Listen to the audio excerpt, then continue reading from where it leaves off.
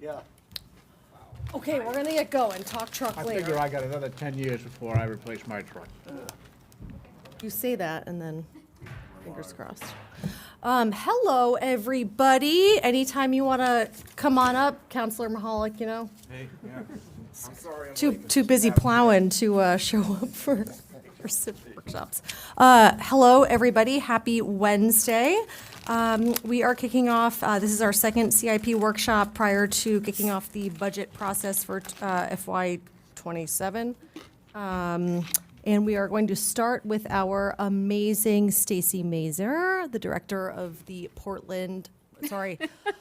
Prince Memorial Library. Thank with you a for being really here, big pay Stacy. Hi, thanks. So I am just going to be sharing the two CIPs that we are going to be putting forth for fiscal year 2027. The first part is basically doing exterior repair work on the library. We have some places where our siding is starting to rot. We have some windowsills that are rotting, so we just need to get somebody in there to to go ahead and do those repairs so that we don't have any issues with water intrusion or pest intrusion. Just like with your house, really simple stuff. The AC condenser unit that's on the north side of the building, because we don't get much sun on that side or much wind, it's close to the building and we're seeing mold growth on the siding on of the building pretty consistently. They've done a couple times where they've tried to power wash it off and repaint it, and it just keeps coming back. So I'm proposing that we try to move the AC condenser unit away from the building to hopefully increase more airflow around that unit and reduce that mold growth. Because we don't want our siding getting even worse because of mold growth. We have a couple sills inside the original library, the ones that basically get the most sunlight throughout the day. The paint is starting to bubble up and flake off. So really simple stuff for that. Any questions? I couldn't hear a lot of what you're saying. When you say you're relocating the air conditioner, are you putting it on another side of the building, or We're just moving it further away, how far? How far? whatever is allowed by setback. 5 feet, 10 feet? Probably in that range, 5 to 10 feet. Let me check and see if Doughton gave a recommendation. They did not, but I'm assuming that Doughton, who will be working with Thayer, will have a recommended distance to keep it. That's the only item that jumped out at me as being a little excessive. Yeah, Yes. just enough so that we can get, probably have some airflow and perhaps some sunlight in there to get it to dry out. Right. No, I don't have a problem with what they want to do with it. I have a problem with the costs. Yep, that's So, okay. Yeah, we'll refine that for sure. And I'm happy to go get other quotes.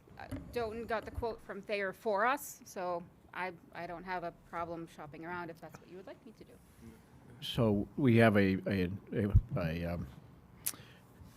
maintenance agreement with Siemens. This is something they could do for us. Yes, yep. They could do it as well. So it's just a question of lining it up and getting there. A lot of this was getting it identified, like what we're looking at possibly doing, but until we do that, we'll get competitive bids that we try to do on all types of things. I hate to drill down on a $5,000 That's item. okay. That's okay. That's what I live in. I'm Yeah. happy to drill down on $5,000. Anything that the we rest can, of 'em. anything we can save, I'm happy to do. I like to make sure we're being fiscally responsible for the town. The other CIP that I'm presenting is for the interior work that we're doing. So as you know, in 2023, we did a space needs analysis.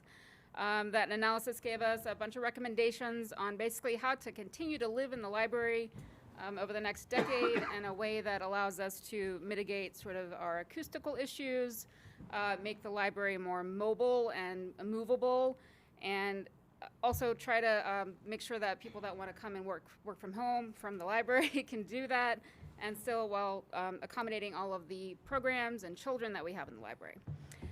To date, the library has spent around $70,000 of our own funds that are available to us through both our passport program and our Merrill Fund, which was a donation in 1980 from Paul Merrill.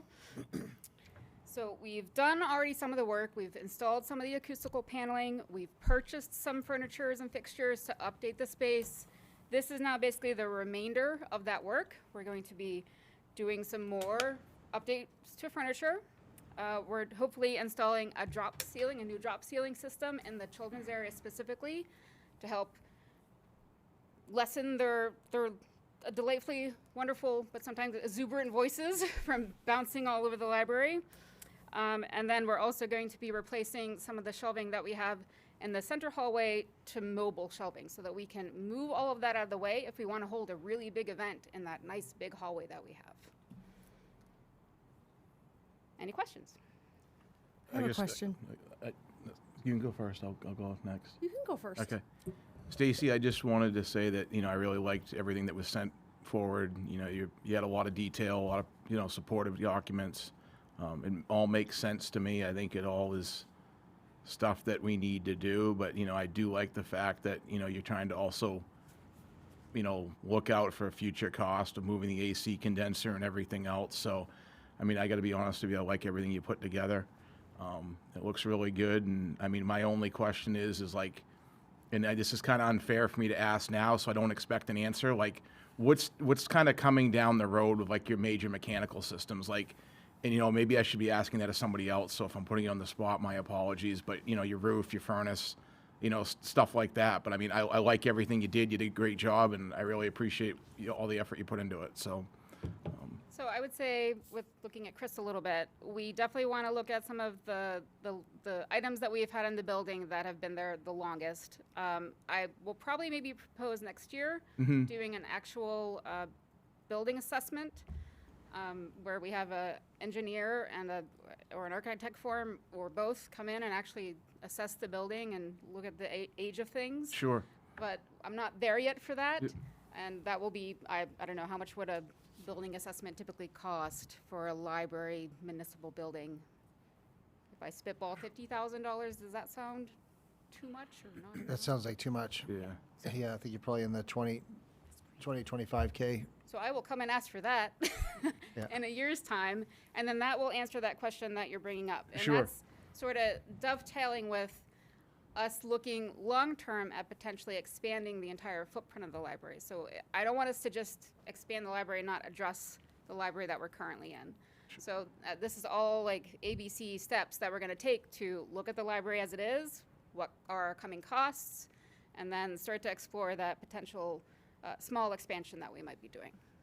No, like I said, I think you did really good, and thank you. And, it sounds like you're on top of it. So, anything that I guess we can find out now, and kind of stick on a calendar to me is like a good way for, I may not be here in 18 months, but, if we can map this stuff out for whoever the next person is, I don't know what's going to happen in 18 months. true. It's like, whatever we can map out for like, the future council, whoever it is, of expenditures and stuff, I think we're doing them and the rest of the community a service by having this information documented and published. So, that's really where I'm trying to go with my questions. I agree. So, I have a spreadsheet. It's very big. It's Okay. basically every single little corner of the library. So I'm continuing to work on that document as I gather information. I have one question before we move on to the PD. What is, if any, North Yarmouth's contribution to the CIP? I'm going to look at the, Yeah, there's no contribution towards, it's mostly towards the operational expense. Okay.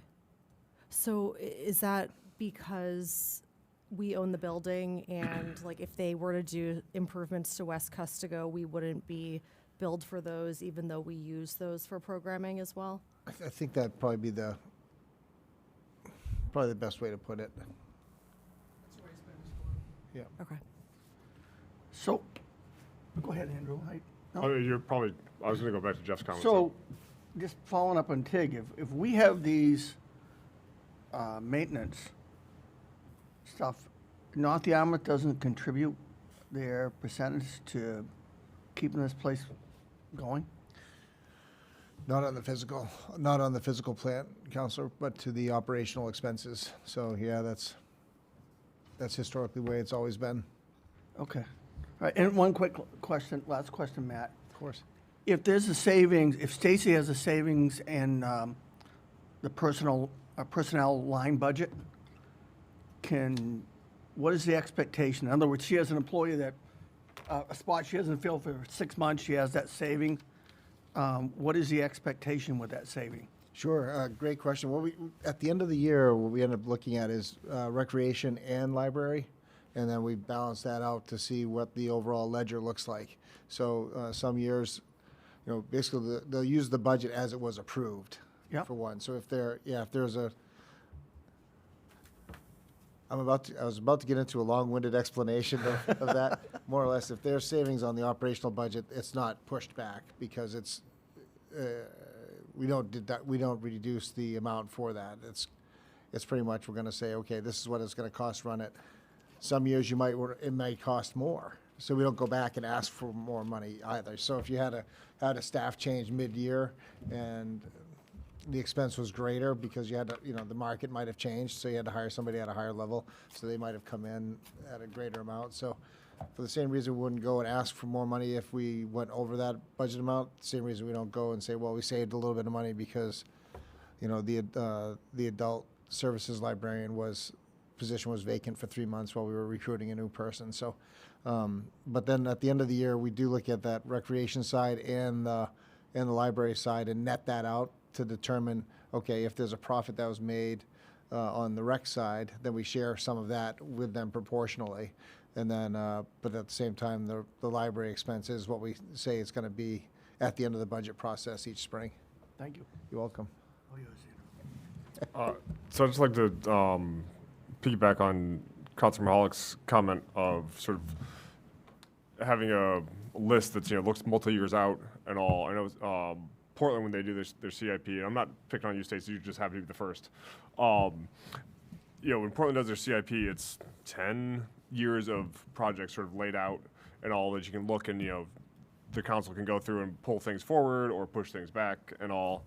I think that'd be good and helpful for us to be able to see that. So, like Jeff's comment, we can see in 5 years that we're gonna have this giant thing that we need to do. So let's prepare for that. Or, we need to pull something forward or anything like that. That'd be good for all the departments, library, fire department, police department, public works, rec, anything like that. Just sort of have like a big master list that we can go through and prioritize and really say like, yeah, this year budget's gonna be tight, so we're gonna, do these things, realizing that it's gonna impact, future years or anything like that. Whether it's a 5-year look, whether it's a 10-year look, realizing that the numbers are estimates, stuff's gonna change, but it gives us an idea of what's coming down the road. Yeah, and Councilman Goodwin, we do try to look at that as we review the budget over the next 6 weeks or so before it comes to council. If there's, we'll have those conversations with, my leadership team and I will sit down with the department heads and say, okay, is this like, knowing that it may be a challenging year, what do we need to do? What can wait a year? Or like Helene was saying, we're still going to fund depreciation on some of those to make sure that we do it. So you look at that instead of biting off the whole elephant, we're just going to take a part each year and try to look at that and say, okay, let's capital fund that, but we're not going to do it all at once. And then just try to, like you said, look at the priorities of what needs to be done, like what's a must do and what's a nice to do type of thing. Yeah, absolutely. Mobile shelving and furniture, is that capital or would that be operational? Because I would traditionally classify that as operational, both items. If it's new, it's capital. If Okay. it's replacing, it's operational. Sometimes, I guess, it sometimes depends upon the number. Yeah. Like how big that number may be. So if it's, if you're over like $10,000, we just want to put it on the council's radar. But as you'll see when Chief Rumsey steps up and talking about replacement of cruisers, of vehicles there. So, I mean, that's all that kind of stuff kind of straddles that, but it's a not large enough ticket item that you want to, you want to fund for replacement of it, and you want it to be identified as a capital item, so it doesn't fall through the cracks. I think in this scenario, just talking about the funding split, it's something that I probably would think we should classify as operational because it is something that's is regularly used. It's not like building maintenance that we're responsible Yeah. for. So those shelves and that, I would probably, when we get further down the line, we can have a conversation about it, but I think that should be an operational item. Yeah, I mean, it could very well be put in under soft goods. Yeah, You know, that's the way I look at that. that feels, It's a lot of money. is a lot of money, yeah. And it's to improve for everybody, right? Like it's not, and it's also not like furniture is a long-term investment, but like how long is it really? I don't know. Right. That's just my thought. That's it. The furniture we currently have is 40 years old. 40? 40? 40. Damn. So yes, we invest for a long time in furniture. Yeah. Okay. All right. We're supposed to be doing 15-minute blocks. Oh, sorry. Because we have 3 other departments to go through. So I do just want to kind of keep us on time. So unless it's mission critical for Stacy, we should maybe move on to the PD. Mine's really quick, if Okay, that's all right. really quick. I just, for all of you that are out here, town manager and all the department heads, I just don't want you to feel like my questions are directed as like interrogation. They're not. I'm just looking at it from a planning aspect, so that's all I wanted to share with you folks. So, thank you. Right. If you need a new interrogator, Thank Chief you. Rumsey, you've got one at the end of the table. All right. Over to our amazing police chief. Just trying to be nice, that's all. Oh, skip it, Jeff, just skip it.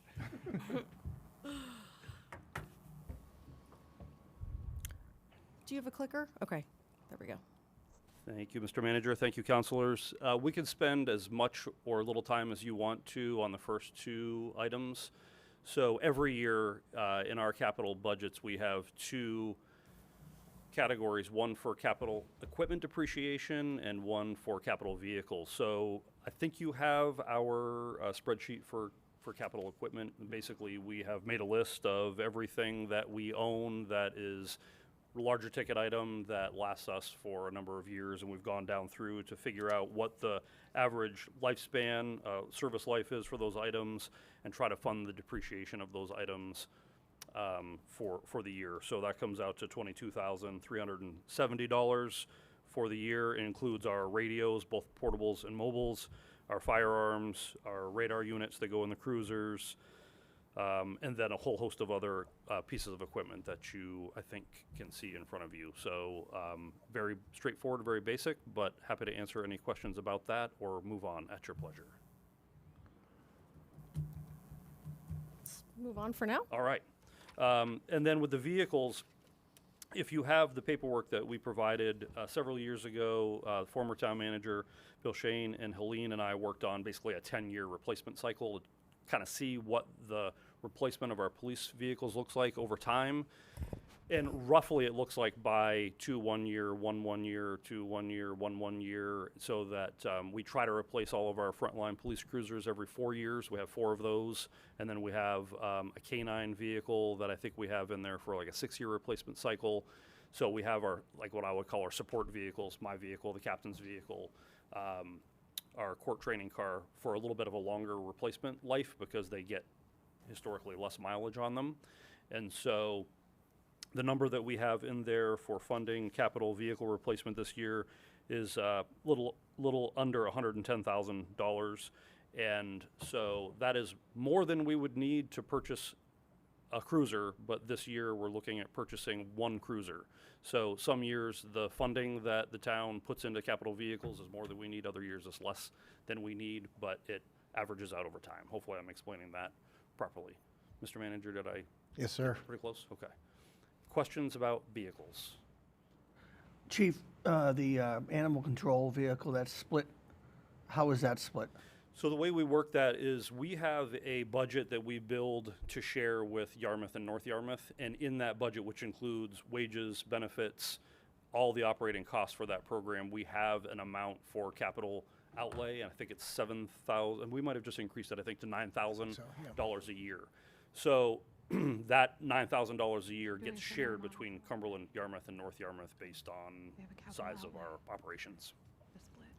Well, I And realized- everything else is split evenly as well? didn't you just It's say all you split don't? under the same formula. Didn't he just say Thanks, you Chief. And I don't have the percentages in front of me, but it would look something like maybe 35% Cumberland, 30% Yarmouth, and the remainder. I think North so. Yarmouth, Cumberland, Yarmouth, North Yarmouth. If that makes sense. So, two things.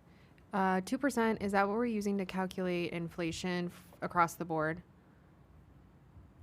I see a star here, just curious, asterisk. Yeah. Oh, on the Chiefs? Yeah. Okay, yeah, I think the chief has been using 2 Okay. historically. Just thinking like, as we start to go through the budget process, understanding like what we're classifying as inflation. So is 2% the number, or 3%? Maybe we can ask Colleen that. I think we'll look at refining that as we go forward, because we've been, the past 3-4 years, we've seen, greater than what we have historically seen as a number. I think now we're looking at, I think this year we're at 2.7, I think is what I've read most recently. I know the Fed decided not to change interest rates today because of Yeah. inflation concerns as part of many reasons, but I think that's something we're going to have to look at as far as what we adjust for going forward. We may want to think about in the 3 range for a while, Okay. but we'll have to refine that. And then you just mentioned that you have some capital that you do, that you integrate into the ACO number, right? Would it be something we should do for the Prince Memorial Library for that split too? If they're doing that type of model for the police station? Is that a you question? I don't know. Just out of curiosity. So he's saying he has an outlay of capital that gets split between Oh, okay. North Yarmouth. Sorry, I'm like trying Yeah, to. North Yarmouth and Yarmouth. And Yeah, us. and Yarmouth. So I'm wondering, should we maybe start a model like that for the library, where it's some sort of outlay like that that's split between the 2 towns? Yeah, it's definitely worth considering, Yeah. and to put that in there as part of the operational budget, and then have that. And you'll notice a lot of the lines as we go. About 6 weeks from now, as we enter into it formally, you'll see that outlay number, and that would be a good area for which to populate that types of item. All or right, that that's type all. of item. Sorry. Other vehicle questions? I'm just wondering if we're running or using the right model. The frontline officer, your daily patrol officer should have the new cars, and they should be in the regular rotation. But it would seem to me that your detectives, your lieutenants, and the chiefs would be they wouldn't get a new car. They would get the car that comes off of patrol that rotates out, and you get a longer service life. So that has happened in the past. What we found is that the model that we're using seems to be pretty efficient for us. That, say, the captain's car, my car, we purchase it, it costs much less to set up because it doesn't have a big light bar, it doesn't have a cage, it doesn't have all that equipment. Every time you swap out a vehicle, that equipment all has to get pulled out and installed in another vehicle, and it becomes fairly expensive to do that. So the model we've been using is buy a new police cruiser, install all that equipment in it, run it for 4 years. At the end of 4 years, it has approached between 100 and 120,000 miles. And then rather than pass that down to one of us where it's already reached the end of its effective service life, we're trading it away, getting a good amount for a trade to lower the cost of buying a new vehicle. And we run our vehicles for much longer than theirs. So they're running, I might have said about 4 years. And we'll run ours, we have them budgeted at about 6. But that's an average number. Sometimes we may get 8 out of a car, sometimes we may get 5 if we have one that has major issues. So the model that I did grow up with, Counselor, like the one that you're describing, that a frontline cruiser gets used for 3 years and then stripped down and given to the chief and the deputy chief, which I was for many years. It works, but we all have vehicles that are very reliable, that are getting replaced on a really good replacement cycle now. And so the cost benefit analysis of doing it a different way, certainly we could do that, but what we're doing now seems to be working. We're running the vehicles, I think, in an efficient way as far as setup, use, and then trade at the end of their service life.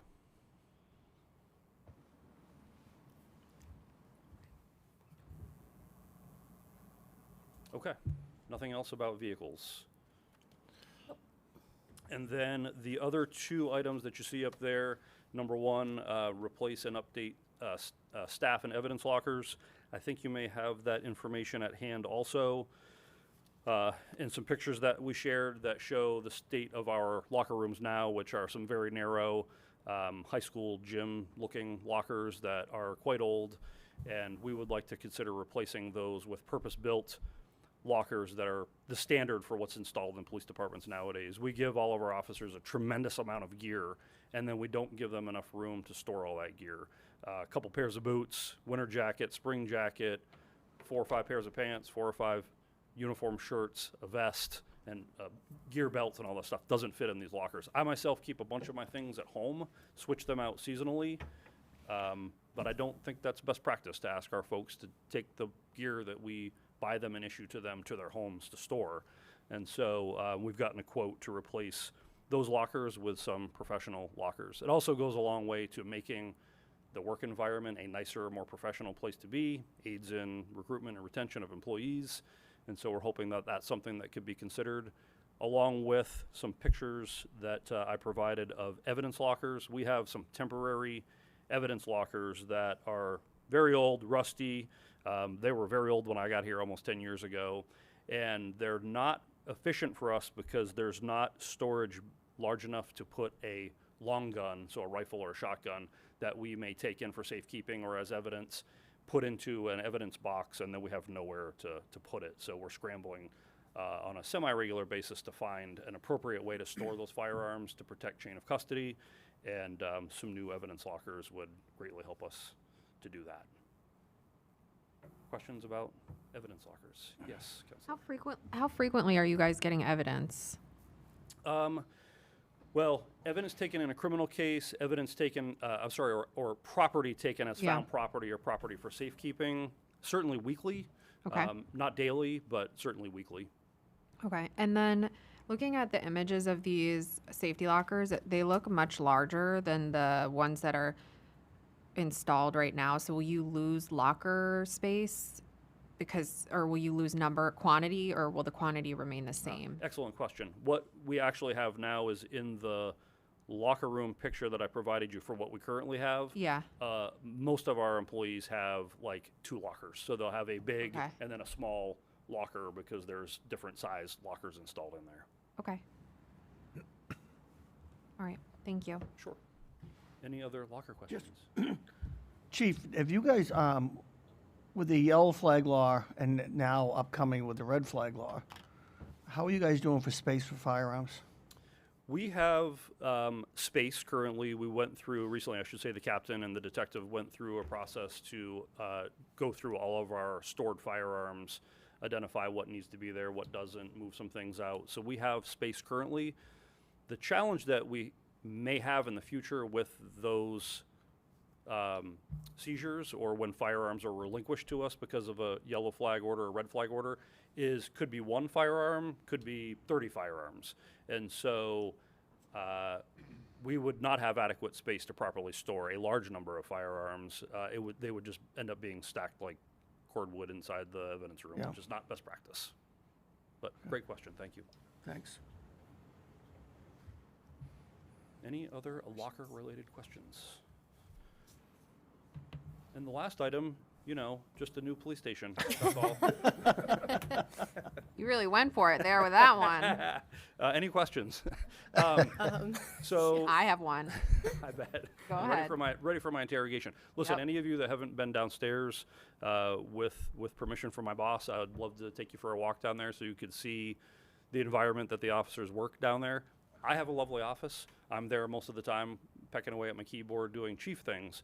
But for the people we employ that we ask to go out and do really difficult things in the community, I would like someday to provide them with a really purpose-built professional place for them to work. The space we have is not laid out properly for a good flow of work. There's a lot of square footage down there, probably more than we need, but it's not laid out in an efficient manner for police operations. And I think I provided some other examples of why having a police station purpose-built would be a lovely thing to have. Now, that is a huge ticket item. I know we have big expenses coming online for the town, so I don't ask that lightly. But I know I've been here coming on 10 years now. I've been over the years politely asking for a new station, and probably 8 or 9 years ago, talking to former town manager, that construction cost is so high. It was very high back then. It is way higher now. It's going to be astronomically higher in 5 years if we're still here. Maybe the captain will be here talking to you about it then. And so at some point in time, just trying to wrap our arms around that, I think would be greatly appreciated by the folks that work downstairs. And if it's something we could at least discuss moving down the road, I would greatly appreciate it. Can I, go ahead. Yeah, no, Chief, I just want to thank you for all the efforts in your Excel sheet that, you've got everything mapped out really well. It's obviously takes a lot of hard work and a lot of thinking and time, so that looks really good. And I guess my thoughts are is, if we can't give these folks a police station, can we make an investment to what we currently have and look at, and look at what we can do to, at least help and aid in retention. I mean, we need these folks and we need them in the street, and it's hard to get good people. So, the evidence locker is pretty important. So, Thank you. Can I ask a question? Okay. Thank you, everyone. So, few things. Just thinking about this out loud, I'm not opposed to some long-term plan where we have a new police station. However, I think there needs to be, a conversation about the food pantry, because if we're talking about building a new station, I think we need to either see if we can rehome them somewhere else and expand and really retrofit the space to what they need, or I'd also like to have a better understanding before we go down a rabbit hole like this, because it's truly probably not going to be for 5 years that we're really, really actively pursuing like this. So understanding where that would be, right? Like, where is it in the community? What are we targeting? Are we building a new building? Are we moving into an old building and retrofitting it? I think having a loose understanding of what that is, I agree. Like, if it's something we feel like is a necessity as a council, it's better to plan now. But I'd also like to understand, if we move the police station out of the downstairs, what does that look like? What's going down there? It's not going to become a storage unit. It's not going to become where everybody throws their stuff. Like, we need it to serve a purpose for the community. And I think if we can really have a strong understanding of that out the gate, I know this is probably not the forum for that conversation. I don't think anybody would be opposed to it. So. Sounds reasonable to me. I'm on board. Denise? I was just looking through the new police station write-up, and it had mentioned that moving the PD out of there, you could make room for expanding the food pantry, offices, employee fitness, meeting space, other things like that. So that's sort of addressed in here. And then also, there's some action steps in here that we need to decide if we're going to be following them anytime soon. And the first one was establishing a building committee and looking at square footage required and designed to be able to narrow down site choices. So and I'm fine doing that. I don't know about like engaging an architectural firm for design and stuff, since that, is going to cost something. But I mean, forming a committee and discussing it and figuring out what the needs are and all that just takes our time. Yeah. So I feel like that's a step. And if I may, Bailey, I'd also remind you that when the food pantry came to be, they were only going to be there for 2 years. And they promised the police department, we'll only be here 2 years, then we'll move someplace else. And that was 15 years ago. Yeah. Yeah, because when I first got on the council, I'm going, it's ridiculous. They took the PD space. So And- has that been a discussion? No, there hasn't been any serious discussion, at least for the last 13 years. And I brought it and, well, where are we going to, and I understand the importance of the food pantry. I just don't, but we robbed Peter to pay Paul. We can't be building a new building to keep them there. That's not how that works, and that's not how it works for the taxpayers either. So it's like, we need to understand if that space is for and can be used to make this better for them, or if it truly is a need for a whole new building. and No? councilors, if I may, Yeah. sorry to interrupt. A few years ago, and I do lose track of time, so this may be 4 or 5 years ago, the town did engage an architectural firm, Port City, to do some work, and I believe a needs assessment was part of that, because they also mapped out what would complete redesign of the downstairs of Town Hall for a new police department look like. Yep. So some of that legwork may be done for us already. Okay. Counselor Thorson, to your comment about what might go down there, that was just me, putting together my ideas. comments to bring up to you. And then the action steps, I added those down there simply because I've lived through this. When I was in Waterville, we were in the basement of Town Hall for many, many years. We took all those steps, built a new police station. I decided I wanted to spread my wings and fly to Cumberland, and drove down here to take a look at the town.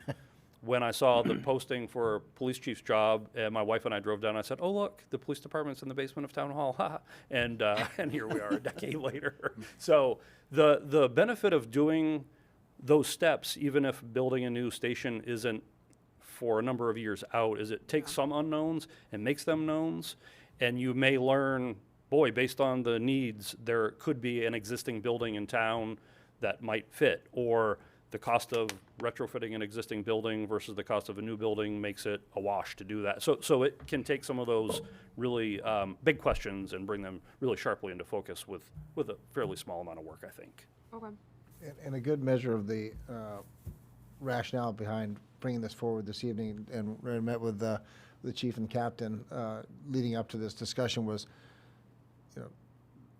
the intent is to look at that, okay, so what is sitting out on the outer rings of the radar, not the next year, the next 2 years, but looking at that, and that's why I asked chief and captain to put this together, just say, okay, let's put this on the radar, so in case, just in case an opportunity comes up with a property in town center that, still allows a lot of the benefits that this location has, and at the same time allows them to grow into a space and have a real public a safety building style like that, then we would at least have identify the need, or at least that it's there, and it wouldn't be like, oh, you're just willy-nilly grabbing this spot, because it's like, no, it's been established that the town is looking at this, and it's just a question of saying, okay, yeah, for probably $500-600 a square foot, Councilor will probably kill me for it, but that's probably what you're looking at if you were going to build a brand new spot, plus land acquisition costs to do that. So you're talking bonding at that point in time, but throwing that into the mix, like, well, if you find an opportunity to buy it,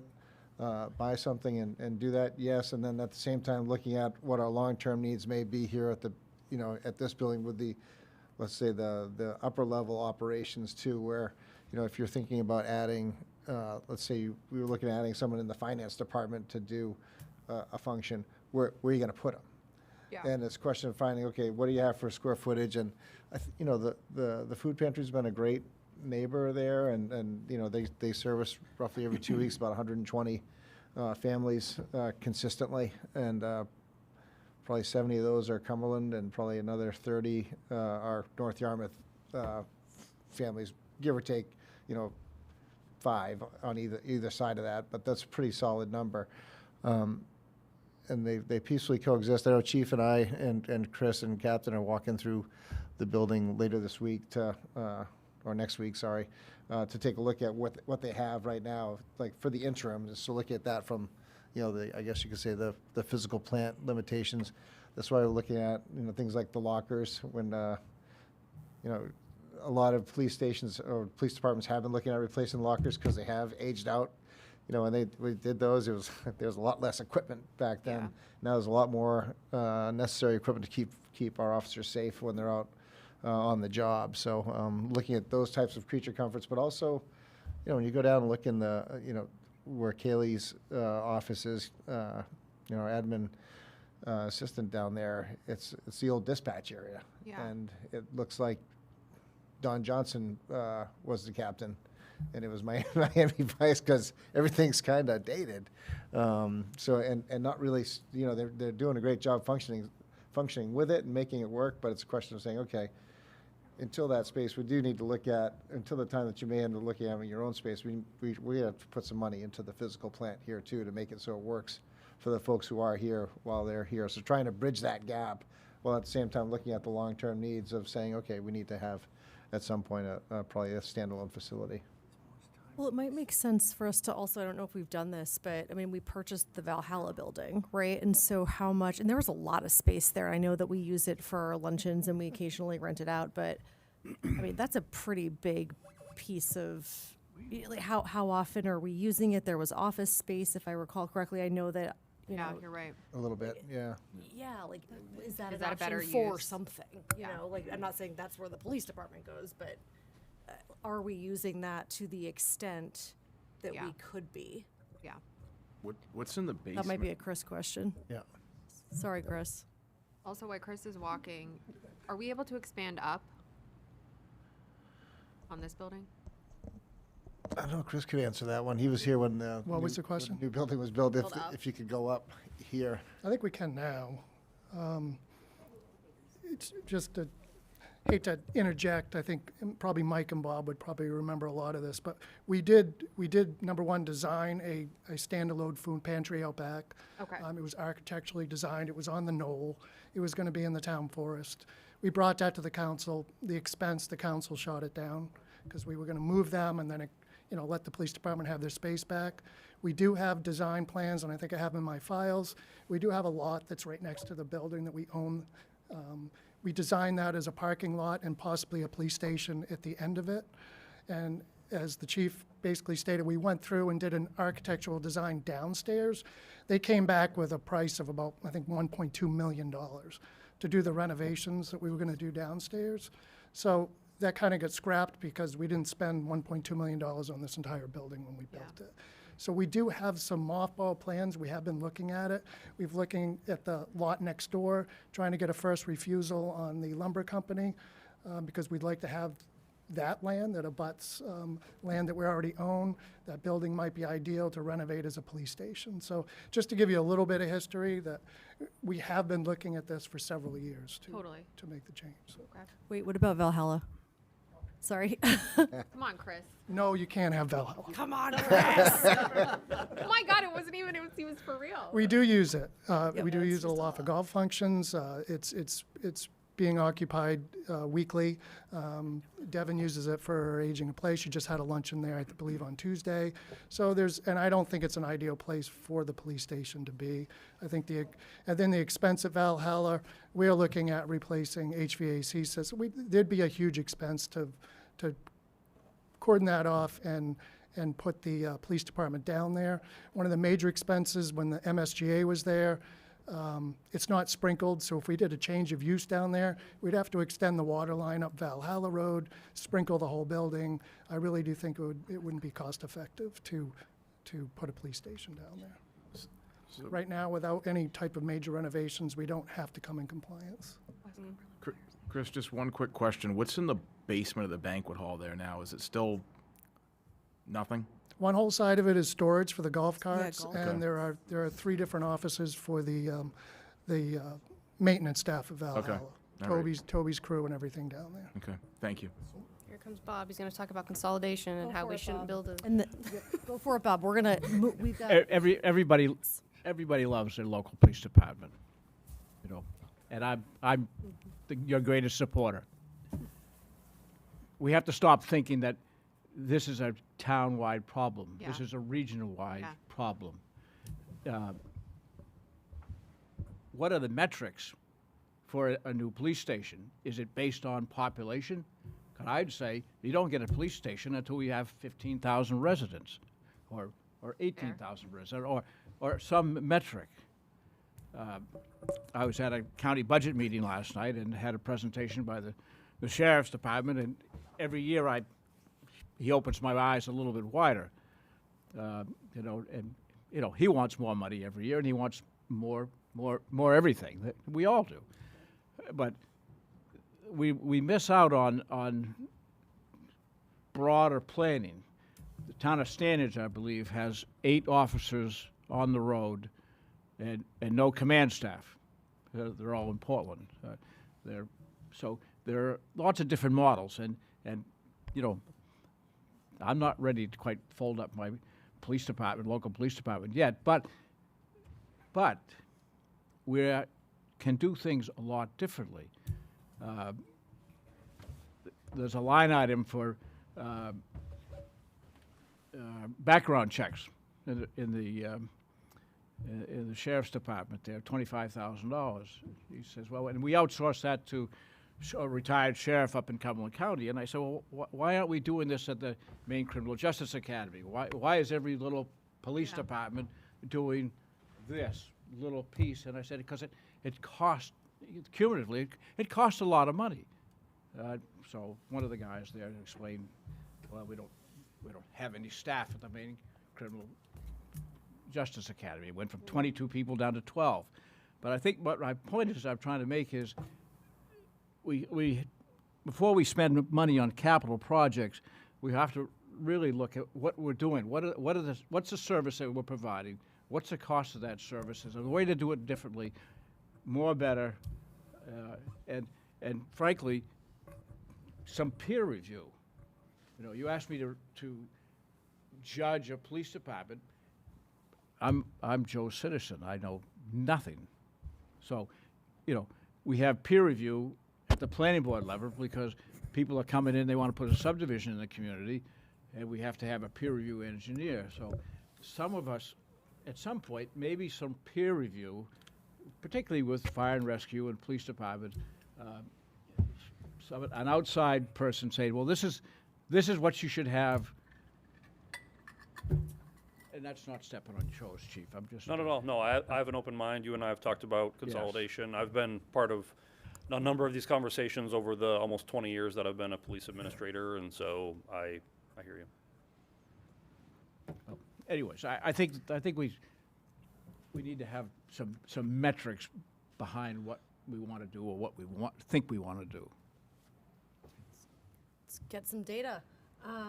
We've got 2 more departments to go. I just want to make sure that we have time to cover Public Works and Fire EMS. Any final questions for Chip before we move on? Sorry, Chip, were you finished? I am. Thank you Okay. very much for your time. Appreciate it. He's here all night, folks. Okay, I think we are over to Fire and EMS. Can I ask Matt a question while they're getting ready? Go for it. Can we just get some clarity on like what the plan is long-term for the food pantry? I'm not going after the food pantry, but I do think we should just have an understanding about what the long-term plan is for them, because this is on the purview of conversation and they are eating up our space right now, some of our space, so that shouldn't be the case, so. Councilor That'll be a Douglas, surprise.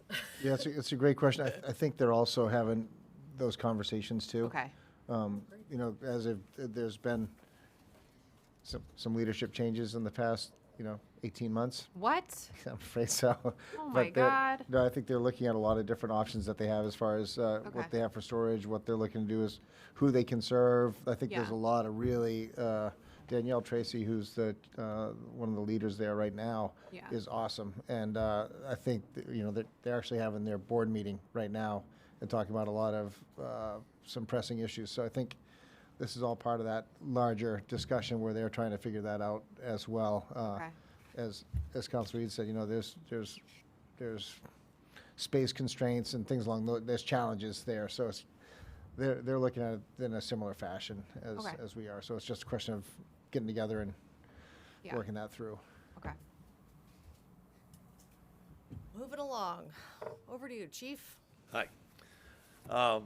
So the items that we picked to have some discussion, I know you guys have the full equipment items, but the SCBA one, the air packs, that's at the top of the list, is something that we've been trying to pursue for the last handful of years. With working with the FEMA Fire Act grants, we've been very successful in the past with some of those. Sometimes you win a lot. I've brought in a few $1 million over the course of time between here and my other job. Kind of dried up the last few years, but the whole grant system has really been suspended, whereas FEMA's been shut off with any of the grants, et cetera. So in working with the FEMA officials out of the Boston office there, some years they pick other items that go to the top of the list, and this hasn't been one over the last few years. So I think we've given it a lot of energy trying to find that way, to say are there other ways of trying to secure the funding for these air packs. So The funding part is the big equation because it's hard to sit here and talk about what these cost versus things at the library, where she's asking for a heck of a lot less. But these things, one air pack with a spare cylinder that they have to have is over, $11,000 approximate. Each truck has a few of them on it. The engines, the ladder, the heavy rescue have 5 on it. We have regional packs. The ambulances carry them in case they get to a call first. I try to keep 2 in my car, so if Gerald and I get there first, we can go effect a rescue. So there's a large number there, but it's who gets there first is going to make a big difference in a short amount of time. And I've certainly been in that environment, not just in the city, but here as well. So might be a small thing, but it's a really, really big, important thing for the safety for us. We've heard about, especially the last, whether it's PFAS to the carcinogens that people are being exposed to. The air packs are a big thing. We had a minor dumpster fire on Main Street this afternoon rather, smoldering, not a big deal. People were told, put your air packs on because we don't know what's burning inside those things. So it's something as minimal as that makes a huge difference. I won't get into the sob stories of what has happened to peers over the course of time because of them not doing a good job wearing their air packs, but there's been some very sorry stories there. So the air packs that we're looking to replace, and again, that was identified in our Excel sheet, go back to both the 1997 design standard and then the 2002. NIOSH every 5 years updates their standards. Some of the stuff is, wow, that's really nice to have things built into it. They're not mandatory, but it goes into their standards. We have 24 packs that go either to the 2002 standard or the 1997 standard. So 5-year versions, 5 versions ago, if you will. This is why these have been important, why we've tried to pursue them through FEMA. When you have a FEMA rep from Boston that said, we have no idea why you guys are not getting to the top of the list with these things. So it just says something, but those are kind of a lottery in some ways of those grant programs. But these air packs are that old. We don't have any spares.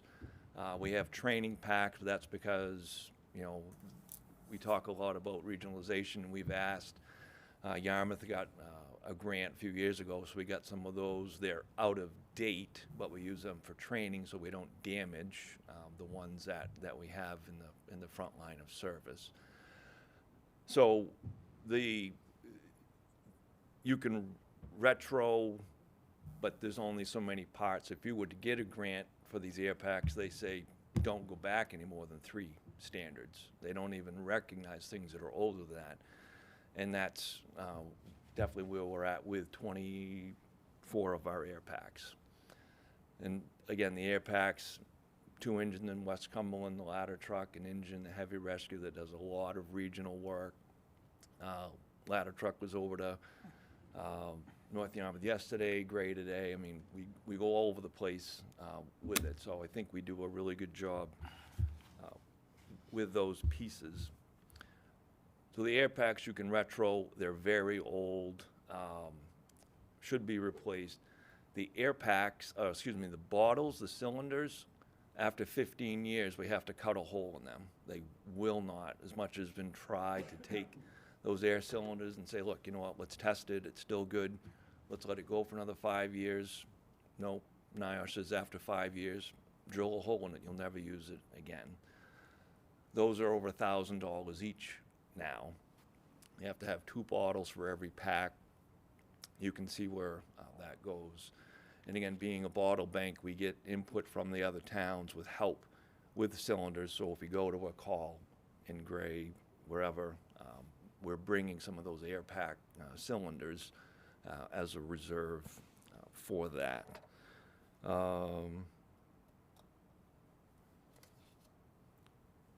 They're air packs. When there's bad stuff, we put them on. It's a full complement with the gear that we'll talk about next, but any thoughts on the air packs before I move? Denise and then Bob. Her hand was up first, sorry. 2 questions, which the first one I think is probably related to what you were talking about with grants. It says that like the blue highlighted items include potential for different finance options. Is that what that's talking about in this sheet? It's just grants. Okay. Second, regarding the air packs, can you explain the difference between being NIOSH compliant and NFPA compliant? 2 different sets of standards. NFPA is more of a recommendation. National Fire Protection Association, we try to follow things. They have 4 million different standards, right? What you should have for staffing to this. NIOSH is more of the, and Bob can probably live more to it, where, you know, where whether it's construction equipment or mechanical pieces, that's where that one comes out. When we live with that, NFPA says, oh my God, if it's more than 6 years old, burn it. NIOSH, we can go a lot longer with it as long as we're doing the updates as we So- go along. Is NIOSH a thing where you must be compliant or else? Yes. Okay. Yeah, and when I asked Maine Bureau of Labor to come in every single year. I try to be ahead of the curve. It's called the Safety Works. They'll come in, they can't write us up for anything, and they'll go through and look at stuff. And they always look at us with the air packs, and they're like, you're compliant, but wow, you really ought to be doing something. And we always say, we're trying, don't write us up, we're trying to do that. So that is satisfactory to them. Is there a hard deadline where what you have now will not be compliant in X amount of years or? Nope, Months, they haven't okay. dated anything. We've made updates to them. It's certainly been, it's like anything, trying to throw money into something that you know you're gonna have to replace at some point just Right. because of wear and tear on the things. But what we have, in the absence of anything else, we try to do a good job taking care of it. Okay, thank you. Bob. Is there anything in this request that is not standard through every other fire department that surrounds you? I'm not sure what you mean. This air pack, is this a standard item that's used by every other fire department around you? That is correct, yeah. We actually have the manufacturer called Scott, which is kind of like the most popular one out there. I like, but we had a committee put together, and the committee said, no, these are better design, you know, comfort-wise, et cetera. Yarmouth has it, Gray has it, so it's like anything though. Falmouth, North Yarmouth, nope, they want to stay with the Scott. So, but we do a lot with Yarmouth and North Yarmouth. So we have to split on some of our rescue gear. But yes, I think we're doing a good job staying in course with the neighbors. There's no, what you're saying, there's no uniformity between the surrounding communities. Right. Nope, Why is that? super question. We certainly get together, but it comes down to, and I don't think it's as much the money part of it, is the functionality of the packs. That's why I put a committee together, because I want to make sure that we're staying with those area groups.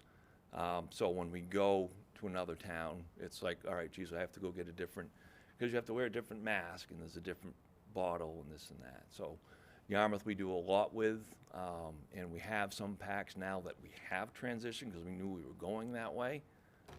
It's just we haven't crossed the line, the finish line. That makes absolutely no sense. Okay. I can't understand if there's not a standard air pack that isn't mandated statewide or countywide, but certainly with the surrounding communities who share mutual aid agreements, why we're not standardizing our equipment. I'm not sure that I can answer that question effectively. We've got, area towns all have their different packs, and we try to tag up with the ones that we do a lot with. After we siloed. say, this is what we need to have. Yeah, that seems like We're siloed. the first thing you'd try to standardize is equipment, especially if with mutual aid and everything. It's like show up with the wrong stuff that isn't compatible. Yeah. So it's, I don't know, like, is there like, do we know neighboring towns when they're up for looking at replacing all their stuff to where we can all get in on the same page and just decide on a thing at one point, and whoever needs to switch over does that when the time comes? Well, you would think just by joint purchasing, you'd Yeah. want to find uniformity when it comes to Yeah. it. As the chief said, Sure. oftentimes you have, the reason why we have two different kinds is a committee designed one of them. And it's like, I don't know, when you purchase, I think this lends credence to that argument of why we need to have a regionalization efforts for standardization, if nothing else. a lot, yeah. I think, So- can I say something? Oh, go ahead. Yeah. I just think to your point earlier, Bob, I think it's tough because I look at this and I'm like, I'm a super frugal person. So I'm like, using a computer from like 1995 and I see like new iPads and I'm like, do you really need new iPads? Like, so from my perspective, I'm like bare minimum, right? But then I look at some of this stuff and I'm like, it's hard for me to be the judge and jury on like if you need new SCBA packs or whatever, because it's just like, I don't want to say we don't, and then we have a fire and something terrible happens, and then it feels like we made that decision. So it's like almost like we need some standard to be able to like effectively decide what is necessary, and I know the chief has, learned experience and work experience, but it's also like hard for me to decipher. I'm sure hard for other people to decipher like what is necessity versus what is a want versus what is compliant. Go ahead. I'd like to make a couple comments on that, Bailey, or Councilor Douglas. That's I guess, right. my apologies, if I was any good at this, I'd probably be better. But, really honestly, from a community standpoint, the fact that they're still using air packs from when I was on the department Yeah. is, in my opinion, is concerning. Okay, so I mean, I've worn them, it's like, that is your lifeline. I mean, yeah, it buys you 15 minutes of time on a cylinder if you're lucky, and that's if you're in perfect shape. Somebody like me, I'd probably suck it down in 5 minutes. But that's the reality. I mean, it is your lifeline, and if you don't have it and it fails, and it's never going to fail at the right time because you don't wear the things for something to do. I mean, I agree with, I'm concerned at the fact that we got neighbors to the left and neighbors to the right, with probably MSA and Scott, as my assumption is what the two manufacturers are, and we're stuck in the middle. So, my question to you, Chief, is what are you going to buy, if we go ahead? Because it's like, Is it found with their Yarmouth? yeah, it's like it's like either way we're kind of off base, and it's, I view it as something we need to do. yeah. I mean, just from an age perspective, you can only retrofit stuff so many times before it gets to a point where there's, you folks can explain it better than I can, but, I guess, what do we get for new technology, too, in the process of doing this? Do we gain anything? There's cameras that are actually in the newer packs, so you can have thermal imaging cameras added. The thing I wanted to clarify for Councilor Vail is, the standard is the same on the MSAs and the Scots. Everybody has the same standard they're living to on all these departments. It does the same functionality thing. It's like the police department either having Glocks or SIGs. It's preference of what that is. All our air bottles are interchangeable, so we go out of town, we can take our Scott bottles and use them on an MSA and vice versa. Okay. So the standard and what they're used for are exactly the same. It's not like we're doing a subpar to somebody else. It's used for the same exact job. I think it's less about like the specific line item. It's more about like all of the items. Like, I look at this and I'm thinking to myself, okay, you've got 26 or 25 items in your first kind of block here, 24 items. And it's like trying to decipher like what is necessity. Is all of this necessity? Like, I guess that's the question. Is it? Councilor Douglas, to the question on the air No, packs, I'm too. asking about the whole segment here. Like, are all of these items necessary? It would be, on you mean these, like, spreadsheets that I'm if we looking could at? have it prioritized by like Yeah. critical, high, medium, Yeah. low priority as far as what you're planning out in the next X amount of years to target first? Yeah. Isn't that this list? Okay. No? I don't want to go off. Are you talking about the Excel with all the equipment, or? Yeah, the Excel with all the equipment. So the quick part with that is we've been maintaining this plan for quite some time, or trying to, so Yeah. it's having the vision of, all right, this piece of equipment can last 10 years, so that's why you see it coming onto that. The hard part is sometimes you have to move and say, all right, geez, 1 year we have $120,000 of stuff and we have 46,000 there, or whatever it might be. Yeah. We try to certainly move that stuff around, knowing what the stuff has for a service life with that. So Okay. that's how that whole sheet is kind of put together. Because it's hard to say, if I've bought different air bottles, the packs are good for 20 years, but the bottles go at 15, I can't replace them all at the same time. Gotcha. So it, So am I not reading this right? Because I thought that like replacement and upgrade would correspond to cells Three. 3 and 4, right? Yeah. And Yeah. then turnout gear would go down to 22. 22. Yeah. That's how we're supposed to be reading this, right? I think so, yeah. Yeah. Okay. So then the other lines are just what? Those are just from historical capital? these are other pieces of equipment that we have, if I'm understanding what you're saying, like the extrication equipment's good for 10 years, and airbags to lift up cars, to saws, to all those things without going through all the different pieces, replacing AEDs. Cardiac monitors is one of the things that I have listed out over a few years, because those are extremely expensive. That's how that whole sheet is laid out. Okay. So I don't go well over my authorized time, any questions on the SCBA? Yes, sir. So this isn't necessarily airpack specific, but just writ large, you said that you were having trouble with FEMA now. In the past we've had a lot of luck with those. Is that the Assistance for Firefighters grant? Is that the right okay. Have we also looked beyond the feds for, just poking around with our future robot overlords, some suggestions like Firehouse Subs as grants, and the Tapka and Stephen King Foundation support firefighters stuff. State Farm has something, just sort of like, trying to look outside the feds of, possible options that could help. It's not going to help every year.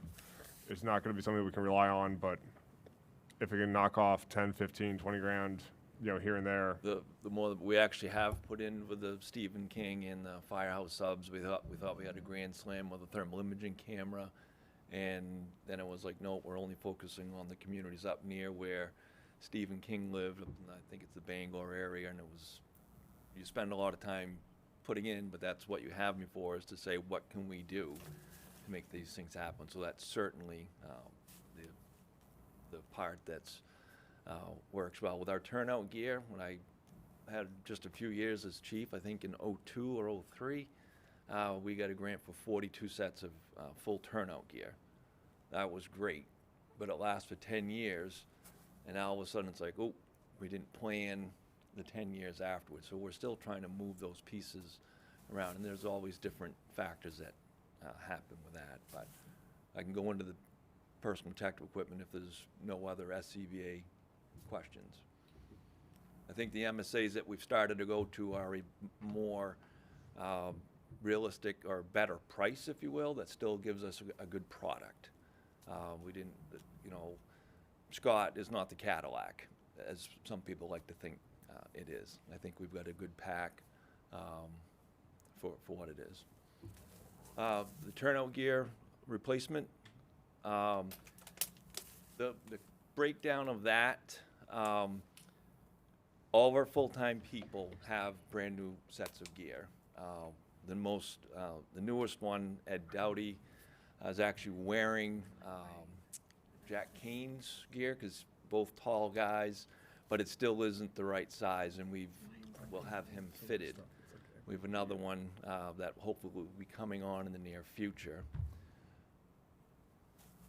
NFPA, which is a standard that we have to follow and that the state recognizes, that structural turnout gear is only good for 10 years.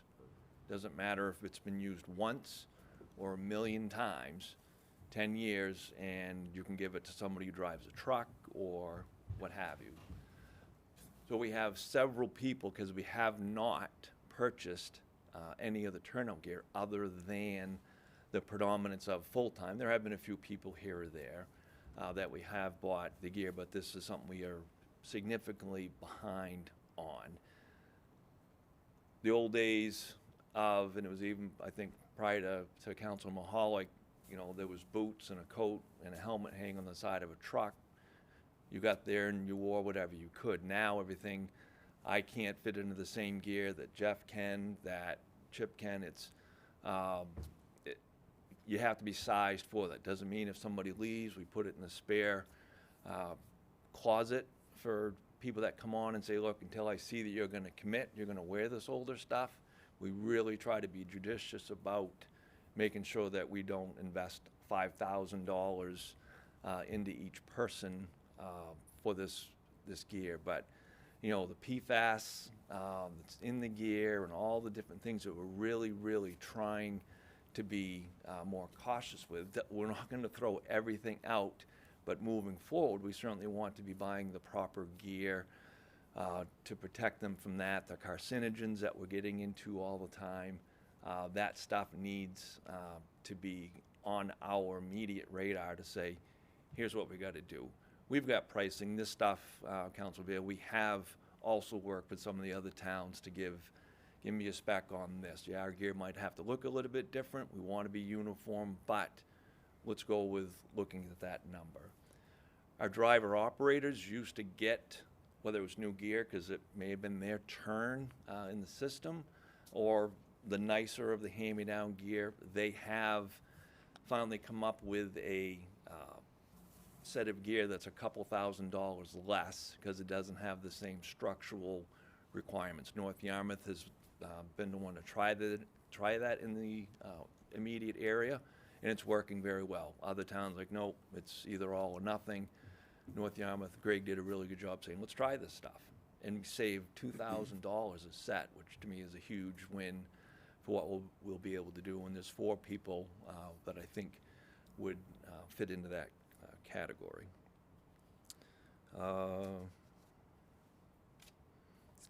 So at the end of the day, because we haven't been doing a super good job, we are again behind on the turnout gear. If we have people that are at college, right, so we don't see them any more than the 3 years in the summer. One of them's in the military right now. She wants to come back to the area, but she's in the military. I'm not going to buy her gear if she's not going to be here to wear it. When she returns, if she becomes active again, then so be it. One of them's had some pretty serious health problems, and again, not to be a jerk, but if he's not able to wear the stuff, I'm not going to purchase him gear. So there's the performance-based reward, if you will, of if a firefighter shows up and they're at the very bare minimum of the minimum mandatories that we expect for involvement each year, they're not going to get a replacement. But if it's a person, take a Gerald Cross in the room, he's got gear that's old. The guy's one of the busiest firefighters we have. Besides him having safer gear, there's also got to be a motivational thing to say, wow, I feel safer, right? That's the important thing to be able to take home with all the stuff that we're seeing. With the full-time staff, it happens more often where the standard is, okay, once you get carcinogens on your gear, you have to wash it. We do have the washing equipment at both stations, as well as the dryers or dehydrators. That takes a full 24 hours to clean that, right? So Mike and I are working the first shift at 8 o'clock in the morning. We go to a fire that we get all the carcinogens in. We have to clean it. Now what do we do? Right? So at some point, and it's not right now because we cannot afford it, would to be, instead of waiting 10 years to replace it, go on a 5-year rotation with them, so they've always got a second set. That's what pretty much everybody around us is doing. We are not. just because of a cost thing there. I'll pick it up. Thank you. Oh, yeah, we've got two, ambulance and, okay. Yep. And then, yep, we've got So public the- works too. So. We all set with that? Those? Thank you. Yep. The ambulance, the present ambulance that we want to replace is a 2013 truck. It is run as a spare truck. Obviously, we use all three ambulances fairly regularly throughout the course of the year, not just on emergency responses, but also with all the events that we cover, not just at Twin Brooks or the 5K races, but it might be up to Twin Brooks. We charge them and make some money on harness racing coverage. We call mutual aid quite a bit for EMS, probably 90 times a year. Last year was 100, so it varies. So because we have to have an out-of-town service come, if we don't have that ambulance, because the other one's been out of service on and off, if we have the ambulance and we have a couple other people that can get on that truck, now we're responding and able to make that money. I'm not saying it's going to be a complete, flat dollar in, dollar out, but that's money that we're not able to capture because of the truck that's there. This older truck also doesn't have, and this is an extremely important one to me, is we cannot put in the power cot system, meaning you see every ambulance to bring up the cot to the back of the truck, and there's arms that bring it up into the back of the ambulance so people aren't frying their backs. It wouldn't take too many incidences where people are getting hurt that this equipment wouldn't do that. The price of that alone, between the stretcher and that lift system, is $75,000. So that's built into that because it's part of the truck. So that price for that 13 is included with that. The American Ambulance Association, which is also supported by Maine EMS, it's not a thou shall. I don't want to say that it's the law, but the recommendation is 12-year replacement. So we're already at that time frame. They have not demolition. They have demonstrator trucks that are in the line with what we have. The crew, the last one we bought, the crew loves the truck. It's previous. We had some bumps. Hey, next time let's do this. This truck, they're saying don't change a thing with it. They have demo trucks that come along. I don't know how long that would be if we were to say, let's go buy this thing tonight. How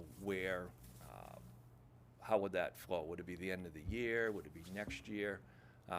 Can't give that exact answer, but this is an important piece that really needs to be on the radar because we are running the wheels off the ambulances pretty quickly. So when we're covering the events and we need 3 ambulances, but one of them's out of service because it's down to Public Works, it really puts us in a tough spot.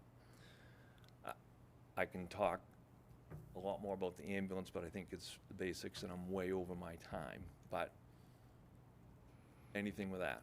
Chief, I just have one question. In my travels, I've noticed that surrounding towns and we have gone to like a Ford 550 chassis versus a traditional like van chassis. Is that like the standard that the communities are going to? Is that so we're on board with kind of like when Bob talks about standardization, we're kind of already doing that if we continue to go in that direction. Is that correct? Yes. Okay. I'm not going to say that there isn't a budding town that does it a different way, but we're using the same vendor, the same pricing, not that it's a group price where we get captured into, oh, if you buy yours at the same time, we'll save you $50. It's not that, but one of my people can jump in an ambulance and drive to the hospital because they're the exact same trucks. So that's just another huge value. But yes, we are mirroring them to say what works here. Maybe when we make the next truck, we'll change it a little bit. They're the same trucks. Thank you. What effort are we making to use outside sources like Delta Ambulance or somebody like that for special events? And how would that work for reducing our needed cost? It is not reliable. They used to do the harness racing as an example for the fairgrounds, and they would not show up because of a staffing thing that I think we all unfortunately experience. They cover both, and they're no different than Edwards. There's a few other, United. If it was a town that was using them as their 911 service, somebody books off, they have to go to cover the town that needs that, and they'd call up the fair or whoever and say, yeah, sorry, we don't have a crew to give you today. Right? We've been able to do that. Sometimes it hasn't been easy. We pay our people pretty good money to do that coverage at the fair, but we're still making money on top of that. So I think that's a win-win, and for what it's worth, I think it's good that we can help a business in town. That one, you had mentioned something was only going to last a couple of years earlier. Harness racing was going to be moving to Scarborough in a couple of years, and that was, I don't know how many years ago the Chin Chat said that was going to happen. But we can provide a good product, I think, for them, and there's no reliability. Very confident of saying that. There's no reliability in having private services offer that reliably. Any other questions on ambulance before we hit our final? Okay. West Station? West Station. Instead of building a new building, the location of the West Cumberland Station, which was right by the West Cumberland Community Hall, the initial part of the building was built in 1970. When Ken Wagner was the fire chief in 1987, we did the addition. That's on the Little League ball field side of the building. That's a Morton Farm building. Doesn't matter. It fits the trucks in, does it very well. We're not looking for anything over and above. But now, we fast forward, a few decades and saying this place has had no input to it. We have 3 students that live there. We've retroed it from gear rooms to now making it into bedrooms and things like that. So we've done a really good job. But with the Route 100 corridor raising the bar and what it looks like, we are not doing that. So we want to change.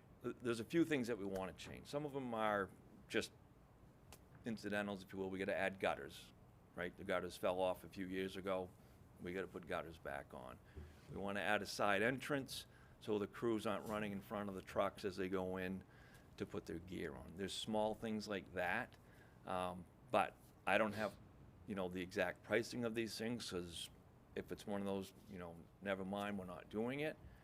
We submitted this as part of when Carla was still here, Carla Nixon, in 22, as that 5-year plan of things that ought to be done. Some of these things are not easy.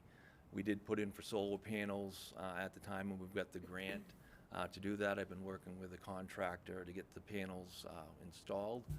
Just talked to him this afternoon, in fact. So part of it in talking with Carla was we have this beautiful Route 100 corridor, then we'd make the turn and there's this metal barn sitting there.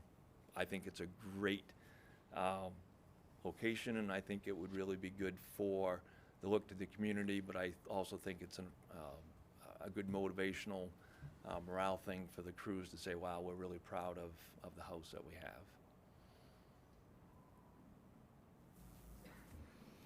I have no questions. Thank you kindly. Yes, I'm glad I didn't go over my 15-year-old. Mr. Bolduc. Other than I know I'm getting old when I remember when the Wesley addition was built on that building. I know, I remember when it was built too. It's pretty funny.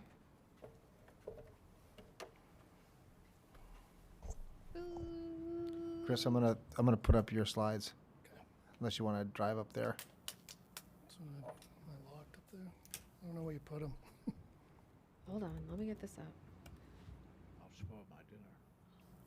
All right, it's fine.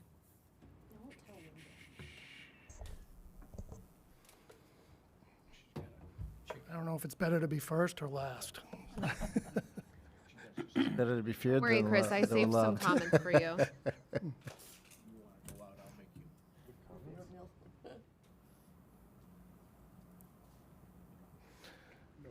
I lose you. Chris, Chris, you got fancy on us. Well, I kind of. mean, what is this? Kind of. It's kind of, with the remaining time, this will be speed dating for CIP, so I'm going to kind of zip through it. This first slide, and I'm happy the manager provided with you all these slides, so you would have a chance to look at these before, instead of this being the first time you've looked at it. This is a sample of the project list for public services. It's not really prioritized in any way. These are target numbers based on previous projects that we've had, but these are projects that are kind of in our 5 to 10 year scope, and I just kind of want to touch base on some of them. I'll zip through them. We have a slope failure at Valhalla Road, which is basically part of the road has fallen into the stream. It's going to be a major project to fix it. I put money aside last year for this. We'll put a little bit more money this year, and we'll fix the slope. If we don't, within probably 3 to 4 years, we could lose Valhalla Road. Drainage at Twin Brooks, that's really some drainage in the rear fields. Lighting at the West Cumberland Fields, this is something new. Pete Bingham, our rec director, had a great idea of taking the lights that the school took off the soccer field and replaced and maybe repurposing them. So we approached the school, requested the lights. We took them and put them in storage for maybe hopefully down the road, putting some poles, electricity, and lighting up the fields up at West Cumberland. So it's something we've kind of put a target on. Again, we just threw a number out there just as something as a placeholder. We wouldn't know until we figured out these poles and the cost of electricity, but it would give us a second field within town that's lit and in the west end of town. Great thinking, Chris. I give it all to Pete. Pete, that is real. I like that. So, It's good. Valhalla and Twin Brook Irrigation, there's a bond that's expiring out for Valhalla that's going to expire 2027. It's a 20-year bond. It was to install irrigation at Valhalla, but it's 20 years old. We're having a lot of problems with it. We're having some issues at Twin Brooks. So we're looking at the possibility of extending this bond to upgrade the irrigation in both these locations. The Bruce Hill Road water main extension, I think you've already heard a lot about that. I won't go into detail. I'm not saying it's not a priority, but we do think that this is an accurate number of 1.4 million. The manager and I have had multiple talks with the water district. We're keeping it on their radar. We're keeping it on ours. So I just want to make sure that we know that it's in there for our CIP with the next 5 to 10 years, but there's a lot of moving parts with that. Blanchard Road sidewalk extension, I'll get into that a little bit more. Greeley Road paving, sidewalk and shoulder widening, that's a big ticket item, a bonded item, but this is the last major road in the town of Cumberland that we have not been on and done some major work on. But again, I'll touch base on that. The Public Works administrative facility, again, I'm going to touch base a little bit more on another slide, but this is something that was approved in 2019 as part of the Public Works bond. It was supposed to be a shared facility with the school department and the Public Works, training, et cetera. We kind of banked on that during COVID, the price of materials would go down. We lost that bet, and so we ended up having to basically table this I'm not project. bringing Chris to a casino with me. Public Works, Parks and Valhalla, capital equipment. That's capital equipment that I have a spreadsheet on. I didn't provide that for you. I have that to show you if you want to see it at the end, if time permits. I've got a 10-year plan for our capital replacement equipment. That's a huge spreadsheet, and I have it, but I'm probably the only one that knows how to read it, but I can show that to you at the end. Our yearly paving plan, that's a 10-year plan that actually came into its 10th year last year. We've allocated about $600,000 a year towards this paving plan. Well, $500,000 of that has been TIF money. It's been very successful, and we've been able to upgrade a lot of the roads. Town hall window replacement, I could have a separate CIP for just workshop with you on our buildings and what's our plan for replacement and upgrading the HVAC system. Town hall window replacement is really one of the last major things here other than HVAC. They're 27 years old. You could light a match in front of any of these windows and it's not going to stay lit very long. So it's, even though we get a lot of insulation and everything, we've got a lot of cold offices, a lot of space heaters. And then I've got a place here for the Cumberland Common sidewalk replacement. The Commons is out out front here. And that sidewalk has got a lot, they always had great ideas to put trees along these sidewalks, but then the trees grow, and now the sidewalks got humps in them, and they deteriorate to the point where we really have to pull the sidewalk off and up and move it. So that's kind of a project list. Again, I could have 3 pages on this and zip through all kinds of different things that we could be doing, but it's really a sample of what we're looking with just a kind of a snapshot of what we think a projected price could be. I'm going to start with the Greeley Road widening and sidewalk project. This is a 3.2 mile stretch of Greeley Road. It's like, as I said, it's the last road that we really haven't been on to do any major work. The project would hopefully make it safer for pedestrians, motor vehicles, bicycles, etc. This is, I ended up having an engineering firm come in and met with them over the past year. And we spent a lot of time on Greeley Road trying to get some engineering estimates of what this project would look like and what it would cost. And we felt it would better, rather than just throwing a figure at you and saying, this is what we need to do. We kind of did an a la carte type thing and said, okay, this is the bare minimum, and we could actually have alternates to add different things onto this project. So with the bare minimum to start, to pave Greeley Road, just to make it a smoother ride and a safer ride, we'd start right at Valhalla Road and go all the way to Middle Road. And this calls for a shim and overlay. A shim is basically putting the crown back in the road, reshaping the road, and then we come back and put another overlay over it. It's about 3 inches of pavement. With today's pricing, just to do that portion of the project came in about $1.2 million, just based on paving costs and what we've had for other projects. And then when you look at bid alternate 1, so bid alternate 1, you can look at the blue that's surrounding Greeley Road. That starts again at Valhalla Road and goes to the entrance of Twin Brooks at Greeley Road. That's really to add paved shoulders, a 2.5-foot paved shoulder along with a foot gravel shoulder. It makes it wider, it's easier for pedestrians to maneuver, bicycles, it makes it safer. To put the shoulder in, we have to box cut that. You have to put in gravel, it's paving. This all needs to be done before an overlay. It's really labor intensive, and the estimate on that price tag is $910,000. And that's really for half of Greeley Road. So if you look at that, if we decided we wanted to do the whole length, it's probably $2 million just for that alternate. Then you look at bid alternate 2 is the green. We've always talking about sidewalks. We again started at Valhalla Road. We went all the way to Twin Brooks, and that would be to install a sidewalk, an actual sidewalk there. Just for that short stretch is about $575,000. And then we put in a little short section. It's like, okay, if we're going to put in a sidewalk here, I always wondered why Main Street sidewalk always stopped at Greeley Road. In 2023, I approached you with a CIP. I think I did the same presentation. A lot of you didn't see, but I had this on the CIP as well. And then I threw in here too, as we've kind of started the work on Greeley Road. As you can see, these yellow squares, these are box culverts. I went out and got about $300,000 of DEP grants to replace these culverts, and we replaced both of them last year. So those are completed. So that's about a $600,000 project that we've already completed for Greeley Road. Chris, just one question on bid alternative too, Yep. if that's all right. So just for clarification, when we do those shoulders, we're not fixing any of the gravel under Greeley Road, correct? That's just to add the widen the road essentially. Am I understanding that correctly? Correct. Okay. I mean, it's like, everyone on this council knows I've been talking about Greeley Road for the last 2 months, and, I'm basically in support of engineering a solution, but I just wonder if we need to fix some of the subgrade before we pave again, because it's just going to come back at some point. I mean, a shim and overlay isn't a permanent fix. It's going to buy us a lot of time. Don't get me wrong. It's going to be an improvement, but at some point it's going to come back to haunt us again. I might not even be alive, but it may happen. So Yeah, I can address that too when we get down to the list of Sure. cost, because I got a 10% contingency in there that would cover a lot of the box Okay. cutting that we might have to do in some of the bad areas.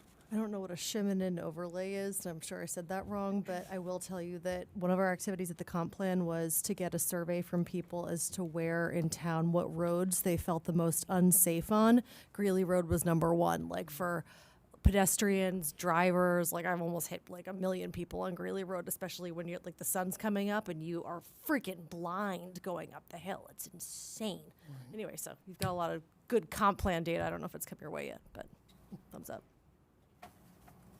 So, Chris, just on that, the box culverts, does that negate the excludes railroad and stream crossing bit for like build a bid alternate 1 and 2, where it's, you know, it's this price except for the bits of the stream, the railroad, or is that an additional cost to what we've already done?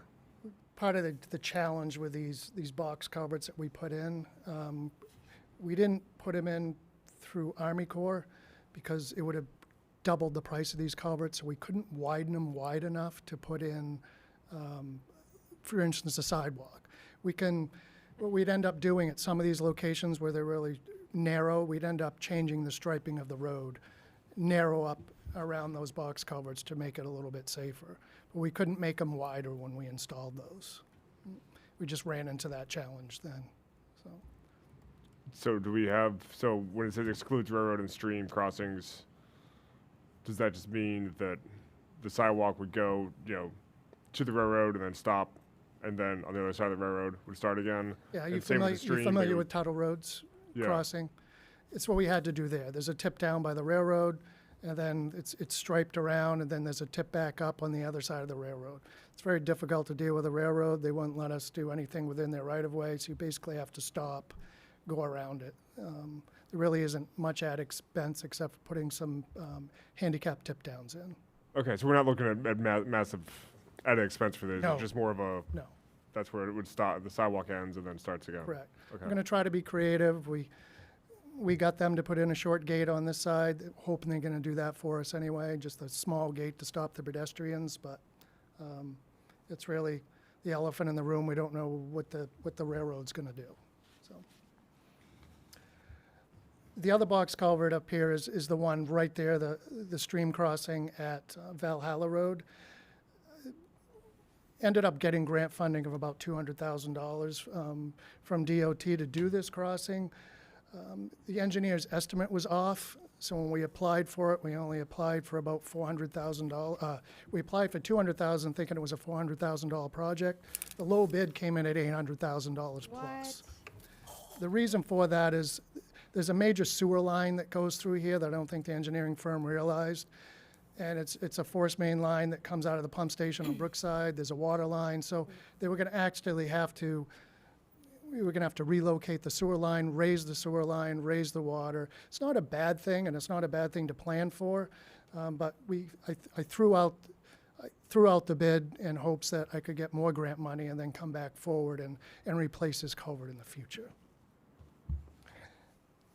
And then again, I'll go back to the sidewalk from Main Street to Valhalla Road. I just threw this in because we've got a little picture of it. The sidewalk ends right here, and we're planning on trying to come down, extend the sidewalk down to Valhalla Road, and then just kind of stripe a sidewalk on the side of Valhalla Road. Bridget, our town planner, is looking at CDBG grant funding, connection to schools, and we're trying to see if we can get some grant money to do this portion of the project. That's why I separated it out, so we could look at that and see if we get separate grant money for that. So all these projects don't have to be done together. We get better pricing if we do it, but kind of separated them out just for grant funding.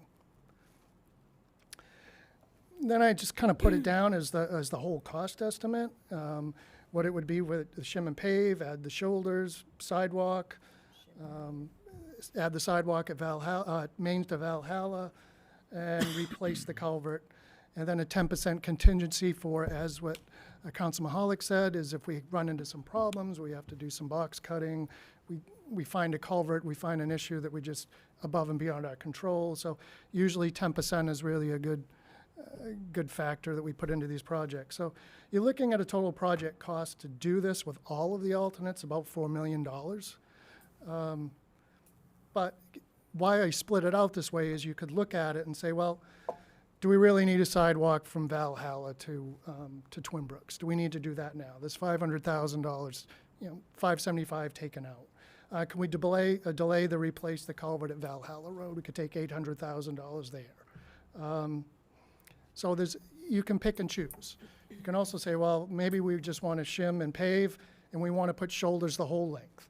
So then it becomes a $2.2 million project. So this is really a discussion maybe for another time, but I just wanted to have this in front of you to say, I know this is something you're interested in, and when we start looking at the budget and we're looking at bonding and funding and, maybe in 2 years when we get a couple more things coming off the bond schedule, we do this, but there is some urgency with Greeley Road as a safety issue, and if we decide to delay it and make some, do some different plans, maybe we shim the whole length and let it sit for a year or so. What does it mean to shim? I'm sorry, Chris. It's really, you put probably 1 inch to 2 inches of a shim coat to get the shape back in the road. So the road's flat and it's got wheel ruts in it.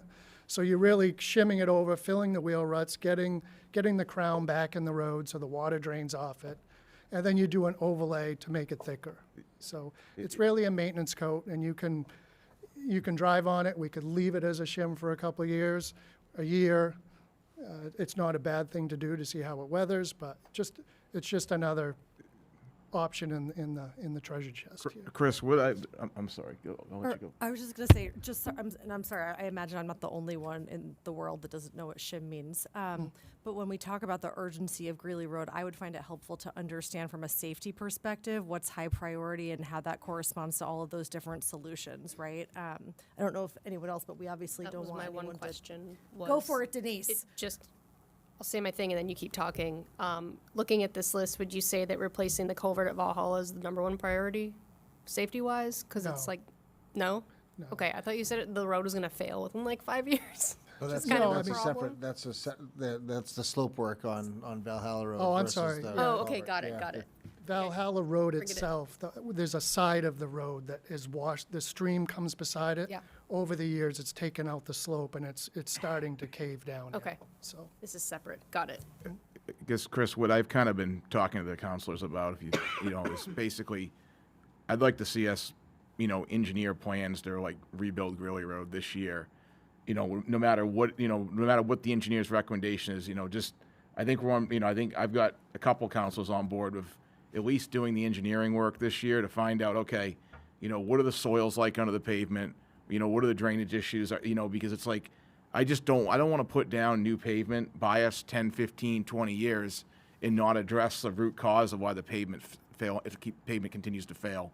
I mean, there's a reason behind it. A lot of it's drainage, I believe, but that's just been my philosophy from the beginning on this. I know it's a little bit different, but I'm just trying to spend money a little bit more. I want to fix the issue, and it might cost more, but long term, it's gonna last longer. It's kind of like when we did Blanchard Road in 2002.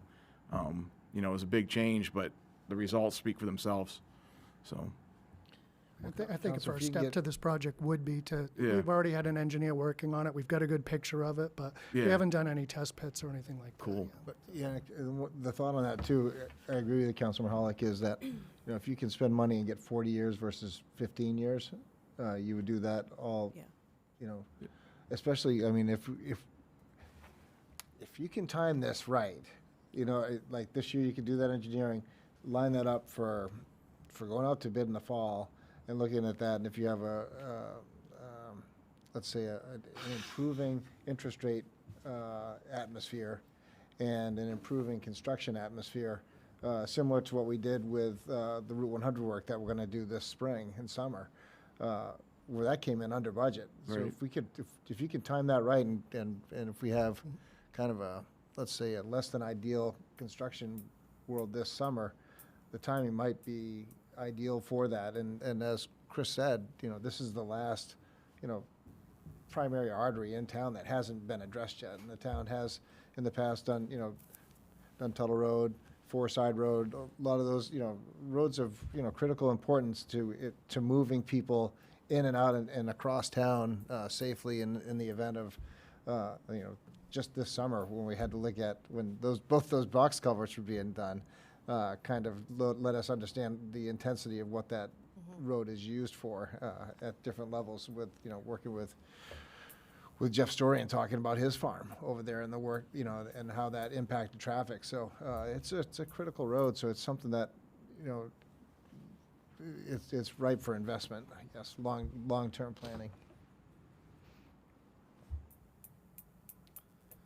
That's all I have on Greeley Road. Like I said, it's another whole workshop if you want to discuss further. Let's do it. I'd like to, but that's just me. Now I'm going to go into competition with Chief Rumsey. Public Work Administrative Building. I'm not going to zip through the interest of time. That's why I provided with these slides. This is the similar slides that I presented back in 2023. It's a 1968 construction of that building. It's originally planned to how the administrative building would house bus drivers as well as the public works staff. I'm not sure if that's going to be the case now. Like I said, we went out to bond in 2019, and in 2020, we got a reality check. There's a lot of needs assessment. Like I said, it's a 1968 building. The conditions in there for break room and locker rooms and so on and so forth are really not conducive to a, for instance, we just had a 36-hour storm. This is their break room. They got a little teeny stove.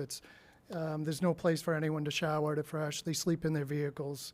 This is their locker room. This is their one bathroom that's not ADA compliant. So this is what was designed back in 2018.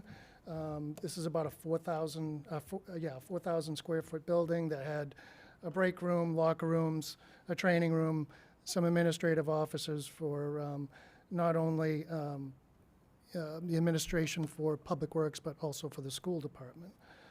Not saying this needs to be a 4,000 square foot building, but this is what we had as a proposed space. This is the location of the space. This just gives you a rendition of what this was going to look like. This is the area under construction in 2020, 2021. This is the area where that building would go. One thing I will say is, even though we cut this out, we put all the sewer lines, all the electrical conduit, we brought water out from the road, we stubbed everything into this area, we built all the design parking spaces, so all the infrastructure is in place for this building. It's just another rendition of what it would look like from Drown Road. This is where the building would be. This is just showing you that the parking spaces are in place, they're tipped down for the sidewalk, the infrastructure's there. A proposed facility is 4,000 square feet. Architectural, they're basically telling us 500 to 550 a square foot for any type of commercial building right now. Whether it's a police station or a public works administration, that's the rule of thumb. Hindsight, this would be about a $2 million project. Hindsight, we probably should have found the money in 2020 because it probably would have been a $1 million project. So, again, we underestimated. So, I'd just like to keep this on the radar. We've had funds. We still have funds in our capital budget that when we speak with Helene, we can show that those funds are there. We came pretty close to having what we needed, but then we allocated the funds in a different location or a different building back a few years back. So neither they're there. So Do you know, so you don't have any funds left towards this? it's about 500,000. 500,000, okay. Yeah, it's not bad. It's more than I would have thought. And I'm trying to think of the best way to ask this question. $2 million is for the building to be retrofitted. It's everything that needs to happen at the 4,000 square foot mark. But the maintenance building at the school, they just built a new maintenance building at the school. So like if you're removing what would have been for the school, would that be 3,000 square feet? Would it still be 4,000 square feet? Would we still anticipate the school using some of the space? What would that look like? The maintenance building at the school was just for their maintenance. This was for their bus drivers. For their So we bus share the drivers, building okay. with the bus drivers. They ended up renovating the back of a garage when we couldn't do this. It's not ideal for them. Okay. The school hasn't really showed any interest in spending more money to help build this. They pay about $160,000 a year towards the garage building. We tried to feel them out before they did the school to see if they'd be willing to maybe wrap some of the funding for the school Yeah. into building this. I didn't really get an interest in that, so. So then, just one more question, is the funds that we're getting from the school towards the maintenance building, that is being shared jointly between us and North Yarmouth, right? So are the funds like coming from their budget to us, or what is the what is the breakdown of that? The school sends us a yearly Okay, payment of $160,000, which we put towards the bond. okay, So the school, so North Yarmouth would be paying a portion of that Portion of that, okay.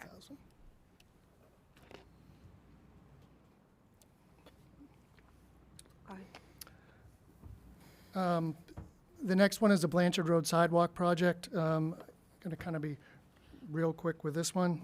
I'm just going to show you where it is. This is Main Street, the traffic light.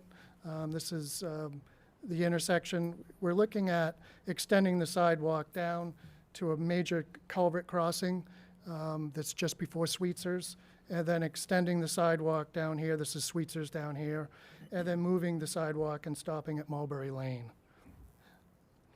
Oops, I did the wrong thing here. This project was originally part of the Main Street project that we did. We went out to bid in 2022. We were building it in 2023. We had a build out for Blanchard Road and one for Tuttle Road for sidewalks. Again, the cost of the sidewalk, this sidewalk on Blanchard Road came in a lot higher than we thought. We found out that there is a slope failure, a culvert failure in that deep crossing just below Sweetzer's. With all that in mind, the project went way above, what we could fund at that time. So we basically put this on the shelf as well. Since then, we've approached DOT. I kind of made the argument that the slope failure and the issues with the culvert at the crossing by Sweetzer's was really a DOT issue because it was a problem before they turned Blanchard Road over to us under the compact. They agreed, and they agreed to fix the culvert, fix the slope failure, and they also agreed to work with us so when they're fixing the culvert to widen that area of the road so we could fit a sidewalk in. We also went and approached PAX to see if we could get some funding, maybe to help with this project. We were able to secure about $200,000 in funding from PAX. So this project went from well over to possibly costing the town $200,000, which is high, I believe. I think we're probably going to get this project within for about $150,000 to $175,000. DOT's looking at having this project completed in 2027. The PAX money is sitting on the table for us for 26, 27. And this is a project that I am going to put into the capital budget this year and have another conversation with you during the budget to see if we can get this funded and move forward and get this constructed. Is there any questions on that? Can I ask just one jumping back question? The Valhalla irrigation system, I vaguely recall us having the sprinkler system. Is this separate of that? That was in their budget last year, so that's Yes, separate of yeah, that? separate of that. Okay, thanks. Yeah, the sprinkler system was for the physical facility, Yeah. the buildings, versus this would be irrigation throughout the golf course. So just water lines? Okay. Chris, how, I know you have a robust presentation, just being mindful of the time. I would suggest our next workshop in February, I think, is on private and public roads. So would we be able to bundle in the rest of your presentation to that workshop so that you can? This is the end. That's the last Oh, this is slide. the end. Yeah, Okay, sorry. So All right. the only thing I have is I have a hard copy of a capital sheet that's taped up on the wall out back, but if you're not really interested in looking at that. No, that'd be great. And it really looks at, I've got a 10-year plan I've got every piece of the equipment for Valhalla, Parks, and Public Works all listed with a 10-year plan on its replacement when it needs to be replacement, replaced, its depreciation, and what my target years for replacing it. But, so, we do have a plan in place for that as well. We'll take a 5-minute recess and then get going right at 7 if that works for everyone. Thank you, everybody. Stacy, Chiefs, and Chris.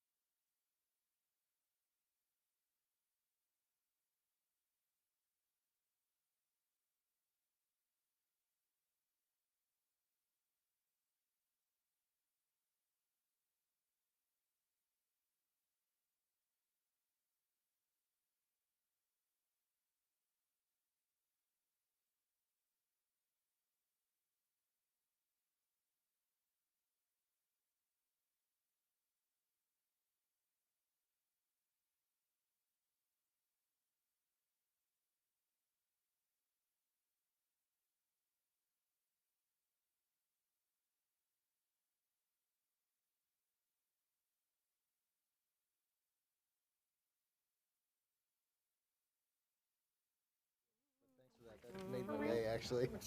This is a lot of stuff. Hey. Hello, everybody. I was about to say happy Monday, but today is actually a Wednesday, so we are outside of our normal scheduled programming. But we thank you all for being here on a Wednesday, and hope you have de-thawed since our big snowstorm. We will call today's Cumberland Town Council meeting to order. First up is the approval of minutes from the January 12th, 2026 meeting. Give me a motion. Okay. Is there a second? I'll give you a second. All right, there's a motion and a second. Any discussion on the motion? No. All those in favor? Unanimous. One abstention, Madam One, Chair. and one abstention. It is not unanimous, Brenda. We've got one abstention. All right, before we move into the manager's report, I would like to punt over to Vice Chair Eads to give us a very wonderful honorarium. No. So as our community knows, about a week and a half, 2 weeks ago, we lost Tom Gruber. So Bob and I had the pleasure of working with Tom on many projects, the town council. So after Tom passed away, I reached out to Bill Shane and asked Bill if he would write a dedication that I could read at the beginning of the meeting. He and Tom worked hour after hour, and Linda Shane worked on the food pantry together, many projects. So anyways, Bill sent me this tribute to Tom, and thank you, Madam Chair, for indulging me in reading Bill's dedication to Tom.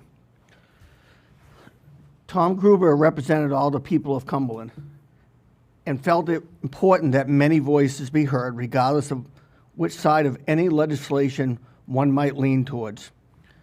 Tom believed in the end things were better when many people came together and shared ideas. Tom believed Cumberland was a unique community with many talented people. He believed bringing those people together would build a stronger and even greater community. Tom supported education. He loved the schools. He supported the town staff, all of its departments' employees.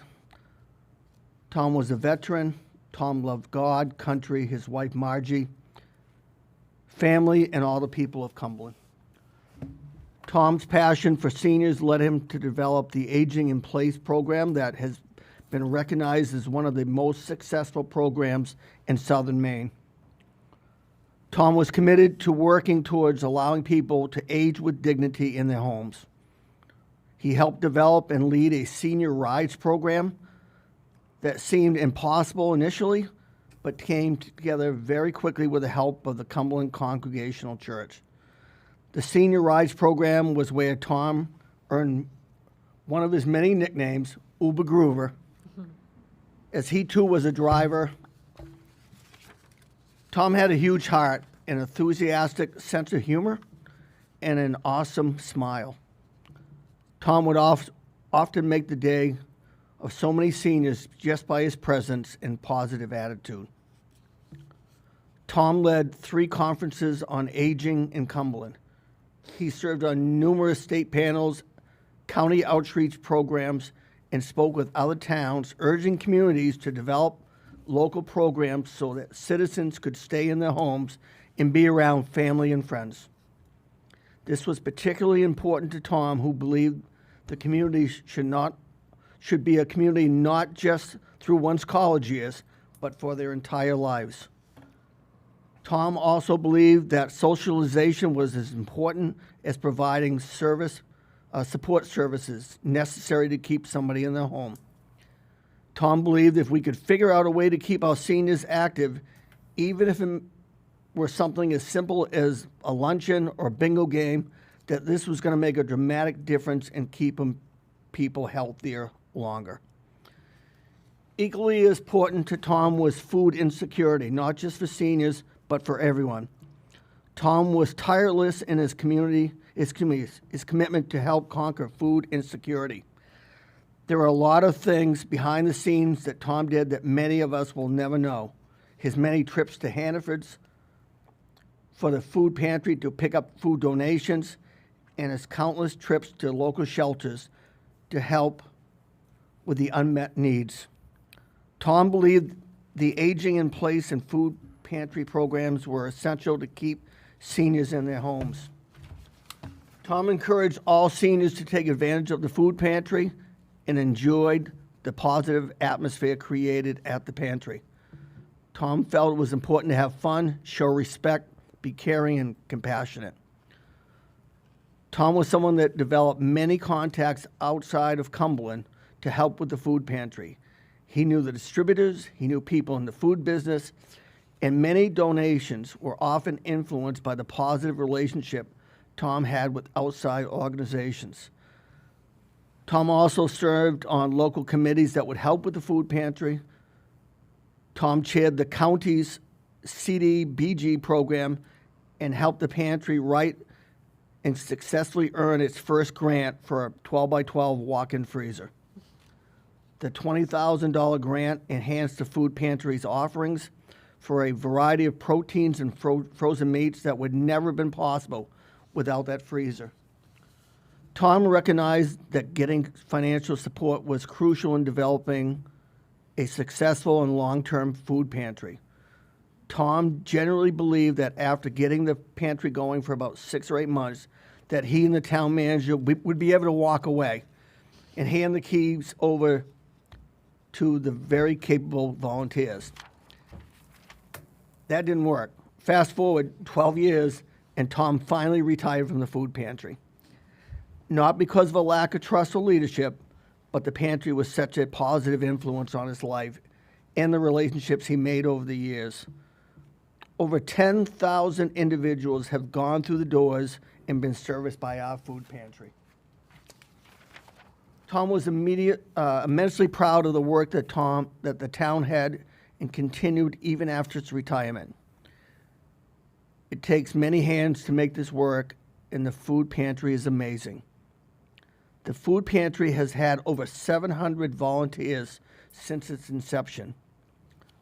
Tom was immensely proud of the people of Cumberland, North Yarmouth, Falmouth, and Pownell, all who volunteered. When a customer crossed over the threshold of the pantry for the first time and said, "I need help," they were treated with love and respect. Tom always wanted to make it fun for people and joked with the customers. The positive and loving environment made Cumberland the most successful pantry in the state.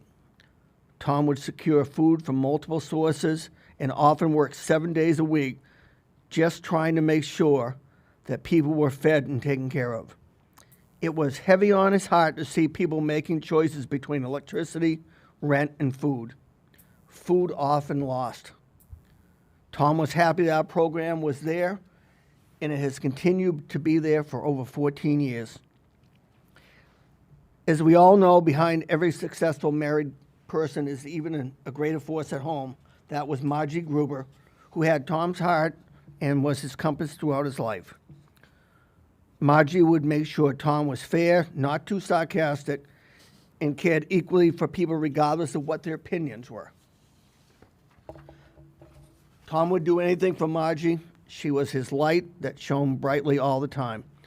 Margie and Tom were an amazing team, and the two people made such a profound difference in our community.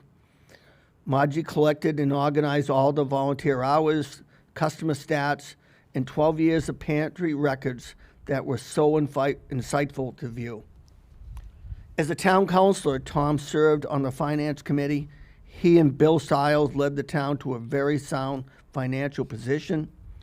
The town's finances improved to a point where national bonding agencies increased the town's bond rating, reduced interest rates for the town on future borrowing.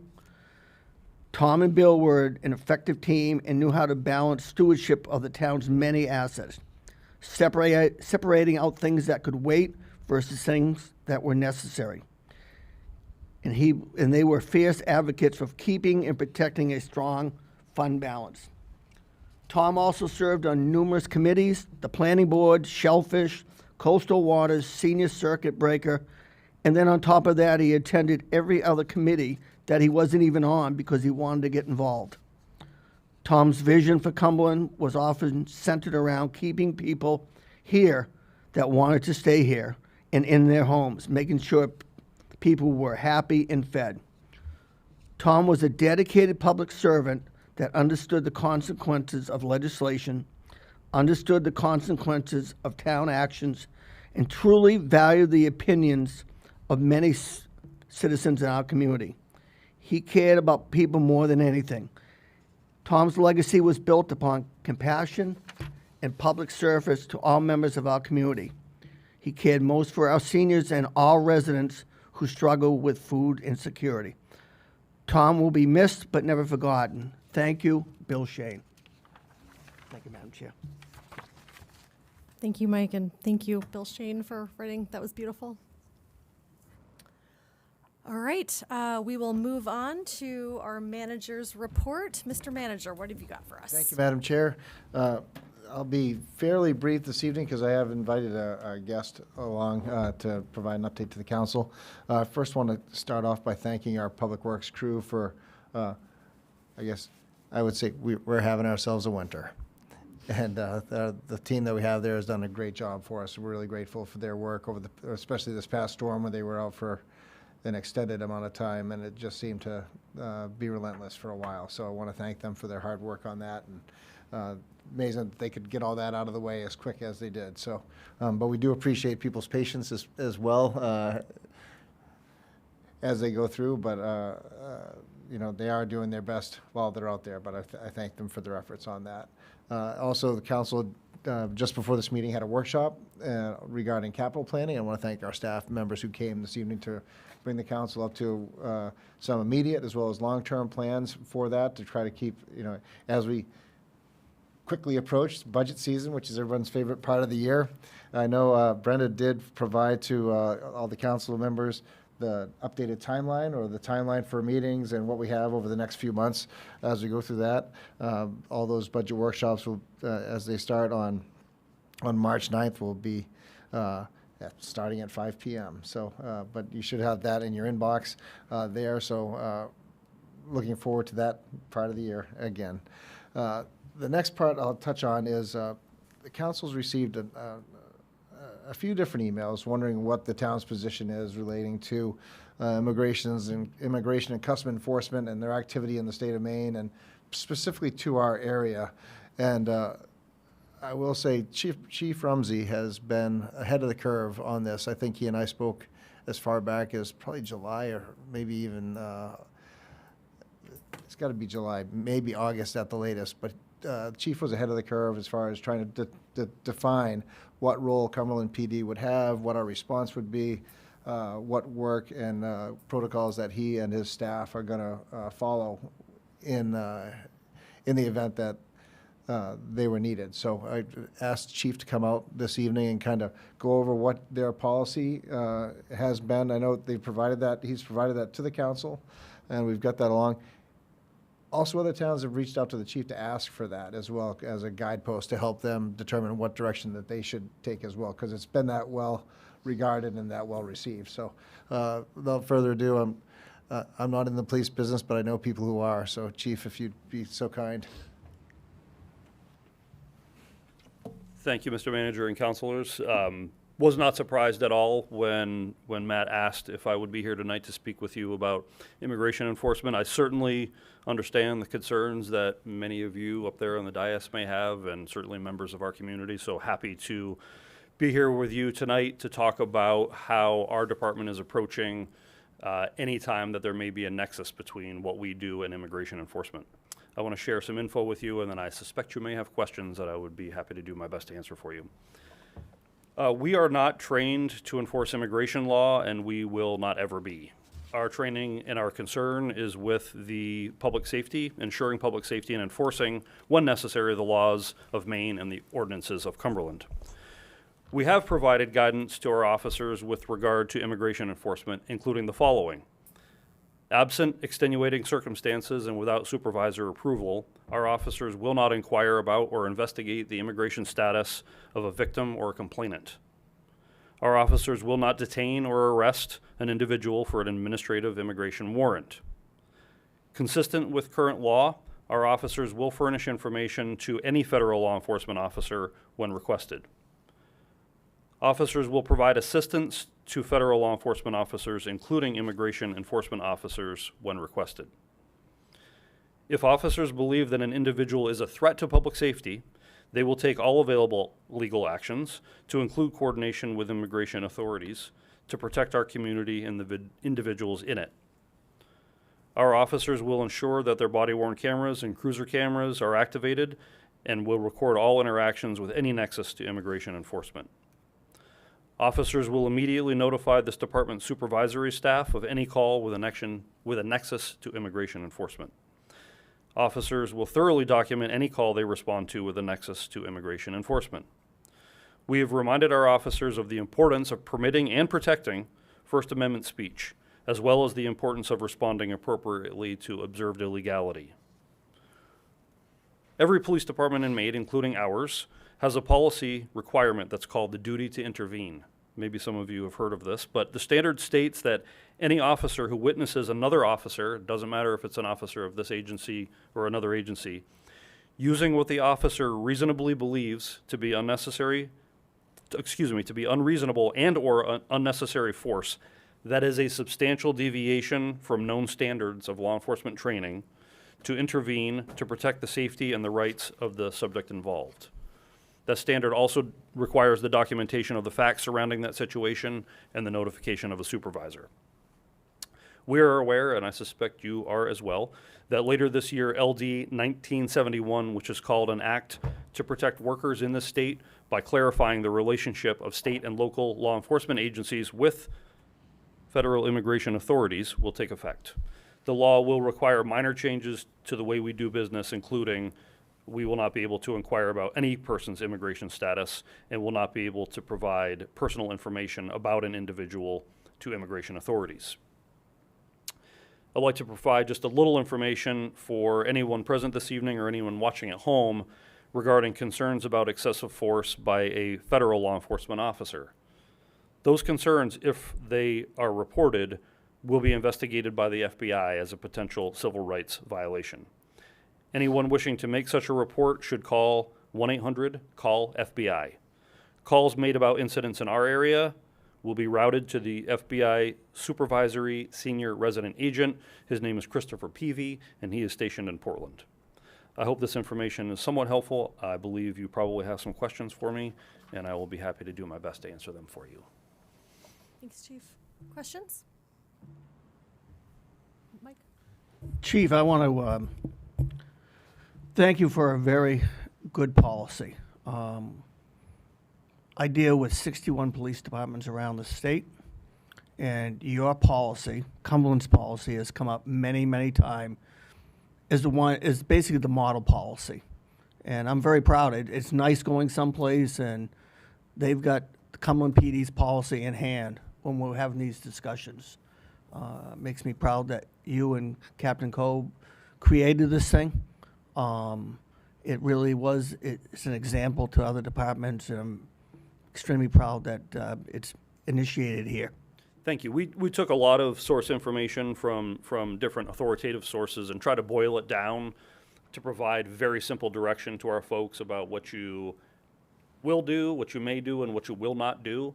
Understanding that these circumstances when our officers would be involved in these type of cases may be tense, uncertain, rapidly unfolding cases. And so I'm glad that it's been well received. It was, after I put it together, vetted by our legal counsel to make sure that it was consistent with state law, and we're comfortable that it is. And so we believe that it strikes the right balance. And like I said, we'll have to make some minor adjustments, very minor adjustments, I think, later this year when LD 1971 takes effect. But thank you. Can I ask a question? I think that this has definitely raised the temperature, in the greater Portland area, Cumberland. Just out of curiosity, are you given any type of awareness surrounding how long this presence will be around here, or is it just, we just don't know? We don't know. The information that was kind of gleaned about when this operation was going to begin came to, I think, state law enforcement and then trickled its way down to us, and it was really through the rumor mill. So I think there had been an understanding or a general belief that this was going to happen, but I think it was maybe 3 or 4 days before the arrival of federal agents that it became very clear that this was going to happen and about when. And so it's important to note that currently, this hasn't always been the case, but currently there is not coordination between federal law enforcement officers carrying out immigration enforcement and local police. They have some reasons why they're doing that. We can agree or disagree about how safe it is and whether it's a good idea, but it's not happening right now. So we haven't been told how long this will be going on. We don't know. Anyone else? Any other questions? No questions. Again, thank you for, your leadership in the department. I don't think anybody here in the town of Cumberland doesn't feel that we are well protected, that we are well served by the department. I think all of us recognize that there is a lot more going on in this country than we're comfortable with, and it's certainly is a wake-up call for me to see what happens,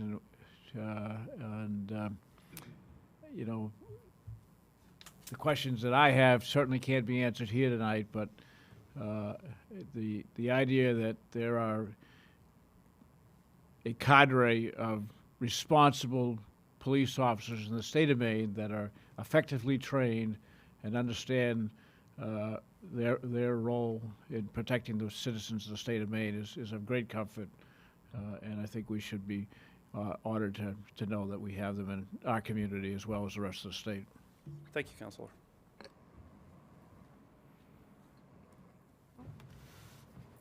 Thanks so much, Chief.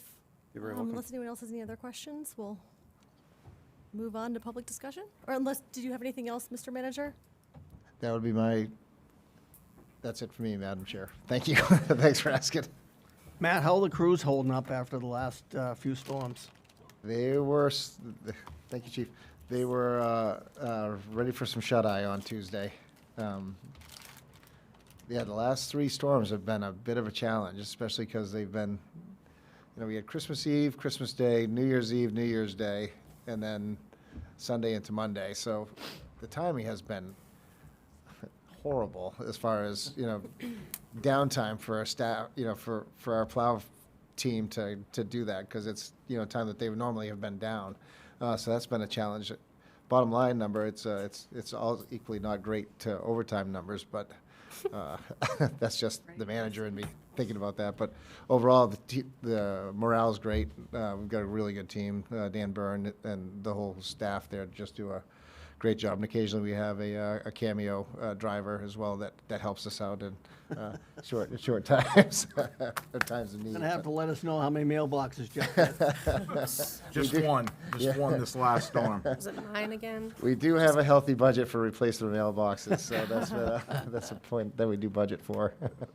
But thank you, Madam Chair. I will say a resident on the sidewalk today told me that it's never more clear where the line of Cumberland is versus the line of Falmouth, or the line of Cumberland and the line of Yarmouth, because of how impeccably well plowed our roads are. Shade. And not to throw shade, but I hope Public Works really, and Chris, if you wouldn't mind just relaying that back, it does not go unnoticed, and you just do a great job. And I think people feel much safer driving on our roads than they might in some of our neighboring towns.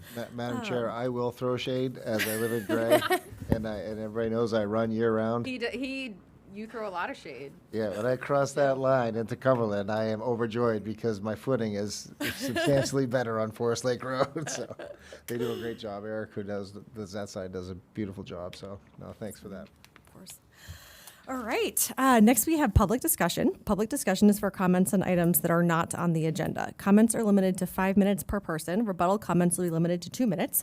Public discussion topics may be brought up again under new business for further council discussion. We have some folks here tonight. I don't know if any of you are here to speak publicly, but we do have a handy-dandy little timer up there that kind of keeps you on time, so you just know when your time's up.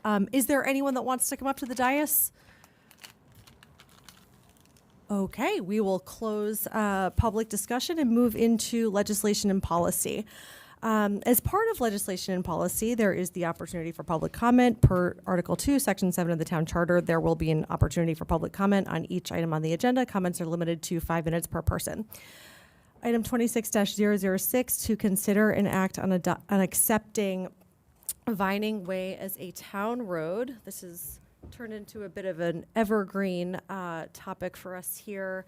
But to give a little bit of history, this item in accepting Vining Way, we had looked at this, I think about two months ago, and the assistant town manager and C.B. Maher have kind of looked at some of the deficiencies that were possibly identified in 2025, and all of those have been corrected, and the road meets, kind of according to our information, town public road standards. Sorry about that. Can everyone hear me?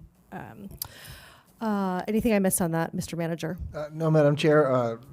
I know at the conclusion of the last 2 meetings prior, where the council was considering the request for acceptance, there was a couple of information points that were requested. One was on the compaction of the materials that were in the road base, as well as some other examples of slopes that were comparable for that. So reached out to the engineering firms to get examples, as well as the testing that had taken place, and provided that to the council as well to try to assuage any forms of concern. So those are the 2 outstanding items that we had there, and tried to get that to council to take a look at. The one-to-one slope was a tough one, as you saw the email chain from Dan Diffin and Tom Perkins, as far as trying to find other examples. They did note some that were there. But the compaction tests I thought were great as far as the data that was there, and to Councilor Mahalik question specific on that. So I think they've checked all the boxes as well as the plan is. There was some damaged riprap that was on the side of the slope that was available that had occurred prior to the snow falling. The plan is to have that repaired this spring, once the snow and ice gets out of the way, and get that replaced. But it wasn't due to a failure. It was just due to probably human interference. Someone might have got there and scoured it down some. So they will be replacing that, as well as the other thing that the council may or may not remember is that with the acceptance of a road on the town for a 2-year period after that, the town maintains and escrow a significant amount of money to address any deficiencies or repairs that need to take place. So that's all in line, and there's a healthy amount there that we'll have. Great. Before we go into council discussion, is there anyone from the public that would like to comment on this agenda item? Come on up, and if you wouldn't mind just telling us your name and where you live, please.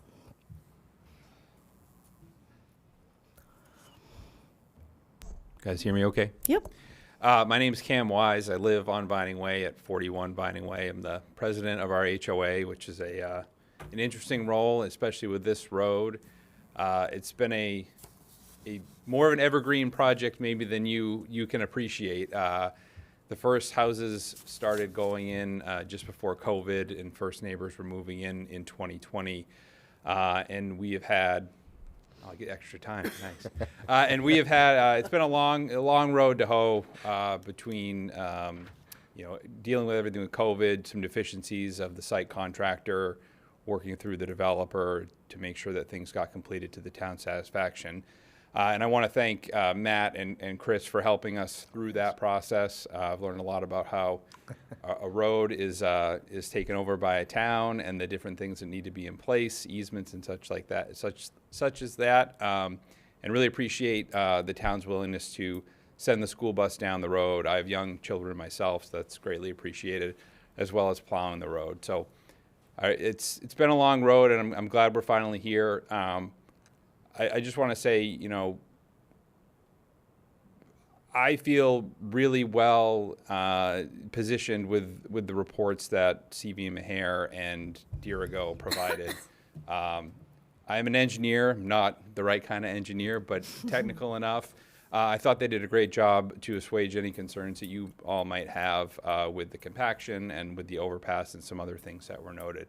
I also wanted to note that, since the road has been built to town standards and has been proven as such by the engineering firms. If the council is not willing to take the road, I think it sets a pretty interesting and potentially poor precedence for future developments that go through the legwork and the expense to build the road to that standard. And the expense that was passed along to the homeowners and the lot owners as a premium. So we're all expecting and excited for the town to take the road over. I think finally I'd say, you know, we also have a pretty big tax base in the neighborhood. By my count, around $400,000 a year, which is not insignificant. And we do bring some nice value to the town in the form of the trail system that connects to Twin Brooks. So I really urge the council to please accept the road as a town road, and I appreciate your time. Thank you. Thank you. Would anyone else like to comment? All right, we will close public comment and move into council discussion. I think Councilor Mahalik might have something to say. Yes, absolutely. I know this process has been difficult for you folks, so I want to start off by acknowledging that. I mean, I know it's progressed slower than you would like for multiple reasons, but you're at the finish line. Some of you wonder why I have asked so many questions in this process. So, you know, I want to share some of the reasons why I've done what I've done and so forth. So just bear with me for a couple minutes. But, you know, people make mistakes. You know, that's why we have professional liability insurance in today's world. I mean, that's why we have malpractice insurance. You know, people do make mistakes. And, you know, I've lived in this town pretty much my whole life. I lived outside of it for 5 years in my early 20s. But I mean, when I look at the history of some of the developments that were done in this town before that were engineered, accepted, and inspected through the whole development process, later down the road, maybe it's 5, maybe it's 10, maybe it's 15 years later, I can give you examples of deficiencies that all developed. So that's really what drove my questioning. And, you know, I don't want to get into the details of that, but that's really what drove it, because at the end of it, the cost to fix the deficiencies falls on all the taxpayers in the town. And you're right, you folks bring a lot of revenue into the town in terms of tax dollars, and I'm not disagreeing that or discounting that. But at the same token, you know, as a counselor, I try to look out for the entire community. I might be the West Cumberland Council representative, but I listen to everyone, you know, whether you're in the center or the Foreside or West Cumberland. So that's just how I function. Some of you folks wondered, you know, what my experience is and why I've asked these questions. In college, I took classes on construction materials, soils, concrete, so forth. You know, I took a class at Caterpillar University called Road Builder Pro. It's basically a 400-hour class of classrooms in the field where we basically built roads. You know, we did compaction tests. We learned how to build roads, read plans, bid jobs. It was basically to put us inside what our customers deal with. So I can tell you, I've built a road. I've run the bulldozer. I've read the plans. I've set the grades. I've done it. So that's what drove that. You know, I'm not a civil engineer. And in my opinion, civil engineering is one of the few engineering disciplines where you can't build a prototype with the exception of a road. You know, you design something on a computer, you know, in Creo, and you have your plans, and you look at it, and everything looks great, and then you go to build it in reality. There's no model. It's not like a car or a computer chip or some other engineering discipline where you can build a prototype. So Vining Way is a great example of what engineers can do when they push the limits. We had a limited space for a stream crossing. We didn't want to have a pump station, you know, for a sewer system. We wanted gravity fed. The end result, we had a 1-to-1 slope and a 28-foot elevation grade. You know, we push the limits of what we can do. So, you know, that's a great accomplishment for the engineers. Design came true. So I reviewed the compaction test on pages 18 to 22 in the report. And I'll be honest with you, I knew this going into it, but a compaction test measures 12 inches of compacted soil. It doesn't measure lower than that. So we did 2 tests on a 28-foot elevation gain. That's it. Only 2. Okay? The other thing that in this report that I need to point out is that the lift thickness is specified as graded prior to their arrival. So what that means when the engineering firm did the test is if they put a lift of 3 feet of gravel all at once, and then you measured the compaction, you're only measuring 12 inches. So we know that 1 foot is compacted correctly. We don't know if it's all compacted correctly. Okay, that's just the reality of how a compaction test works. When I looked at the equipment used in the report, we used a 54-inch drum roller. It's 11,000 pound operating weight, 21,000 pound centrifugal force. You compare that to an 84-inch drum roller, you're 24,000 pounds in operating weight and 50,000 pounds of centrifugal force. So our compaction equipment, like I said a couple meetings ago, is on the smaller end. So in short, we're never going to know if this 28 feet was compacted correctly. If it was 3 feet, I wouldn't be worried about it. But there's no way to ever get to the bottom of it. There's no way to figure it out. So at the end of this, we need to make a decision, and we need to move forward because these people deserve an answer in the room. I understand a lot of you folks were promised that the road was going to become a public way. And, that's just how the process worked. And if you watched the last meeting, I brought up some concerns of that under new business. So my thoughts are, at the end of the day, that we need to accept this road and, hold money back in escrow and move forward. But, I wanted to share the reasoning behind my questions and how I still feel about it, but I am going to support moving the road forward. So, as a town road. Thank you, sir. Councilor Douglas? That was amazing. I feel like I learned a lot just listening to you talk, Jeff. I mean that genuinely. Don't look away from me. You too can go to Caterpillar School. I would love to. I tried looking up getting my license, whatever it was last week, and it felt it takes a long time. Anyway, CDL, not for me, I guess. Not this year. I am in support of this. I agree with everything Jeff just kind of laid out. I think at this point we've done the checks and balances. There is money in escrow. I do think, to Jeff's point, which he brought up in new business last meeting, we do need to have more of an established structure as it relates to road acceptance, but I too would also be in support of it.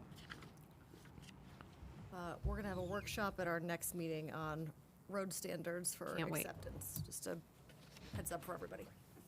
Councilor Eads, did you have something?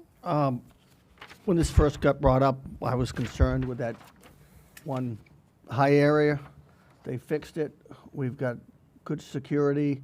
If something goes wrong in the next couple of years, I'm gonna go on this. I made my promise to a couple of residents there that problem got fixed. It got fixed, and I'm sticking by my word, and I'm in favor of this. Thank you. To quote our town manager, I'm not a police person and I'm not a compaction person, but I know some people who are.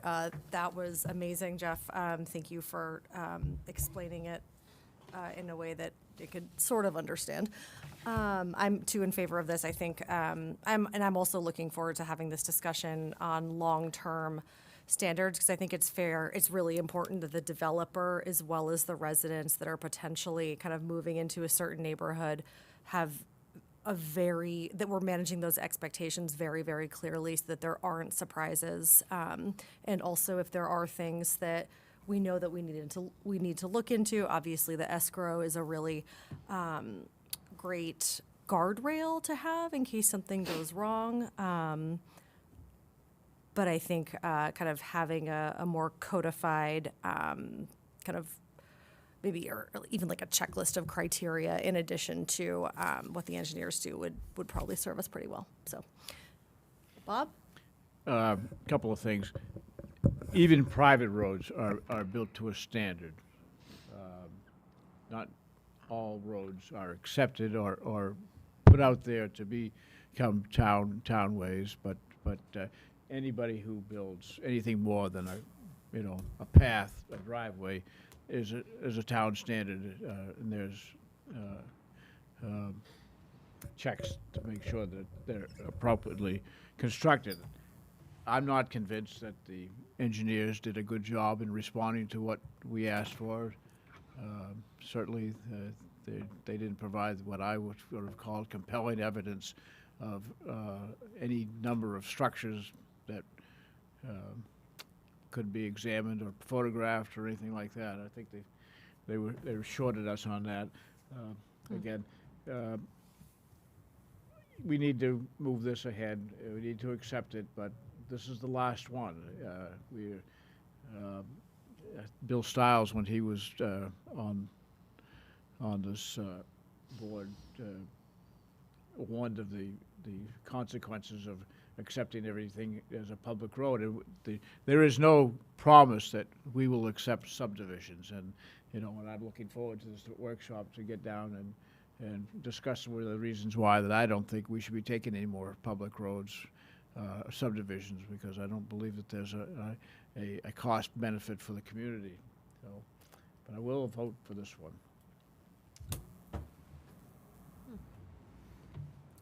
Any other thoughts or comments? I'd make a motion. I'd just like to thank Jeff for the expertise, because this is well beyond my knowledge base, and like Bailey and Tig and others have said, I've learned a lot just in the few minutes saying that, and then the discussions before about the compaction and all. So just really helpful. Denise?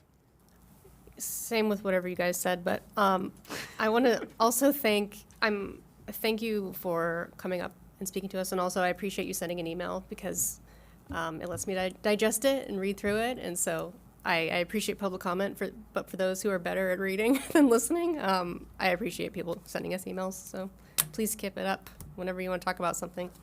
It's nice, thanks. Take a motion if there is one. I'd like to give one, if that's all right. Sure. I move to accept Vining Way, generally described as 2,881 feet in length and 50 feet in width, and described in the deed from Beta Zeta Properties LLC dated November 24th, 2025, and described in Exhibit A of the subdivision plan, Christmas Creek, 239 Tuttle Road, Cumberland, Maine, prepared by Dirigo Architectural Engineering. I'll give you a second. There's a motion and a second. Any discussion on the motion? All those in favor? Unanimous, Brenda. All right. Thank you all who came out tonight, as well as who wrote in. Moving right along to 26-007, to hold a public hearing to consider and act on amendments to Chapter 17, Animal Control, Section 3, Dogs at Large of the Cumberland Code of Ordinances as recommended by the Ordinance Committee. Denise, our Chair of Ordinance, is there anything that you want to say before we open up the public hearing?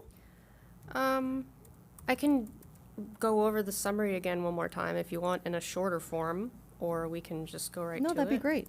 Let me scroll down, sorry.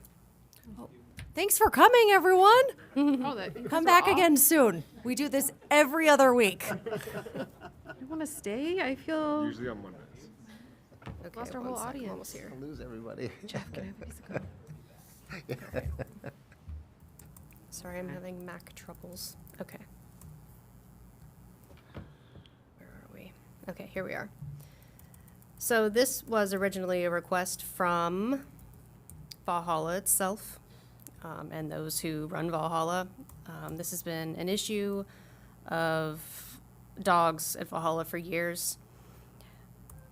Specifically, there's been hundreds of dog poops left over that when the snow thaws finally in the spring, they are all there, and this has to be cleaned up. There are issues with dogs off leash. Typically, most of the issues are occurring within a quarter mile of the parking lot, which is, people park and then they walk their dogs around, but it's becoming an issue, and Valhalla has requested this change specifically for a variety of reasons.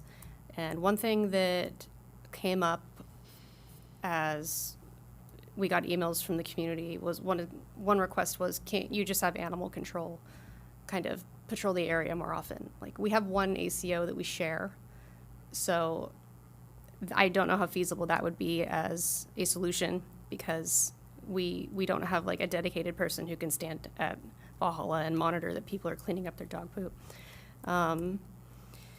We discussed this during the last meeting, and I don't know if you guys want to rehash your comments or not, but essentially this change would make it so that instead of having dogs, sorry, let me go down to the chart so I'm not misquoting.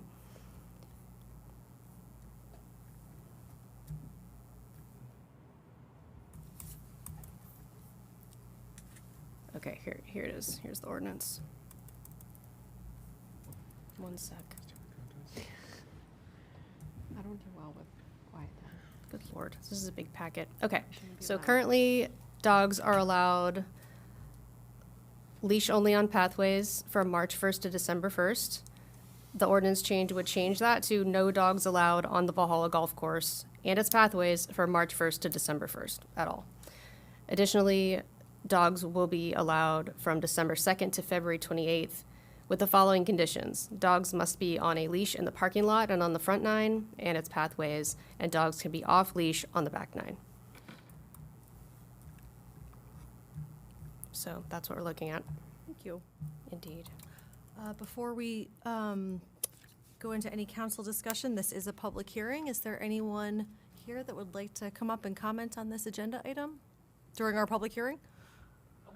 Come on up. I guess I'll speak again. Excellent. And if you, just for the folks at home, if you wouldn't mind again reminding us of your name and where you live. No, Doug Brown. I live up on Carroll. Thank you, Doug. And like before, totally against it. I mean, you've already closed down part of Twin Brooks for winter. And so now you've moved everybody that walks the dog from, the Tuttle Road side of Twin Brooks to the backside, but we always had the Valhalla all open. And now by closing the front half, all you're doing is moving everything to the back. Now, I understand that's a problem, but there again, it's a town golf course. It's town employees. So now you have town employees saying, we don't want to do this, part of our job. I'd like to see the job description, because do they not pick up trash and everything all during from March until whenever? What about the deer that are out there? I mean, there's a lot of other things that I see that pertain down there, and to me, part of the job is, yes, it may not be a good part cleaning up, but there again, there have got to be other ways. There's only one barrel down there for anybody to drop, so most people aren't going to carry it with them anywhere else. So to me, I'd like to see a few other things take place before it's made leash only. And that, because I mean, as a town resident, I've been here over 45 years, and now all of a sudden this is a problem? And how much money has the town spent for this problem? Whereby it could have been, people had just done their job, and got it taken care of, and we'd be on our way. And we wouldn't be here spending a lot of time. So I'm against it. Thank you, Doug.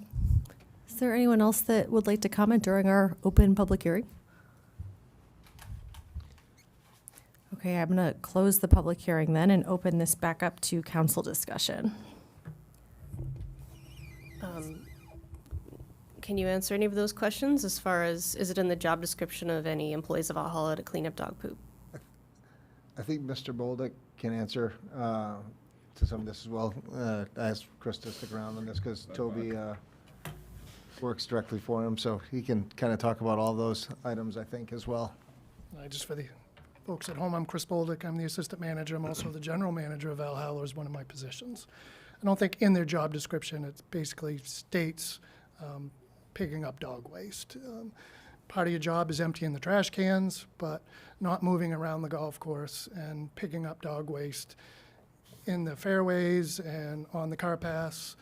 They usually find the dog waste when they hit it with the mowers and when they're trying to clean up in the spring. It's been an issue with dogs also, and we're also not, we know we have dog owners that are good dog owners, and we have dog owners that are bad dog owners. So we're not really trying to penalize or kind of say this is one group we're going after or another group or everyone's doing it wrong, because not everyone is doing it wrong. Folks are picking up after their dogs, and they are dropping it in the can. We do have issues with sometimes the dogs, especially in the spring, are running into the garage. they're getting away from their owners. And so we really think this is a fair compromise for us. It's a 250-acre parcel. We're looking at 125 acres on leash and 125 acres off leash. So that's kind of really in a nutshell. It has been frustrating for staff in the past. As you can see, the report from the Soil Water Conservation District that came down and did an independent study. That was not staff that did that study. They actually stopped that study after 3 days because it was just overwhelming how much was there. So it's been an issue for a while. And we didn't come forward with shutting down the golf course and saying we don't want dogs at all. We think it's fair to have dogs on leash on one side and dogs off leash on the other side. And we are making the change because there was an error in the ordinance over the years. We really can't have folks walking the dogs during the golf season. It's just not safe. Whether on leash or off leash, you can't walk down the cart path. There's a risk of getting hit by a golf ball. So that's why that change is there. So I don't know if that answered questions or addressed yours, Doug. This is only in winter. This is like December to March or something. Right, but it's still, it's just been an issue with waste. There's an issue with waste at Twin Brooks. So I mean, how many more, whatever, you know, there's a lot of dogs in town that people walk responsibly, you know, so to me, I think we ought to try something else. The other thing. Well, hey, Doug, if you do you want to come up to the mic? Sorry. I'm sorry. No, that's okay. But people at home like to see this too. No, so. I mean, there's a lot of people that walk their dogs that are responsible, and yes, you're closing off the front half, but that's where a lot of people go because it's easy to get to. You can go into the parking lot, you can take your dog out, you're not gonna try to run them all the way down back, you know, especially in the winter. So, I mean, to me, it's kinda like, somehow to make it easier. And now we're shutting off part of it because people don't like it. I mean, and like Chris just said, they got the problem down at Twin Brooks. So what's gonna happen down there? Are those people gonna down there say, well, we don't wanna pick it up either? I mean, there's got to be some compromise here for a lot of people in town that now have dogs, and they like to let them off leash. And I mean, we only have certain places. We did have both sides of Twin Brooks, and you shut that off, and now that you moved it, originally, we were able to go to the golf course. So we actually had two places that we could take our dogs. Now we're down to just one unless we wanna walk a mile or way down back in order to let them off. So, I mean, it's just, you know, a lot of people in the winter, it's inconvenient. The older ones that have dogs, they like to get them out in the parking lot and just go down back, and I think they're very responsible.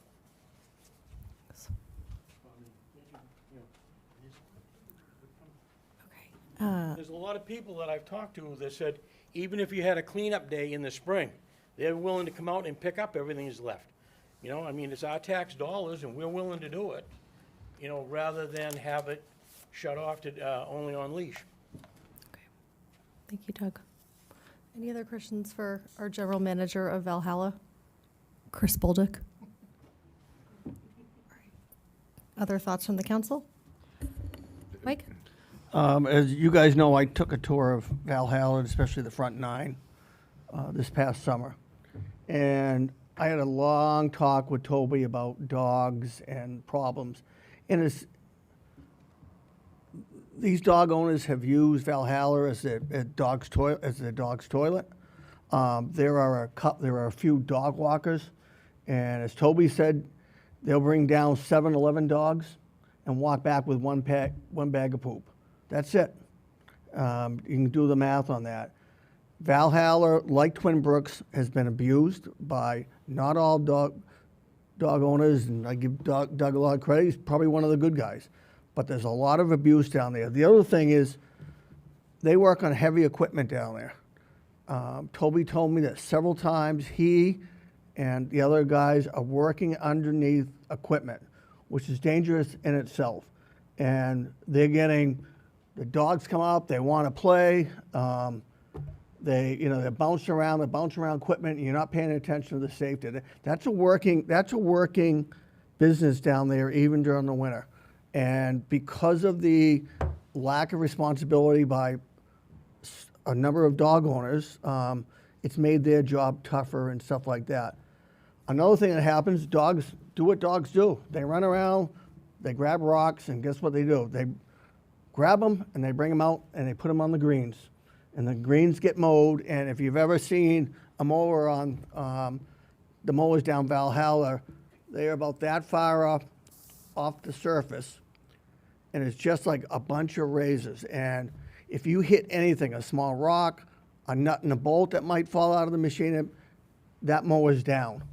And that's happened a number of times where they've been mowing and the dogs have been bringing rocks out there and they're picking up the rocks, they're breaking machines. So, you know, I'm in favor of this, as I was a number of years ago with Twin Brooks. When they can GPS 300 piles of dog crap and then stop because it's just so overwhelming, that tells you what's in there. They probably just scraped the surface on that, pardon the pun. But they, this has been ongoing abuse by a number of, whether it's half, whether it's 25%, whether it's 10%. And I think this is long overdue. And the thing about that front nine, the greens are a lot closer than they are in the back nine too. So the ability for dogs to come up and interfere with the operations, the maintenance sheds over that way, it's a recipe for disaster, and it has been. So that's kind of where I am on these things. Bailey and then Jeff? So I think I hold similar sentiment to Mike. I think what concerns me is we're selling memberships to a space, right? Like, it's a public course, but then we're also selling memberships, and it's a revenue stream for the town. And so I think part of our responsibility is to also ensure that we can maintain that revenue stream in the future. And I think there are other places for people to go with their dogs. I recognize that it's not ideal in certain circumstances. You know, I live in a place in town where I don't really have access to any of those great amenities, which also is my choice, but that's where I live. And so I think we just have to do our best to kind of isolate the space from and insulate ourselves from liability. So that would kind of be my take on it. So I guess, you know, I think this is, I mean, I'm going to support the change to the ordinance. But I guess where I struggle with this is that, and I understand the staff's concern, right? You know, nobody likes to step in a pile of dog waste or any animal waste. It's no fun. But we're putting something in place that's going to be difficult to enforce, right? So, like, it's all on the honor system, and we're on the honor system now. And I guess, you know, I just don't like to put stuff on paper that's, you know, pointless. You know, I'm not saying it's pointless, but, you know, I want to move it forward, but I just wonder how, you know, what do we do a year from now if people continue to do what they're going to do and take the attitude of, you know, this is public land, it's a town-owned piece of property, I'm going to walk my dog on it. I agree that walking a dog on there in the summertime during golf season is unsafe, and, you know, we got to restrict it, but that's my fear is, you know, we put this forward and then, you know, what do we do next? So, I mean, my hope is the citizens just become responsible and not leave their dog waste on Valhalla, but that's all I have. Andrew? So one other thing that was brought up, so I might be jumping the gun a little bit on the motion side, but there's one piece of property, town property, that's not listed on here in Screely Woods. And I don't know if we can, there was a suggestion of having that be the same as Rides Forest and Knight's Pond, with dogs under owner / keeper control. If we could add that in once we do that, if people are amenable to that, because that's the one area of town, you know, large town property, forest, et cetera, that's not identified one way or the other. And it's just sort of a nebulous, you know, when it comes to dogs on there. You know, somebody's got, 2 dogs, myself, I think, you pay a lot more attention when they're attached to you on a leash. And so when they're going to the bathroom and when they're not.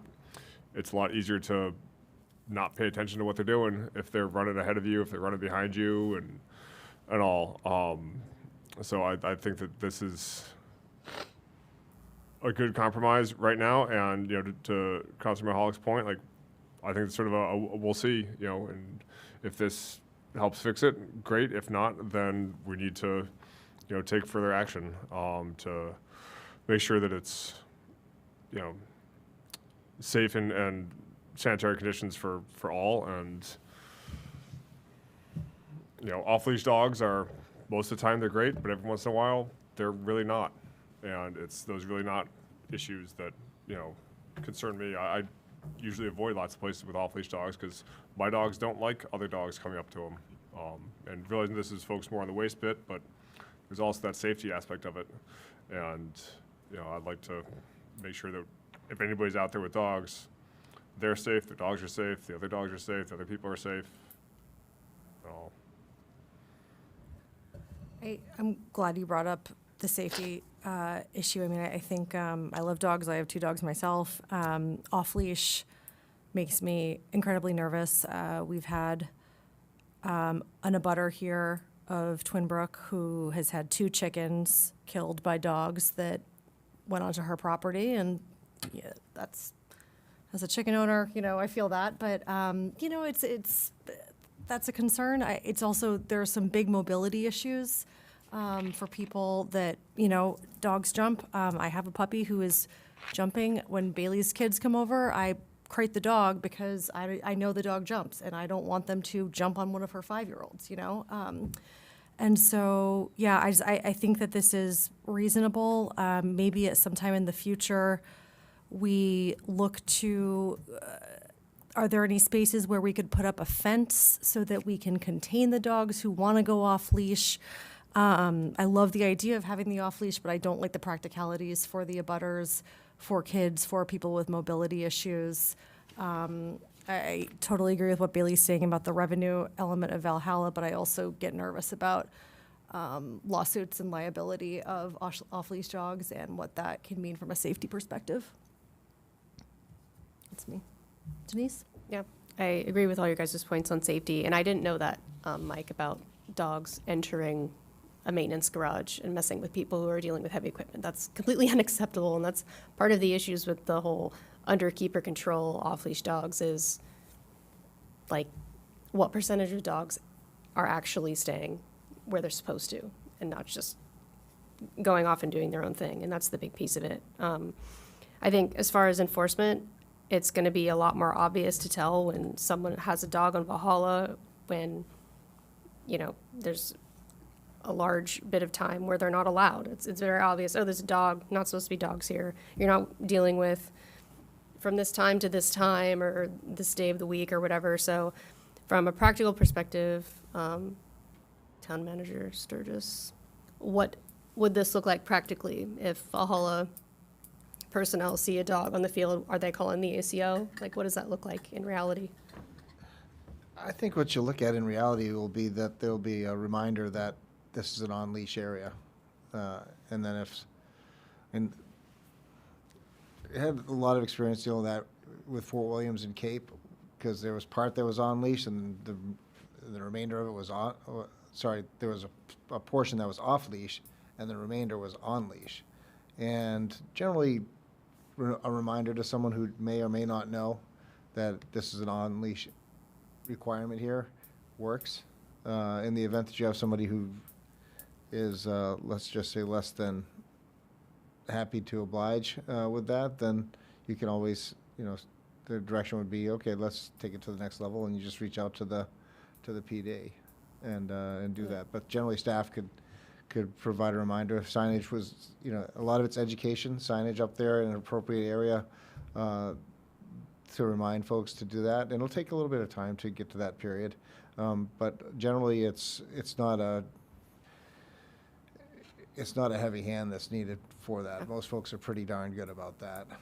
It's just a question of just getting people understanding and up to speed and knowing that that's a requirement. Sounds good. give you a motion. I would take a motion once Mr. Andrew gets back to his seat. All right. You good? Oh. Yep. I move to amend Chapter 17, Animal Control, Section 3, Dogs at Large of the Cumberland Code of Ordinances as recommended by the Ordinance Committee. Is there a second? I'll provide you the second. Any discussion on the motion? Can we amend it further to add Greeley Woods to match the Ryan's Forest and Knights Pond wording with dogs allowed under odor/keeper control? And real quick, Greeley Woods runs the property lines of a number of residents.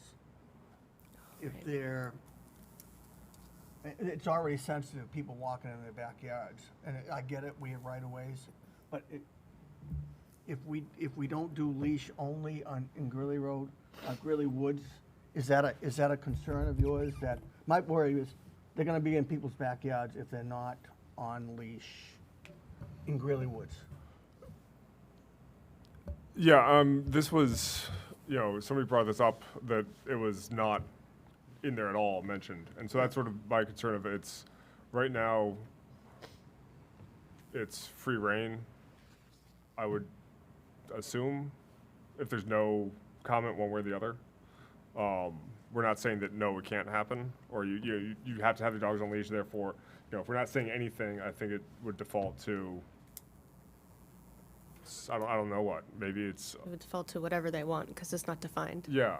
And so I just would It's like to have open, some sort of, yeah. it's the one piece of, property where town property where people are gonna be walking their dogs, potentially, that's not defined at all. And I'd like to have some sort of, definition on there. Again, John, do you wanna, so, if you don't mind, John Justinius was the one that suggested. Spoiler alert. Yeah. I know it's out of, We have we just did a motion, we had a motion and a second, And we're discussing the and motion. we're going back to we're not discussing, yes, we're discussing the motion. this but- is amending the motion. Right, but now we're I kind of. think that's a substance change, and that should go back to the ordinance committee. I would agree with you.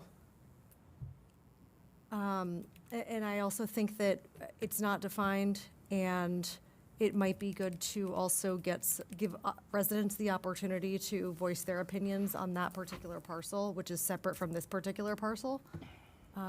So let's just concentrate on what's in front of us, and then we can talk about that during new business, if that's acceptable to everybody. Yeah. That works for me. Yeah. Okay. So we had a motion, we had a second. Any other discussion on the motion? For what it's worth, I think that perhaps we can look at town-owned lands and find out if there's a piece of parcel available for a dog park. I know the city of Portland has two dog parks, one down off of St. John Street and the other one off of Presumpscot Street there. So it might be worthy of us to take an inventory of town land and see if we can't find something to set aside. That's what I meant by the fence. Never mind. Fence, yeah. Any other discussion on the motion? All right, we'll call for a vote. All those in favor? Okay, unanimous, Brenda. And we'll circle back around to that during new business. And John, if you're still here, we'll call you up to talk about it. Okay. Next up, we have 26-008 to hold a public hearing date to consider and act on amendments to the personnel ordinance as recommended by the ordinance committee. All right. Denise, sorry. back over to you. Yeah. This is a big one, and you can see all the changes. And sorry, Andrew, they're still in all sorts of colors, so you're just gonna have to deal with it. But this was a lot of different people from within town departments, kind of looking through the current personnel ordinance, trying to figure out what is out of date, what needs to be brought up to standard. The ADA and accommodations bit was beefed up quite a bit. The employee wellness program was overhauled a bit and made more, I guess, accessible and usable by people. And that the whole point of that is to encourage, personal wellness, which ultimately decreases your health insurance premiums, and hopefully everyone is feeling better, working, and, being healthier in general, which benefits everything. Additionally, let's see, what else was in there? Gendered language was removed. Everything is just a they now, which covers all situations. And I think that was about it. There's just like a lot of housekeeping. And then, the wellness program was probably the biggest fancy thing in there, right? That was a big one, and a lot of it was reorganizing it, so the flow was a lot Correct, yeah. better with them, and then sharpening up definitions where applicable to, let's just say, modern language requirements. Right. And a dress code. The dress code, we did, there Yeah, was some that's true. easing of the dress code Dress code. to allow Yeah. some No more individual- black tie on Fridays around here. Yep, unfortunately. Bummer. There was a lot of work that went into this. Thank you. It was clear within the. A lot of great work done by Helene, by Bridget, Angela, and Brenda as well. So they did a lot of great work on this, and very appreciated. It is a public hearing, so we'd be happy to open the public hearing if anyone wants to talk about any of these things. All right, I will close the public hearing. Back to council discussion and questions. And if there, yes, please. Matt, under definitions, regular full-time employee, the proposed language has a minimum of 1,560 hours. Why is that not 2,040? I mean, so 52 times by 30 is where that was at versus the, like before it was undefined. And so I think that what they were looking at was 30 hours per week was considered full-time. So it'd be 30 times. do we have any 30-hour employees? We have a lot of 33-hour folks with the Monday through Thursday. With the Monday through Thursday hours. So there's a lot of, there's 3/8 times, or 3 times 8 plus 9 on Thursday, so that makes 33 hours. So a lot of full-time staff are 33. A lot of folks work Fridays as well, or other hours, but their baseline is 33 hours. Thanks. Yep, you're welcome. Yep.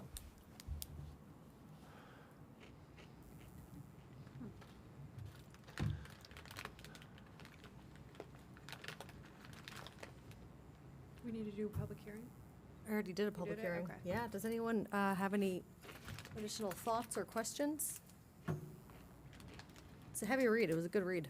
Yeah, like, given that everybody had a chance to weigh in and everyone seems happy about it, I think, Yeah. what are we stopping it for? So let's just go for it. I'll give you Do you want to make a motion? Oh, boy, let me prepare myself. Put a lot of work into it. I think you should. It's like the shortest one of the night, that's fine. Let's see, on item 26-008, I move to amend the personnel ordinance as recommended by the ordinance committee. Second. So motion and a second. Any discussion on the motion? All those in favor? Unanimous, Brenda. All right.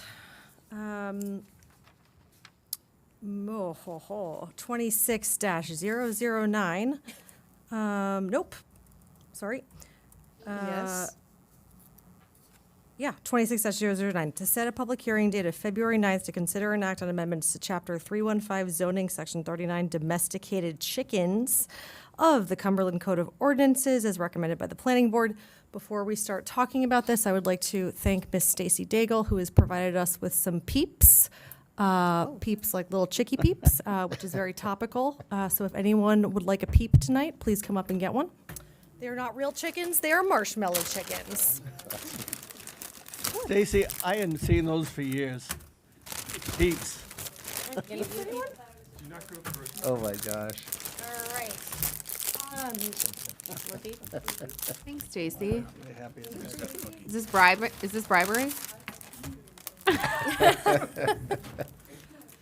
I love it. Love it. So Mr. Manager, if I may punt to you on this, this came up from staff, I believe, to the planning board. Yes, however, it was due mostly to the recent legislation that was passed in the past session regarding a person's right for domesticated chickens on their property, or their right to food. So this kind of is an extension of that, and trying to make sure that the ordinances that currently are in town are in line with what the current rules are. So basically, long story short, Madam Chair, is that anybody has the right to have chickens on their property if they would like to. The town can't set a minimum lot size for that, but they can set the number by which number of chickens they have, and that's fresh off the keyboard of the town's attorney. So that's why this is here this evening. And the town currently has, like, if you own, say for instance, you own chickens, Madam Chair, you would have to, a chicken owner would have to register them with the town, so and get the, in a sense, get a license to have them. This would also eliminate that as a requirement, and take that out of Mr. Longley's purview and staff to register chickens, as well as now if there's an issue that, let's say, Henny Penny isn't staying on the yard and she's going to visit her neighbors and they don't really like that, then you would reach out to the ACO, and the ACO would handle that. And that's kind of, it gives that more clarity in that direction as to how to respond. So that's kind of that is the Reader's Digest condensed version that we have here. So that's, so what you're looking at tonight is for the council to send this to public hearing, or if you'd like to make any kind of changes tonight to that before you send it to public hearing in 2 weeks, then now would be a great opportunity for that. Yeah, absolutely. I have a lot of, sorry? Do we need to do No, Public we're setting a public hearing Okay. date, but, oh, sure. Is there anyone in the audience that would like to comment on this before we move into our excellent discussion? All right. Okay, I'll close public discussion, and I have a lot of thoughts and feelings and some adjustments that I would love to see. But before I run my mouth, does anyone else want to take a crack at it? Sure. She doesn't care about us. We're joking. I'll raise my hand, because I don't know who raised their hand I think first. it actually is Andrew, then to you. Sorry. Matt, can you just sort of go into your comment about, changes before it goes to the full public hearing? In section C4, the change would read, chicken breeding and fertilizer production is prohibited. We removed the or in there. We still keep the comma for some reason. That would mean that I could do chicken breeding, but not fertilizer production. Or I could do fertilizer production, but not chicken breeding. We have the and in there. Instead of the or, that means that, I can't do chicken breeding and I can't do fertilizer production. I can't do chicken breeding and fertilizer production. I'm just wondering why we're making it so you can't do both of them, but you can do one of them individually. Maybe the word neither should be before chicken, and that would eliminate the neither chicken breeding, neither and nor would clarify that item there. Yeah, I didn't know if there was a reason to lump them two together, or if we're trying to get rid of both of them, or prevent both. Not get rid of, prevent both of them. Yeah, I think it's one because you're not supposed to have a rooster, so hence there that should eliminate chicken breeding out of the unless you're a chicken farmer, that's different. But this is more domesticated chickens, so that should take if you're following the rules and you don't have a rooster, then the chicken breeding part is, at least based on my 8th grade biology class, not doable. So then, but the fertilizer part, well, it happens. I'm just wondering if we need to and/or. I think you have to, yeah, neither and Or nor. something. Breeding just- nor fertilizer production are prohibited. Yeah. Denise, go for it. Did Bailey have something? Oh, no, go ahead. Oh, okay. I'll go after her. So before, I think the ordinance read that if you had a lot size over, I think 2 acres, they could free range. Is that accurate? And now we're making it so that they all need to be contained. Yes, s- they're supposed to be contained. Has it always been that way? I swear that if you have over an acre, a certain acreage, you could have them just roam. Is that not real? Did I hallucinate that? I think before you could. Okay. Because under enclosure, number 1, must be secure at all times, would be addressing that. Okay. Basically saying they would need to be in a run or what have you. So have we received like a lot of complaints of chickens at large to where we would want to force them to be housed at all times or enclosed? Mr. Longley would say that he receives the occasional at best Okay. complaint, so it's not the office is not overwhelmed with at-large chicken calls, Do Okay. you mean chicken clucks? chicken clucks Right, calls. not calls, yeah, Or clucks. running amok, but yeah, oftentimes, I mean, I can just give you one chicken rancher's perspective. Ours used to run at will. We have 3 acres. And to me, it just became a management issue, where I was just tired of watching them truck up the road to go visit my neighbor's house, and I was just tired of watching them and then watching my neighbor's dog pick them off. So for me, I did a big run, and it works out great, and everybody seems to be happy. Right. But not everybody, not all folks do that, and they do a heck of a job when it comes to ticks and things like that. So running around your property pretty much eliminates them. So, yeah, but that language there, number 1, pretty much says you're going to have to keep them contained. Okay. So that's a change. And then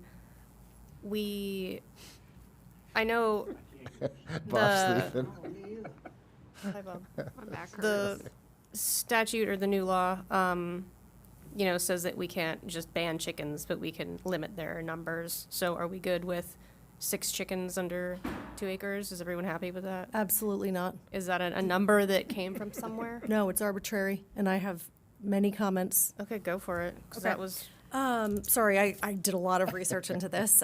In full disclosure, I am a chicken owner. I live on a 1.4 acre lot in the center of town. Chicken fanatic. I am a chicken fanatic. All right, so I believe that LD 1655, this is the new law that came out in May 2025. This law prohibits towns from banning chickens on private residential land and removes the state from regulating chicken numbers. The state did not put any cap on the number of chickens per lot. None. They talked about it. They were around the number 36, and they said, you know what? We're not going to do this, and struck it from the bill entirely after talking with farmers, after talking with residents. A lot of this came from the Maine Right to Food Amendment from the Constitution from 2021, Article 1, Section 25, that guarantees every Mainer the right to raise their own food. This, for me, is really just underscoring what you were talking about with Tom Gruber and food instability. And we all know the price of eggs. In 2020, they cost $2 a dozen. Now they're up to $6.23. So I think that the spirit of this law is to allow residents the opportunity to, raise, to get their own food, to have eggs, which is a big food source. Okay. For the number 6, I would like to let you all know that the zoning that's been put forth is more restrictive than Portland. The city of Portland allows anyone, regardless of lot size, 6 chickens. So with what's before us, we would be saying that that it makes have sense 4 for, yeah, it makes sense for Portland to allow you to live on a 5,000 foot lot, and you can have 6 chickens, but in Cumberland, you have to have, it doesn't make sense. Why are we making something that's, more restrictive than the city of Portland? Okay. There is no science around 2 acres being the magic number for 6 chickens. Plenty of families have less than 2 acres with flocks with 0 issues. Also, the ordinance talks about having a rear-only coop placement. I don't think that's feasible for a lot of lots. You might have tree cover, wetlands, layout. The city of Portland has incredibly flexible rules around your lot and where you can place your coop. And so I think that why are we making something restrictive? A lot of towns offer the flexibility based on your property shape, so should we. Also, our zoning allows for unlimited ducks and unlimited goats, but we're going to put a number on chickens. Chickens are smaller, they're quieter, they're easier to fence. I think it's inconsistent and doesn't make sense to me to go duck crazy and not allow chickens. Okay. Chickens also help us support our local economy. All right. I have, like I said, 1.4 acres. I buy my chickens from the Cumberland Fair. I buy feed from local stores, and I supply eggs to at least 5 neighbors on Main Street free of charge. And I think that goes back to the food insecurity and being able to provide your neighbors with food in kind of our little local economies that we have. I think that we also should bear in mind that there's a couple in Calais who are suing their municipality for their restrictions on backyard chickens. It's a 2025 case. It hasn't been tried yet, but basically the state law says that you can't overly restrict, and some of these ordinances that are being put in place can get you into legal crosshairs. So I would say, why open us up to the risk of a lawsuit? Maybe we should wait and see what the outcome of that is. And I also just think, I understand that maybe there's some neighbors and Bill Longley gets those calls. I don't doubt that. But I have neighbors who are thrilled that my chickens come over and eat their ticks and are like, can you send them over? Can you send the ladies over? And so I think that it also just comes down to being a responsible chicken owner, right? Like, I let my girls free range on the yard when I'm outside with them to make sure, 1, they don't get eaten by a hawk, right? Or 2, but they're not crossing the road and going like down the road to find a rooster or something. Anyway, so I think there are a lot of considerations, and I don't think that we should be overly or micromanaging these birds that provide food for people in our neighborhoods. They do a great job eating ticks. They're just a joy to have, and if managed responsibly, I think that they're a wonderful thing for our community, and I don't think that we should be overly restrictive. Those are my feelings. Go for it, Denise. So we used to prohibit advertising eggs, which it's great that that's removed and now people can advertise selling their eggs. But then the bullet point before that, C3, says chickens shall be kept for only personal use. What does it mean to have a personal use chicken? Does that mean you're not allowed to sell your eggs? Well, it means that your primary income isn't coming from selling eggs. So I think it's more of an ancillary thing. So if it was your personal, I mean, like I have 10 chickens in my house, and I mean, especially when they're young, you can't give them away fast enough. So at that point, it's not, I mean, we're not in the egg business, but so they're personal, but it's not like, a lot of folks aren't doing it because they're paying their taxes or they're putting their kids through college through selling eggs. It's more of an ancillary benefit aside thing.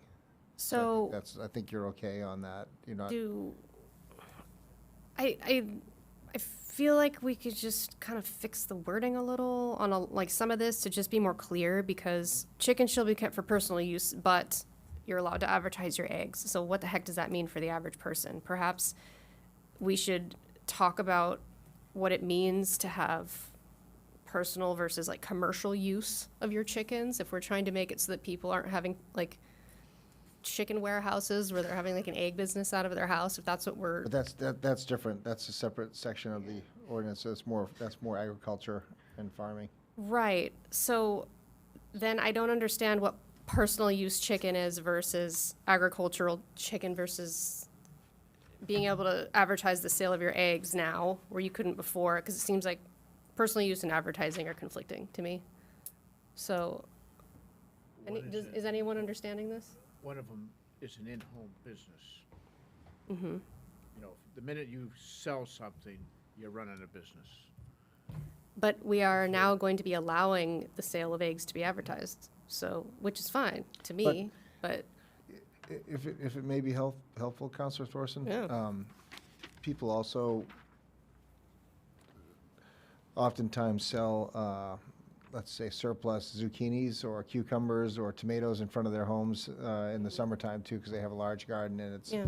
it's more of an ancillary thing. So I don't think we're gonna I don't want to have us overreach on that to say, you know, you can't do that. You can't sell the cukes, you Right. can't sell the zucchinis, because it's a temporary thing. Like in the wintertime, you don't often see folks putting their eggs out for sale because a lot of times they're not producing at that time of year. So at least on the egg side of it. And then, but again, it's an ancillary thing versus if I've got three, you know, if you go down Longwoods Road and you've got the gigantic hen house that's out there with 300 laying hens or broilers or what have you out there. So those are whole different, and that's agriculture versus this is more like it says it's a domesticated chicken, so it's personal use kind of. okay, well, I guess I just don't know why we even need number 3, is what I'm getting at. Oh, sure. Because we're already talking about domesticated chickens. It's a small number of female chickens, and we are showing the intent here. So can we just get rid of chickens shall be kept for personal use altogether? Or do we need that? And I still don't know what personal use means. It's fine. So I'd have to go through and make sure the sources are correct, but, one thing saying under 3,000 hens is considered as personal / small scale sales. 3,000? Yeah. It's a lot. Look, it takes your eyes light up. Can I ask a question? Go for it. So earlier, just stepping back, 2 questions. One, you mentioned that this came from town staff. Do you have a little bit more context on like how this evolved, like similar to how we just talked about the dogs? Like how did we get here? Yeah, it's more or less trying to reflect the ordinance, have the ordinance reflect the recent changes enacted by the legislature. Okay. And just to have that in line with state law. Okay. And then my second question was, you mentioned something right when we were just starting to talk that Alyssa had said that we couldn't include lot size on here, It's right? not Alyssa anymore. What? We had Mary Costigan. Sorry. Yep. Mary Yeah, said Costigan. you can't, because you do have the right to have them. So a lot of folks may live on a lot in the city that is 5,000 square feet, So we're 3,000 square striking feet. that lot, the C1? The lot under 2 acres?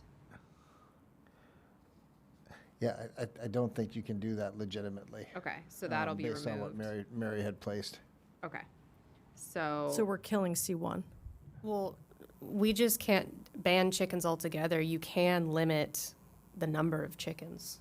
That's a thing. Yep, and there's, I think personally that there is no science that says that if you are on a 2.01 size lot, that you can have 50 chickens. I have 15 2,900. chickens on a 1.4 acre lot. They live in my barn with an attached run. And I can tell you 15 ain't a lot. It's not. It really is not. I also have an issue with the section, D2, chickens must be kept in a secure hen house or chicken pen area at all time. At no time shall chickens be kept in a residence, including attached structures. Okay. 2 years ago, when we were down to negative 18 degrees, I brought my chickens into my basement because I didn't want them all to freeze to death. So apparently that's illegal under this ordinance, which I think is just absolutely bonkers. Any responsible chicken owner might do the same thing. I think this whole thing is just kind of overly engineered and seems to be confusing. I'm not sure that I would want to get rid of free ranging. I think a lot of people let their chickens free range like really responsibly. And of course, if there are issues that are going to bubble to the surface with Bill Longley and the our ACO, then that's fine. But that's the same thing that we deal with, with Should we lots just of do different this in animals. ordinance and like hash it out there and I just think we should discuss? just send it back. Bob's the only one raising his hand, sorry. Bob? I think we should table this item because I don't believe it's ready to go to public hearing. I agree. And we can, those that are personally affected by this, maybe we can have a smaller workshop and kind of get this back on track, but You mean TIG? I would suggest that we table. Before we make a motion to table, can I make one comment, Council Vale? Please. So here's my thought, is, you can only regulate so much on paper. People are gonna do what they want, okay? And if you try to regulate too much, in my opinion, it's micromanagement. And I don't like that. It's not my style. So here's my thought to the ordinance committee, is we take it in another direction. If somebody with a 1.4 acre lot that, has 15 chickens, wants to increase the population of chickens to 25 chickens, and as long as it's not causing an issue to their neighbors or to the people on a street in Cumberland, with traffic or citizens or whatever, then we proceed as normal and we remove the restrictions. However, maybe we have an ordinance that if there's somebody that doesn't take care of their animals, which wouldn't apply to anyone with 15 chickens, then we enforce based on that. Because I think when we start writing about not having chickens in the house and this and that, it gets into, okay, well, what's appropriate, to live inside a domicile. I get it. It's 18 degrees out, but maybe what happens with the taking care of the 15 chickens, it's kind of like what happens in Vegas stays in Vegas. Same principle here. So maybe we change the ordinance around to like enforcement on if we have warranted complaints, and we take the micromanagement out of the chickens. That's just my opinion. From a process perspective, since this came, I think that's a great idea. Since this did come from the planning board, would it need to go back to the planning board? Could we, to Bob's point, table it and have a small focus group and maybe get some other chicken owners in here to talk about what's going on? I love Jeff's idea about making it less micromanaging personally, but is there anything from a process perspective that we need to bear in mind as we come to a clucking end of this agenda item?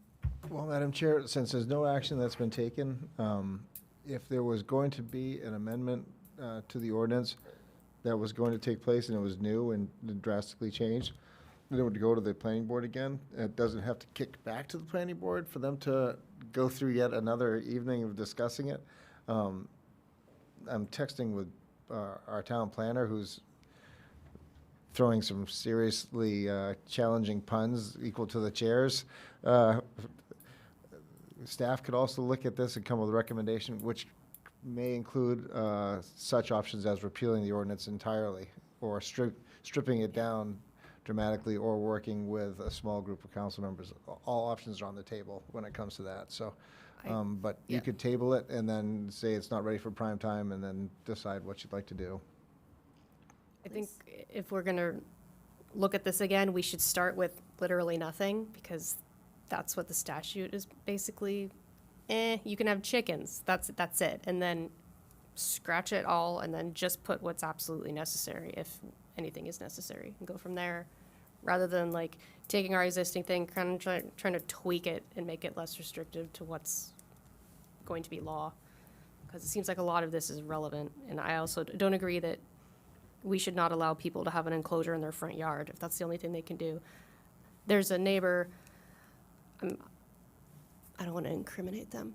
I'm just gonna say, like, within 10 square miles of me, who has a chicken coop in their front yard, and you don't even notice it. It's like the same color as the house. It's very tasteful, small. I didn't even know there were chickens there. So what? It's like the only place that gets sunlight. So I think, yeah, this needs work, and wherever we want to do that, I'm fine with it. Staff can come back with a recommendation, Madam Chair, for the council to consider for future action, if you want to table it. And based on this evening's discussion, I think, and I know the planner as well has been tuned in on this, so we could, if you'd like, I can report back to council and then kind of give you a recommended approach that might make it cleaner and easier. Sure. Madam Chair. Excellent. Sure. When I first came on the council, a year before they addressed this whole chicken thing. And I thank the good Lord every day that I never had to deal with chickens. And I listened to the people that were on the, including Tom, talked about it, and it was brutal. I've just wanted to bang my head against the table tonight. So I'll move to table this, Madam. I'll make a motion to table this. Before you do, please let the town planner know I am at her disposal to help her with said ordinance or anything.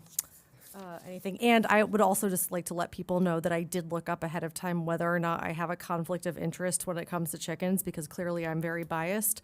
But because I don't sell my eggs, I was able to talk about this. Anyway, motion to table. Let's hear it. Second. Okay. Very quick. All right, all those in favor? All right, cluck, cluck. Next up, we've got 26, no, we don't, 26-010 to authorize the town manager to accept payment for FY 2024 delinquent taxes in the amount of $4,770.82 on property identified as tax map R07, lot 21. Mr. Manager, anything that we should know about this other than what is in our packet? Quite frankly, Madam Chair, everything that you have in your packet is good. This is a positive step. As you notice, we do have these on a fairly regularly occurring basis, but we do try to bring them forward when we feel that there's a good plan going forward to bring properties up to current status. So our recommendation is to accept payment and move forward this evening.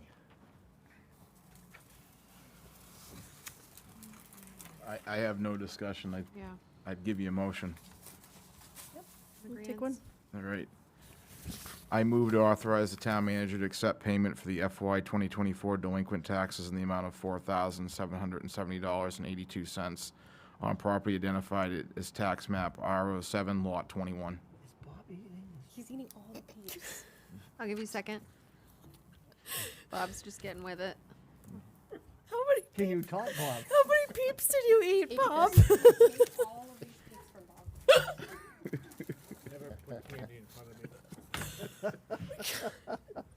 Is there a second? Is there I got a second. Any discussion on the motion? All those in favor? Unanimous. Didn't you say earlier that Linda told you not to spoil your dinner, and you've got 2 bags of chips and 4 boxes of Peeps? My wife is watching. I know she's watching. She's probably just like, Okay. Moving right along. I don't want to hear another peep from anyone. oh boy.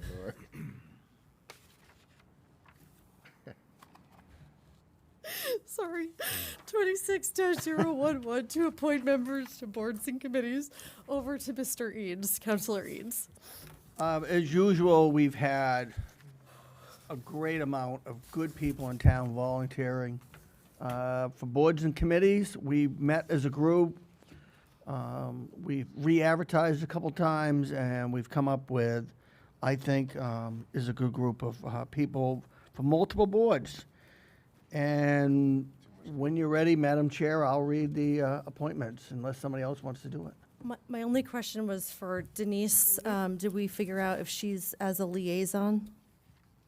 Or she, for the Orchard Subcommittee? I read the official documents, and how it was explained to me originally was, since as an Orchard Subcommittee member, which I should still be a member. I am not a part of the commission. I'm a non-voting member. So being able to be on the council while simultaneously being on a subcommittee is okay, and it's permissible. So if that's real, I would like to stay on the Orchard Subcommittee, if that's okay with you guys. Yeah. Yep. Cool. So add me to the list, which I don't even know. Brenda can Yeah, take care of yeah, that. Adam's on there. Just add me on there too. I'm gonna write my name right on this paper. And I just, for Lands and Conservation, it's Jesse Lamar Vincent, not Jess, just a heads up. Whoever makes the motion. There's no discussion, I'll make a motion. Is there any, would anyone from the public like to comment on this agenda item? Okay, we'll close public comment, council discussion. Motion. Yeah, take a motion. Madam Chair, I move to reappoint to the Board of Adjustment Appeals Andrew Black, Ron Kopp Sr., and Matthew Manahan. To the Board of Assessment Review, Alan Johnson. To the Coastal Waters Commission, Ivy Friganoka and David Witherall. To the Cumberland Housing Authority, Stacy Daigle, Bill Hanson, Bill Stiles. To the LCC, Dave Cowan, Denny Gallaudet, Jesse Lamar Vincent. To the Forestry Subcommittee, Sally Stockwell and Todd Ontel. Ontel? Yep, you got it. I knew I'm sorry. You got it. To the Trails Subcommittee, David Grimm and Paige Diamant. To the Sustainability Committee, David Witherall. To the Orchard Subcommittee, Adam Blackwell. And Denise Thorson. What was that? And Denise Thorson. She's not on there, but we're adding her. Oh, Yeah, okay. I just- thought I missed something here. No, you're good. Just ad lib. Add it in. Stay right there in case you got to throw something Okay, else in there. I got you. All right. To the Invasive Subcommittee, Dave Cowan. To the Planning Board, Dave Noonan, Josh Saunders, and Ann Sawchuk. To the Rec Community Education Advisory Board, Chris Fitzpatrick. To the Personnel Appeals Board, Leonard. Anyone want to help me? Sonaraj? Yeah, that was it. Michael Brandon, from alternate to a regular board member. To the Prince Memorial Library Advisory Board, Henry Fouts and Jill O'Connor. To the Shellfish Conservation Commission, Michael Brown and Terry Maloney Kelly. And I move to appoint Selena Cunningham to the LCC, Kathleen Rudolph to the LCC, Sarah Sokoloff to the Rec Community Education Advisory Board, Bill Young as an alternate to the Personnel Appeals Board, and Stacy Daigle to the LCC Sustainability Subcommittee. Nice. You're a busy lady, Stacy. Give you a second. So much for retirement. Any discussion on the motion? Nope. All those in favor? Unanimous, Brenda. Great. Congratulations, everybody, and thank you so much for your service. Okay, next up, 26-012, to consider an act on a town council resolution re-recommendations for Maine LD 1829 implementation and legislative refinement. Councilor Vale, this is top of your dance card. Do you want to take us through this, my friend? So, a couple weeks ago, I was at a Cumberland County Budget Committee meeting, and the council from Scarborough had indicated that his council was getting ready to send a resolution off to the state regarding the impacts of LD 1829 to his community. And I asked him to share it with me, and which he did, and I shared it all with you.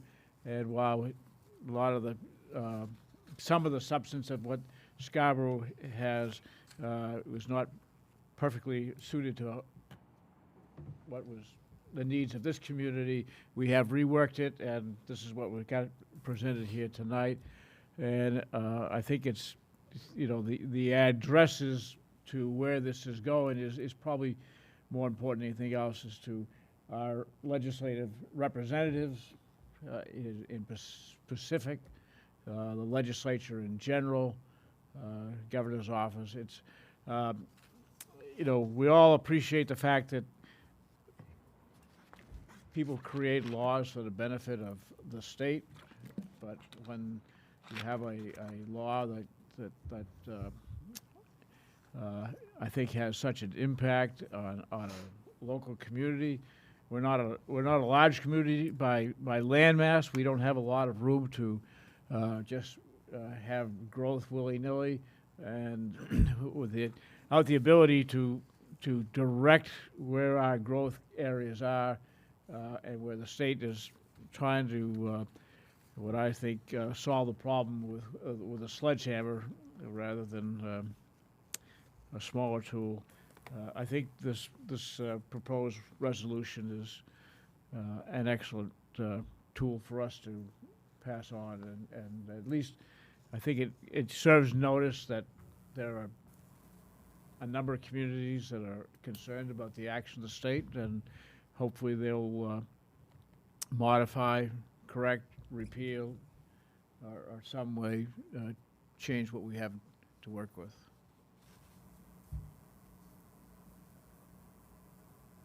Bob, I think you've done a great job with it.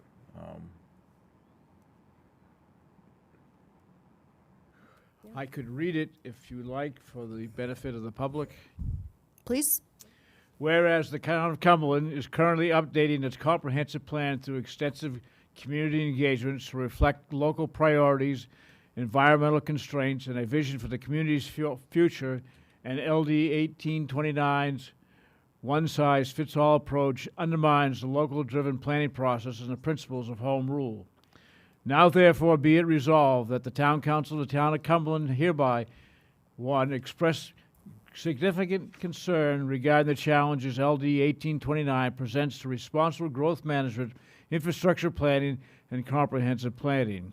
2, calls upon the Maine legislature to repeal LD 1829 or delay its implementation until corrective legislation is in place that creates a dedicated multi-year state infrastructure funding program to support municipalities experience mandated growth, allows municipalities that meet growth requirements under the Growth Management Act to continue employing reasonable growth management tools, clarifies the interaction between LD 1829's growth cap prohibition and the rate of growth law to prevent unintended sprawl in rural areas, removes the lot size and density mandates for areas outside designated growth areas that are serviced by sewer and water, strengthens affordability requirements that result in increasing deed-restricted affordable and workforce housing, revises impact fees restrictions to allow municipalities to fund necessary infrastructure improvements, provides adequate funding for technical assistance and capacity building the municipalities and regional planning organizations, provides Maine State Housing Authority with proper authority and funding to support affordable and workforce housing projects under the local financial support, and ensures protection of our rural farmlands and conserves our environment.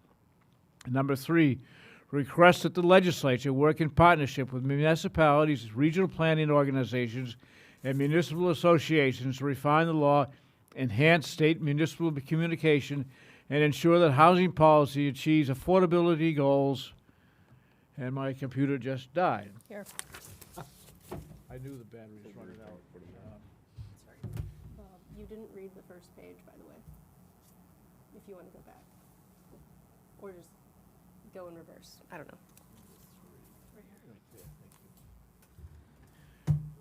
Number 3, request that the legislature work in partnership with municipalities, regional planning organizations, and municipal associations to refine the law, enhance state municipal communications, and ensure that housing policy achieves affordability goals while respecting local planning authority and infrastructure restraints. 4, directs the town manager to forward copies of this resolution to Speaker of the House of Representatives Cumberland State Senator, Cumberland State Representative, the Governor, Maine Municipal Association, Greater Portland Council of Governments, and Maine State Housing Authority. And, this is not, You want page one? no, I wanted to get the There's a 5 there too. last budget bullet there. Implores other municipalities to express similar sentiments to protect home rule authority.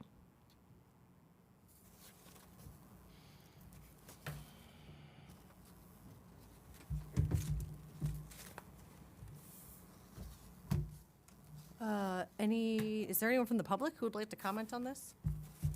Okay, first Ms. Daigle, and then over to you, Denny. I'd just like to thank you. This is excellent. This is what I was hoping for. I think it's the best thing for our town, for our state, but particularly for our town. So thank you very much. Thank you.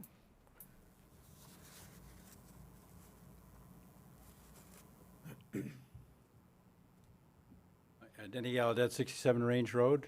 I want to thank you also. You may recall that in early December at your meeting, I came here and made personal remarks about how ill-advised I thought this legislation was, and asked for your support in my belief that it should be repealed. So thank you for supporting me. I would also say it makes my point that the closer to the people, the wiser the government.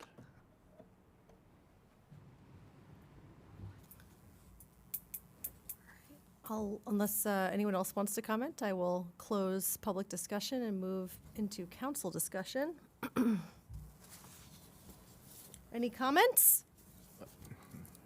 I'm in support of this. Yeah, it's really well done. Yeah. I agree. I mean, 1829 to me is like micromanagement from Augusta, so, I like what Bob's done, and I support it 110%. I gotta go with what Bob read.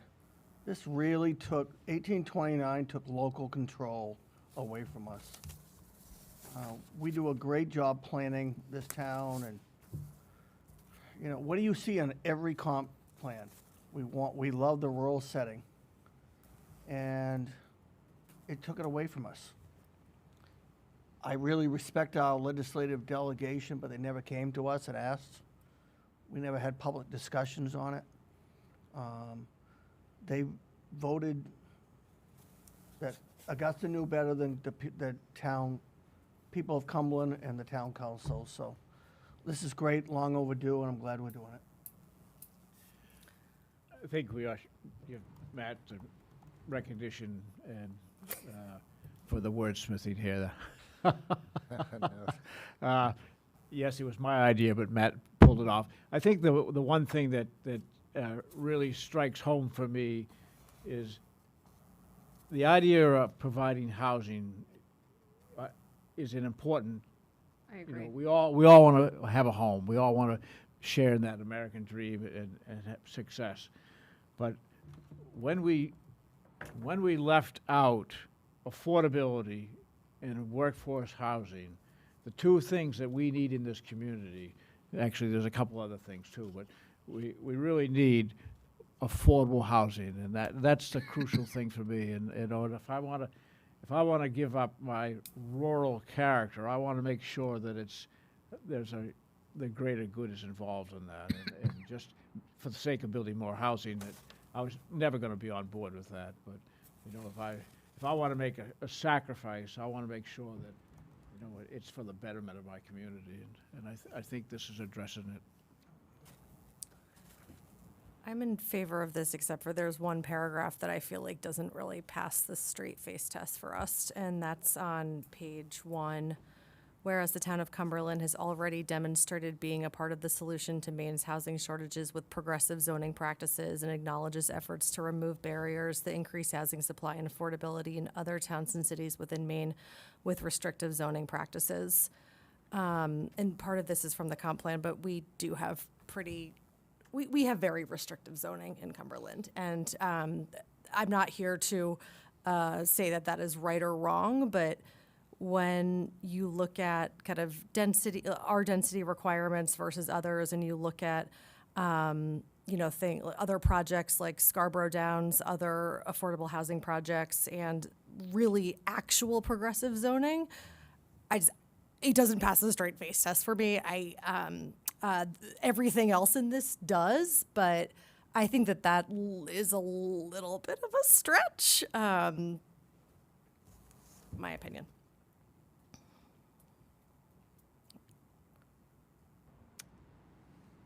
I don't disagree. I think the sentiment that I've heard from other counselors, particularly Bob and Mike over the years, is that there's been a proactive approach where we can to manage certain things. Where that stacks up against other communities, I don't know. Like, I can't accurately make an assessment on that. But I understand your sentiment, and I don't disagree with it. I think I wouldn't say that we're on the forefront of making that change, but there have been some changes. Do I think that paragraph encompasses what we're doing? Probably not. So that's my thought. Sure. Madam Chair, I'm not here to disagree. Just more explain the rationale that Yeah, I had please. behind why I inserted that or kept that and tried to massage it.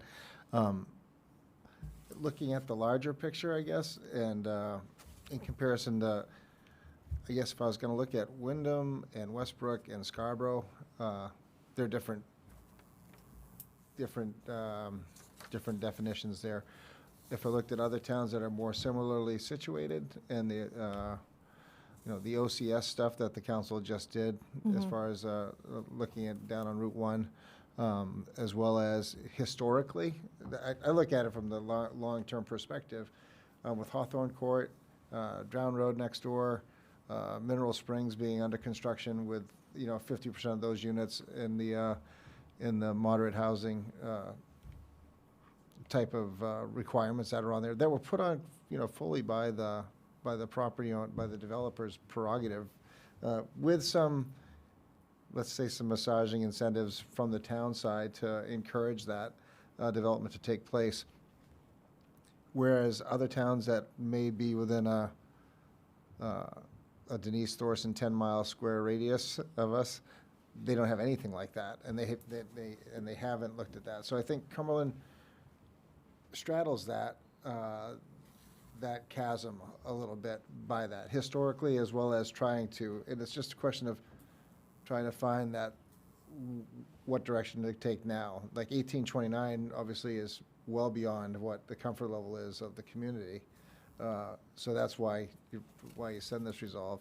At the same time, I think it's always important to look at the history of the town and what it's done to try to promote to the level that probably has worked within the community up until the modern challenges that we've seen with housing prices skyrocketing from where they are, unit costs being where they are. So I guess that's my long-winded way of saying I wouldn't beat the town up for saying that just because you haven't been on the cutting edge of saying we can put 4,000 units on an acre. At the same time, you've done a lot of really good things to, keep people in town who might have affordability challenges or might have to move out of their house to find someplace that's more economically affordable for them, as well as promoting and making land use changes most recently that would allow something like that to take place, or promoting it with like the Mineral Springs approach. So that's kind of why I inserted that in there. It's tough. I guess I wouldn't let the perfect be the enemy of the good when it comes to that.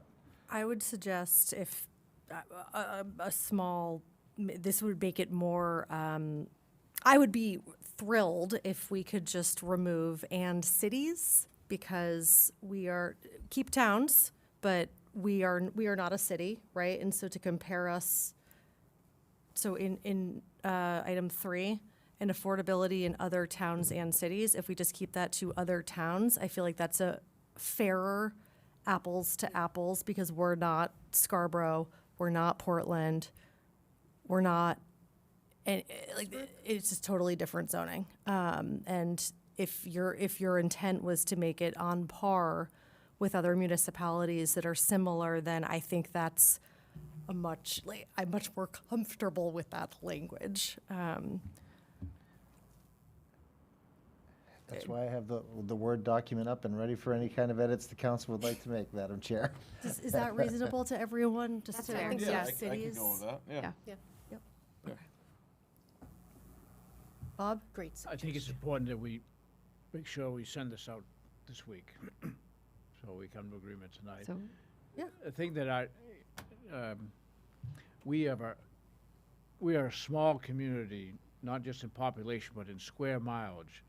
You know, that, so with the ability for us to do things is limited just by physical acreage. You know, and neighboring communities, you know, Gray, North Yarmouth, are huge compared to the size of the town of Cumberland, and their ability to do things, they have much greater abilities to do things than the town of Cumberland does. Counselor Vale, are you proposing we all sign this before we send it, or? no, it's only just for the take chair us to to sign. Yes. I think he's removed and cities, so I'm happy to sign Yeah. it tonight, and we can put it in the mail Yeah. tomorrow. No, let's do it. I just didn't know if I had to come back tomorrow to sign it, which is fine if I do. So, All right, I'll give you a motion. Wait, does Bob want to give the motion? Oh, sorry. Let Bailey do it. No, it's you do it. You worked hard on it. Sure. I move to approve the town council resolution recommendations for Maine LD 1829 implications and legislative refinement, including the amendment by Councilor Filson. Second. Any discussion on the motion? no, Not a peep? no, not a peep. All those in favor? Too fast. Unanimous, Brenda. Okay, time for new business. Let's start with Vice Chair Eads. What's shaking, Bacon? I was gonna have a couple things on passing of a couple other residents, but I'm gonna, let Bob do it, so. Go ahead. What's that? Go ahead. Well, we lost a couple other big members of this community. One is Dave Debris, who Bob went to school with. If you were ever grew up around here and you went down the old port, or you've gone to any restaurant in southern Maine and there's a jazz band playing, it was Dave's band. Dave and his brother Steve grew up on Route 9, just over the Cumberland line. Big part of this community, both student athletes, and it's a big loss to a lot of people in Maine. And so our condolences to the Debris family. I don't know if you want to add anything to that, Bob. They grew up just down the street from us, you know, and they were Dave and his brother Steve. You know, his mother taught piano lessons for decades, and she just passed away a year ago at 101. So that's What a family life was lived. well connected to the town of Yeah. Cumberland. And the other person I wanted to recognize, and I had the honor of giving him a salute on the way to the funeral home, was Francis Small, Chief Small's uncle. Francis passed away after a long illness. The family, he was assistant fire chief for years. I think probably had 55, 60 years on the fire department here. Dave Small, the plumber, that's his son. And Dave's two sisters. And boy, Francis did everything. He was president of the Cumberland Farmers Club for years. Is responsible for the growth up there. Basically, the great partnership we have with the Cumberland Farmers Club is doing a large part to Francis. And I've known him since I was a kid. He's a great guy. I don't know if you want Bob to throw something, because I know you knew Francis well. No, he'd be sorely missed. He was a great guy. I just want to also echo that I did have the pleasure of knowing him, and you know, he was deputy fire chief when I was on the fire department, and good leader, you know, salt of the earth type of guy, and you know, definitely be missed. That's all I have, Madam Chair. Thank you. Thank you.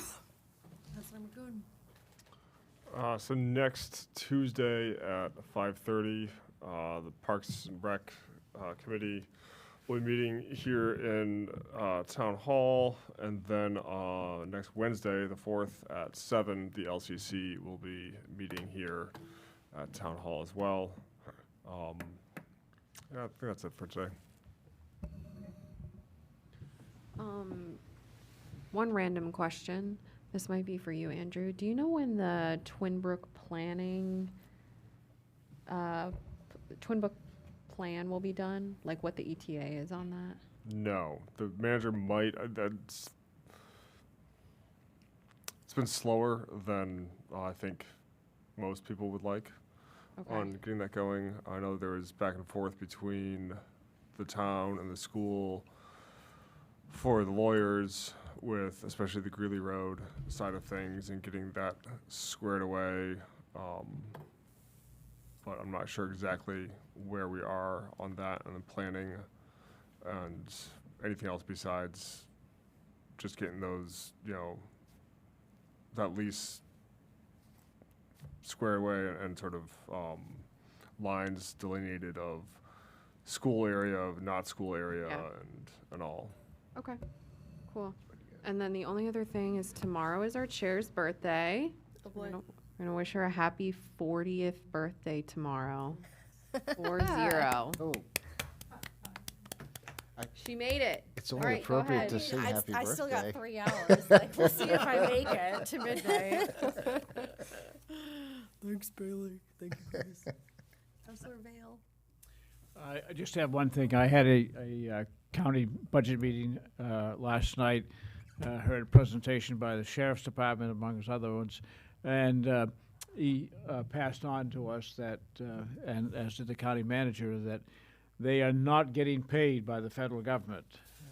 There was a significant shortfall right now, and out of that conversation was the ask that our managers direct a letter to the 2 senators, Angus King and Susan Collins, requesting that the federal government release those funds. It's over $1 million shortfall right now. Council Vale, I can reach out to Manager Gailey first thing tomorrow morning. And I know that they're looking at, as you know from being on the Budget Advisory Committee, possibly as much as a 13% increase on the county budget side, just due to the, by the commissioners deciding not to accept funds in the next fiscal year, not the current. The current year is one thing, next year is another. So I know that's drawn a lot of consternation among a lot of other towns. There's a lot in the air right now with regard to the county budget. Councilor Thorson.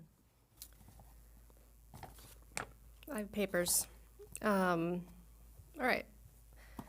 The town decided recently not to include resources in the Cumberland Crier or other official channels that are relevant to its residents, students, employees, and people in neighboring towns who are living with the impact of increased federal presence within our state. That's fine, but I wanted to disseminate that for those who want to get involved but don't know how, there are many organizations to consider that are listed on the Maine Immigrant Rights Coalition, MIRC website, which you can find at maineimmigrantrights.org. Whether it's donations, volunteerism, or education opportunities, you'll find many of them there. Please also see the ACLUmaine.org Know Your Rights page for detailed information on how to peacefully protest, legally document, and record events in public spaces without illegally interfering, and what to do if someone you know has been detained and/or removed from Maine and taken to detention in another state. I have more to say, and I'll preface it with some context about myself. I served in Air Force intelligence in a shop focused on target development and comprehensive research and reporting. Like many other veterans, I'm well-versed in the laws and protections of constitutional rights, privacy, and civil liberties of U.S. persons.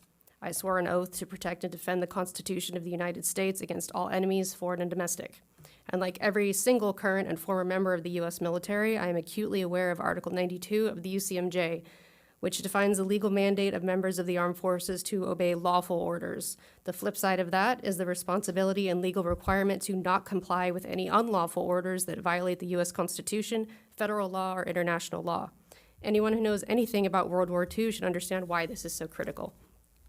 Upon entering office, all federal officers and officials are also required to take an oath of office, as defined in Title V of the U.S. Code. They swear to faithfully discharge their duties in support and defense of the Constitution of the United States, and they must do so freely, without any mental reservation or purpose of evading those obligations, which includes upholding the constitutional rights of individuals. The federal government's recent surge in immigration enforcement agent recruitment, including an abridged version of training, coupled with a shift in their usual job description toward a pseudo-law enforcement function, brings this oath to the forefront. Every individual operating in a military or enforcement capacity of any kind in any environment in every moment must have an acute awareness and comprehensive understanding of what qualifies as a lawful order allowable under the Constitution, in which activities illegally infringe upon individuals' inalienable rights. Constitutionally protected activities include the right to peacefully protest, document and observe activities in public spaces in a manner that does not forcibly impede operations as defined under law, the right to not be subject to illegal searches and seizures, including entering private dwellings and the private areas of businesses without a signed judicial warrant, which is the only mechanism to bypass the Fourth Amendment and cannot be overridden by internal memos, other directives within organizations, or administrative warrants issued by non-judicial federal employees. The Constitution also mandates that no person, citizen or not, shall be deprived of life, liberty, property without due process, with habeas corpus being a primary mechanism to enforce this right, allowing individuals to challenge unlawful imprisonment or prolonged detainment before a judge. Perhaps the most critical is the constitutional right to bear arms, which shall not be infringed, as it is the one tool the American people have to ensure all other rights are protected when threatened. Disarming citizens is a key requirement for tyranny to take hold. The most notorious dictators all rose to power with strict gun control and confiscation policies, with Hitler specifically restricting Jews from owning guns while relaxing restrictions for nationalists. If those in the highest positions of power assert that Americans cannot attend a protest or walk down the street or document federal activities with a legal firearm holstered or controlled safely on their person, they are spreading disinformation, setting a dangerous precedent, creating an unacceptable liability and danger to human life, and they should be removed from their position. If individuals conducting federal enforcement operations do not grasp that every American citizen possesses a constitutional right to possess a firearm in accordance with federal, state, local laws, or they are deploying to unfamiliar locations without an understanding of state or local gun laws, they should not be in that position. For example, here in Maine, anyone who is legally allowed to possess a firearm is allowed to open or concealed carry without a permit. If individuals involved in federal operations do not have the emotional discipline, training, or required psychological profile to remain reasonably calm and objective in high-stress situations, they should be removed from that position. If they do not understand proportionality and the use of force continuum and how to prioritize de-escalation and use the objectively reasonable minimum amount of force required to fulfill their duties, they should not be in that position. If they cannot tell the difference between a bystander or legal observer who is not forcibly impeding operations and a credible threat actor who has the intent and ability to inflict imminent bodily harm, injury, or death, they should not be in that position. There is no excuse for violating constitutional law. Ignorance of the law is not an excuse. The Nuremberg defense of "I was just following orders" is not an excuse, and it hasn't been since the 1940s. Every single person, especially those in positions of power, are responsible for understanding the law and knowing that they will be held accountable for both their actions and inaction. Failure to intervene laws holding individuals personally accountable when they fail to prevent constitutional violations or significant risks to public safety by their colleagues. DHS's most recent use of force policy, issued in 2023, accessible from dhs.gov, states that the department is guided by constitutional law, and its policies and procedures are unambiguously underscoring that the use of excessive force is unlawful and will not be tolerated. Those who engage in such misconduct and those who fail to report such misconduct will be subject to all applicable administrative and criminal penalties. Furthermore,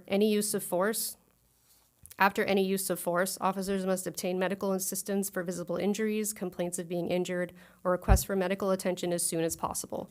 Additionally, deadly force shall not be used solely to prevent the escape of a fleeing subject. The rule of law and our constitutional rights are meaningless if those in power delegitimize them, and if we, the people, do not defend those rights and hold those who trample them accountable. Believe what you see with your own eyes.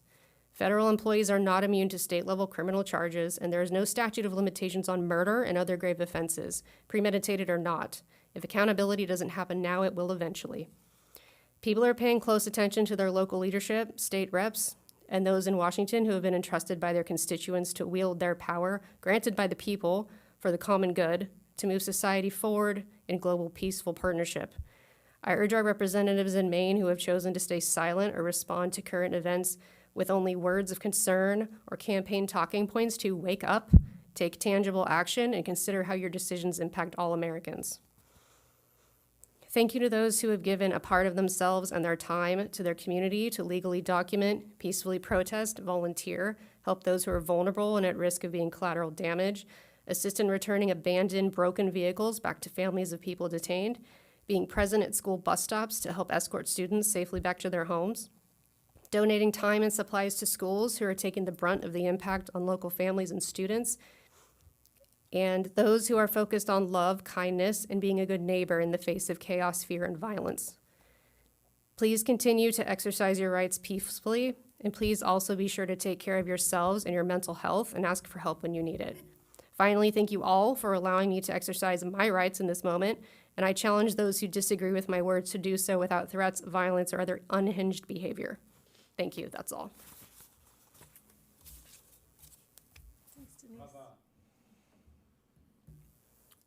All right. Councilor Mahalik?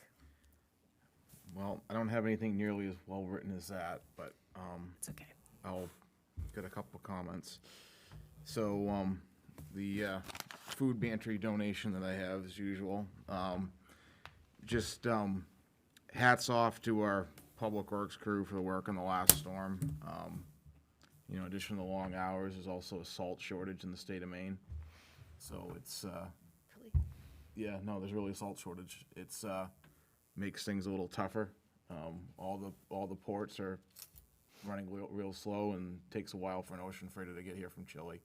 That's where our salt comes from, so, we'll probably hear about it because need salt to melt ice. Road acceptance, last week I was at the planning board meeting, and there was another subdivision being proposed, off Bruce Hill Road, and right out of either the engineer or the developer's comments mouth is we're building this road to town standards, you know, with the intention of it being accepted. And, you know, my thoughts on this is we need to get out in front of this, because now that Vining Way is behind us, I'm gonna say this, is that there were checks written that the person who wrote the check couldn't cash them. And at the end of the day, the only people that can accept a road is the 7 of us up here. And our process is kind of backwards. If we go to the planning board and the planning board says, okay, we're gonna build this road to town standards, and we lead people to believe that it's a guaranteed acceptance. And it's not fair to the people that were at Vining Way. It's not fair to the people that are gonna look at these houses, you know, that are gonna be built. Because the day could come, and we all know we got a tough budget season ahead of us, where Matt and Chris look at, you know, what we have for capacity for plow trucks and drivers and everything else. And there are parts of this town where you can't put another road on the route. And, you know, then what do we do, right? Like, I mean, you're gonna hire a contractor to plow one road? I mean, it's like it doesn't stop. So, I mean, I know I talked about road specs last meeting, but we need to get in front of this. I mean, I don't know the last time we changed the specs or the charter regarding the acceptance process, but I feel we're doing everyone a disservice by not being in front of this. So I'd like us to consider doing that. Before I go any further, anyone have any comments on that, or? I think we're gonna hit that during Yeah. our workshop. Sure, yeah. That's scheduled. Sure, yeah. No, I figured it was, but I wanted to share the stuff from the planning board meeting, so. Oh, no, glad Yeah, that you did, yeah. but I wanted you to know that there's an action item attached to that. Sure, yeah, no, absolutely. Keeps me accountable for Yeah. that. Capital improvement workshop, you know, Matt, I think the team, you know, I think your leaders did a really great job in what they put together. And I mean, as counselors, we were able to see behind the curtain, so to say. Like, you know, before I was in this position, all the stuff that was in Excel that was presented to us is like the stuff that I feel like the citizens should see. Like, you know, we talk about a challenging financial couple of years, and you know, my thing is knowledge is power to the, you know, the citizens of the town. It's like, I don't know how many assets we own. I'd like to know, but it's like, we need to map that out and say, okay, this asset number, whatever, has a scheduled replacement date of this, and this is what it's used for. I mean, you know, we talked about SCBA, you know, air packs this evening, and, you know, not everyone's gonna know what they are, but if you have a picture of an SCBA and, you know, a fireman and brief write-up of why it's needed, it kind of takes the why and the questioning out of it. But I mean, my whole reason for giving the knowledge is twofold. One, the citizens know the why behind our budgeting process, but also when we have stuff that comes up that's kind of controversial, like some of the major bond issues we've had in the past, and you have people that are trying to decide on different avenues of what to take, they got actual facts and data of like where we stand from a financial picture, instead of it's just the numbers don't make sense or what. Now they got a clear financial picture. So that's why I want to really share that information. So we're not going to do it before this budget, but I'm just trying to look forward for like future counselors and future citizens of if we can go through this exercise and, you know, and give this knowledge and visibility. And I mean, I'll volunteer my time to help in the whole situation because I know it's going to be work, but, you know, I just think knowledge is power. So that's all I got. I have something real quick. Sure. Because you reminded me, I went to the town website and to like the financials where you can like stick in your tax bill and see your pie chart of where your money's going. I thought that was really cool. I had to estimate because I can't remember what I'm at this point. But yeah, if anyone hasn't checked that out, there's lots of financial records there now on the town website that you can pick through, and it's there. It's digestible, and you know, charts and stuff. So There's more to come. yeah, I think it's great. It's a step in that direction that you're talking about of, you know, transparency and putting the knowledge out there. Yeah. Clearview, that's what Yes, it's called, right? ClearGov. Gov. Clear. Just a couple quick things. We have a TRICOM meeting on February 12th in North Yarmouth. I sent out an email. If there are any, I would love if ever, and we don't have to talk through this now, but if there are bullet points that you would like to see in the growth study, it would be a lot easier for us to all have something to look at and talk through together. I have some feedback from Bridget, but if there are any particular items that you'd like to see included, please send them to me ahead of time so that we have that. It's always easier for us to look at something and comment on it than talking in, you know, vague terms. I'd like to, you know, thank you, Denise, for your comments tonight.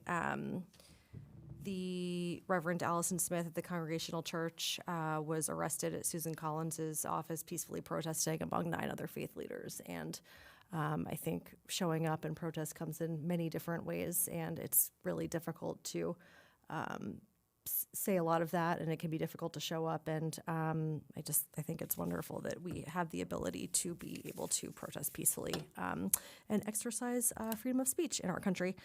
And I think apart from, again, just a big thank you to Public Works for a stand-up job. That's it. Meeting, or motion to adjourn? So moved. Second. All those in favor? Unanimous, Brenda. No more peeps for you.